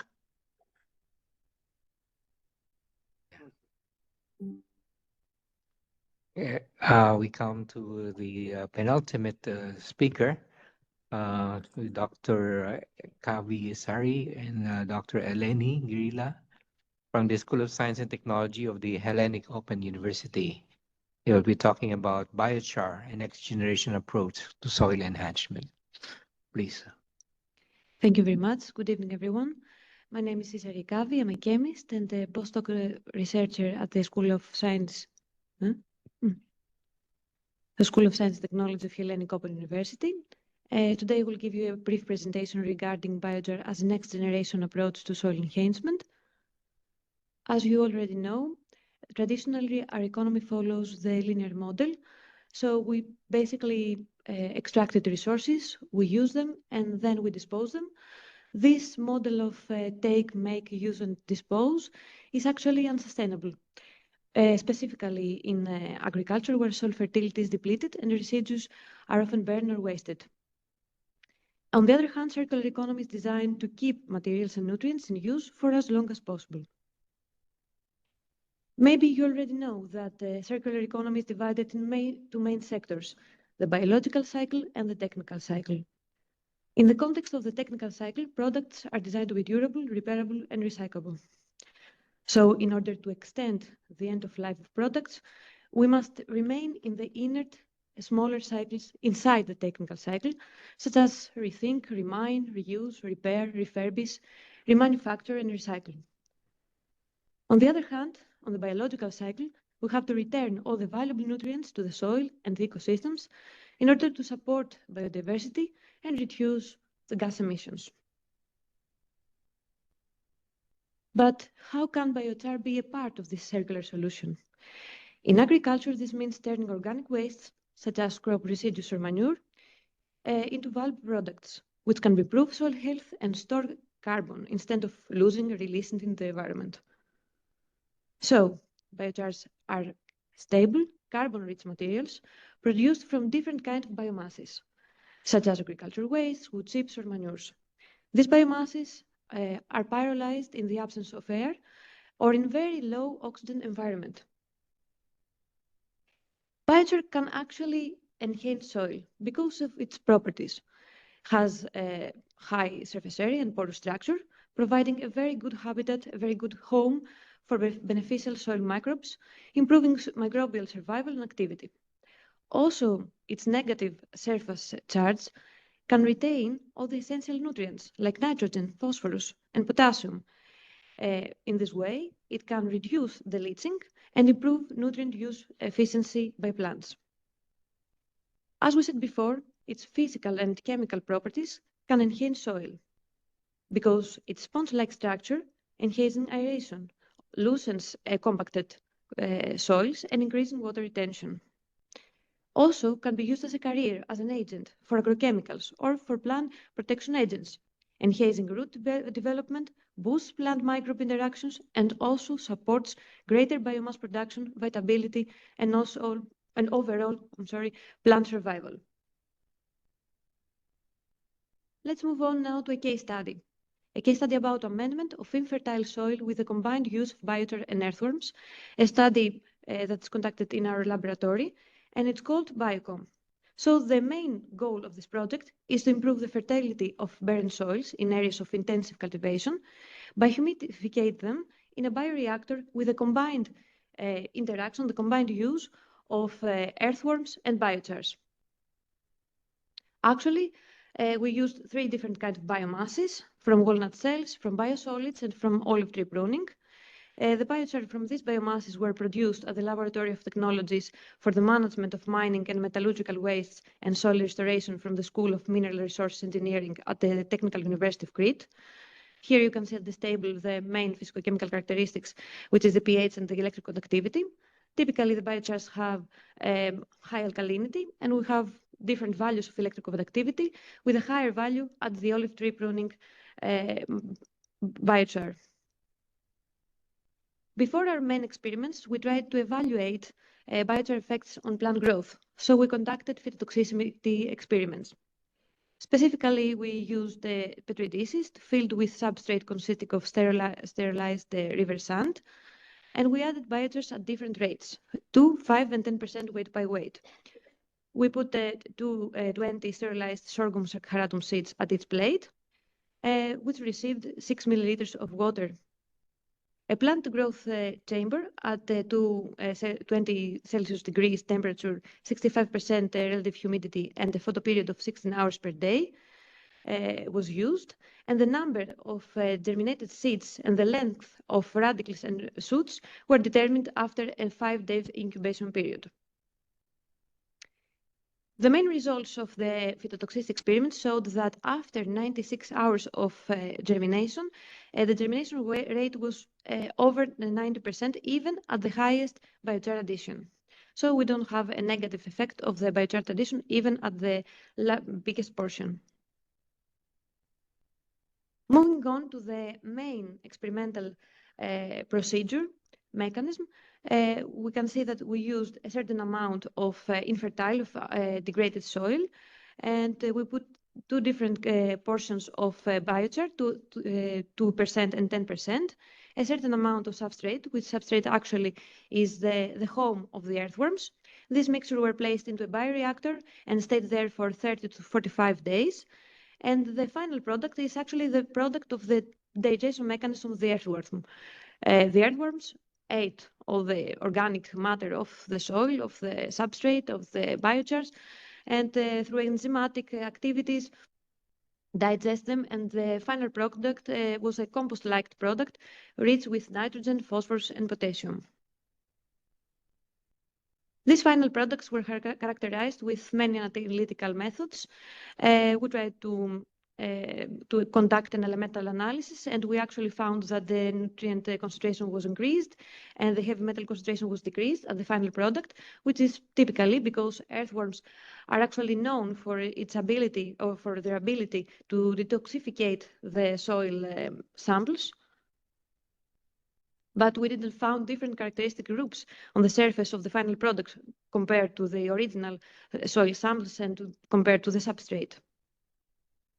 But we found a great increase in the microbial population using cultivation techniques, especially at the sample used, the amended soil sample used by a soil at percentage of 10%. Now, the last stage of this case study was the cultivation of spinaches. We used many different treatments. One treatment was just with barren soil. The other one was barren soil with biochar addition at 2% and 10%. And the last one was with the amended soil, a different percentage of biochar. And we did it with fertilization and without fertilization, using fertilizer or without fertilizer. The main results showed that with or without fertilization, the highest dry weight was the amended soil with the addition of 10% of biochar from olive tree pruning. As we said before, with or without fertilization, we have the same results. So the main remarks of this case study was that the soil modification process increased electrical conductivity, which is a key indicator of improving nutrient availability and suitability for cultivation. Secondly, that microorganisms associated with earthworms contributed to the breakdown of organic matter, leading to the formation of humic and fulvic acids. It's something that we didn't see at this presentation, but actually we did analyze the final product with excitation emission matrix fluorescence spectroscopy, and we found a great increase of the fulvic and humic acid at the final product, which are very important compounds for soil fertility. And lastly, the elemental and microbial analysis suggest that earthworms accelerated biochar transformation into fertile soil, enhancing soil quality. So all these findings demonstrate a promising approach to rehabilitate degraded soils by combining biochar with earthworm activity, improving physical and chemical soil properties, which can make this final product suitable for agriculture. Thank you very much for your attention.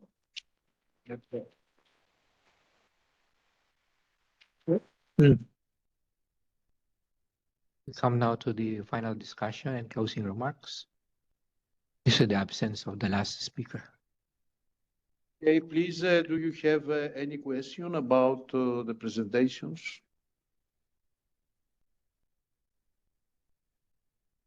We haven't questions. Hubei University, do you hear me?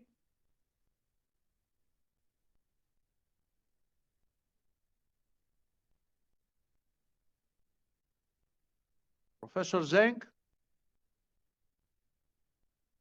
from the Institute of Water?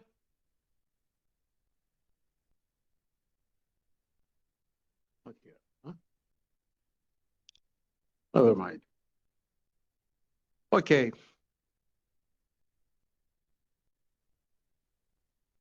Ladies and gentlemen, dear students, our conference has been completed in terms of presentations. We had interesting speeches with speakers from various countries, and we thank you all for that. I would like to especially thank our co-organizer, Institute of Water History and Water Civilization of Hubei University, and especially my colleague, Professor and friend Zeng Xiaoyun. We thank everyone who attended today, colleagues, citizens, students, and we assure you that we will continue with the same interest with our collaborators in the laboratory, but also all of you who presented your research today to collaborate in the future for environmental protection and upgrading.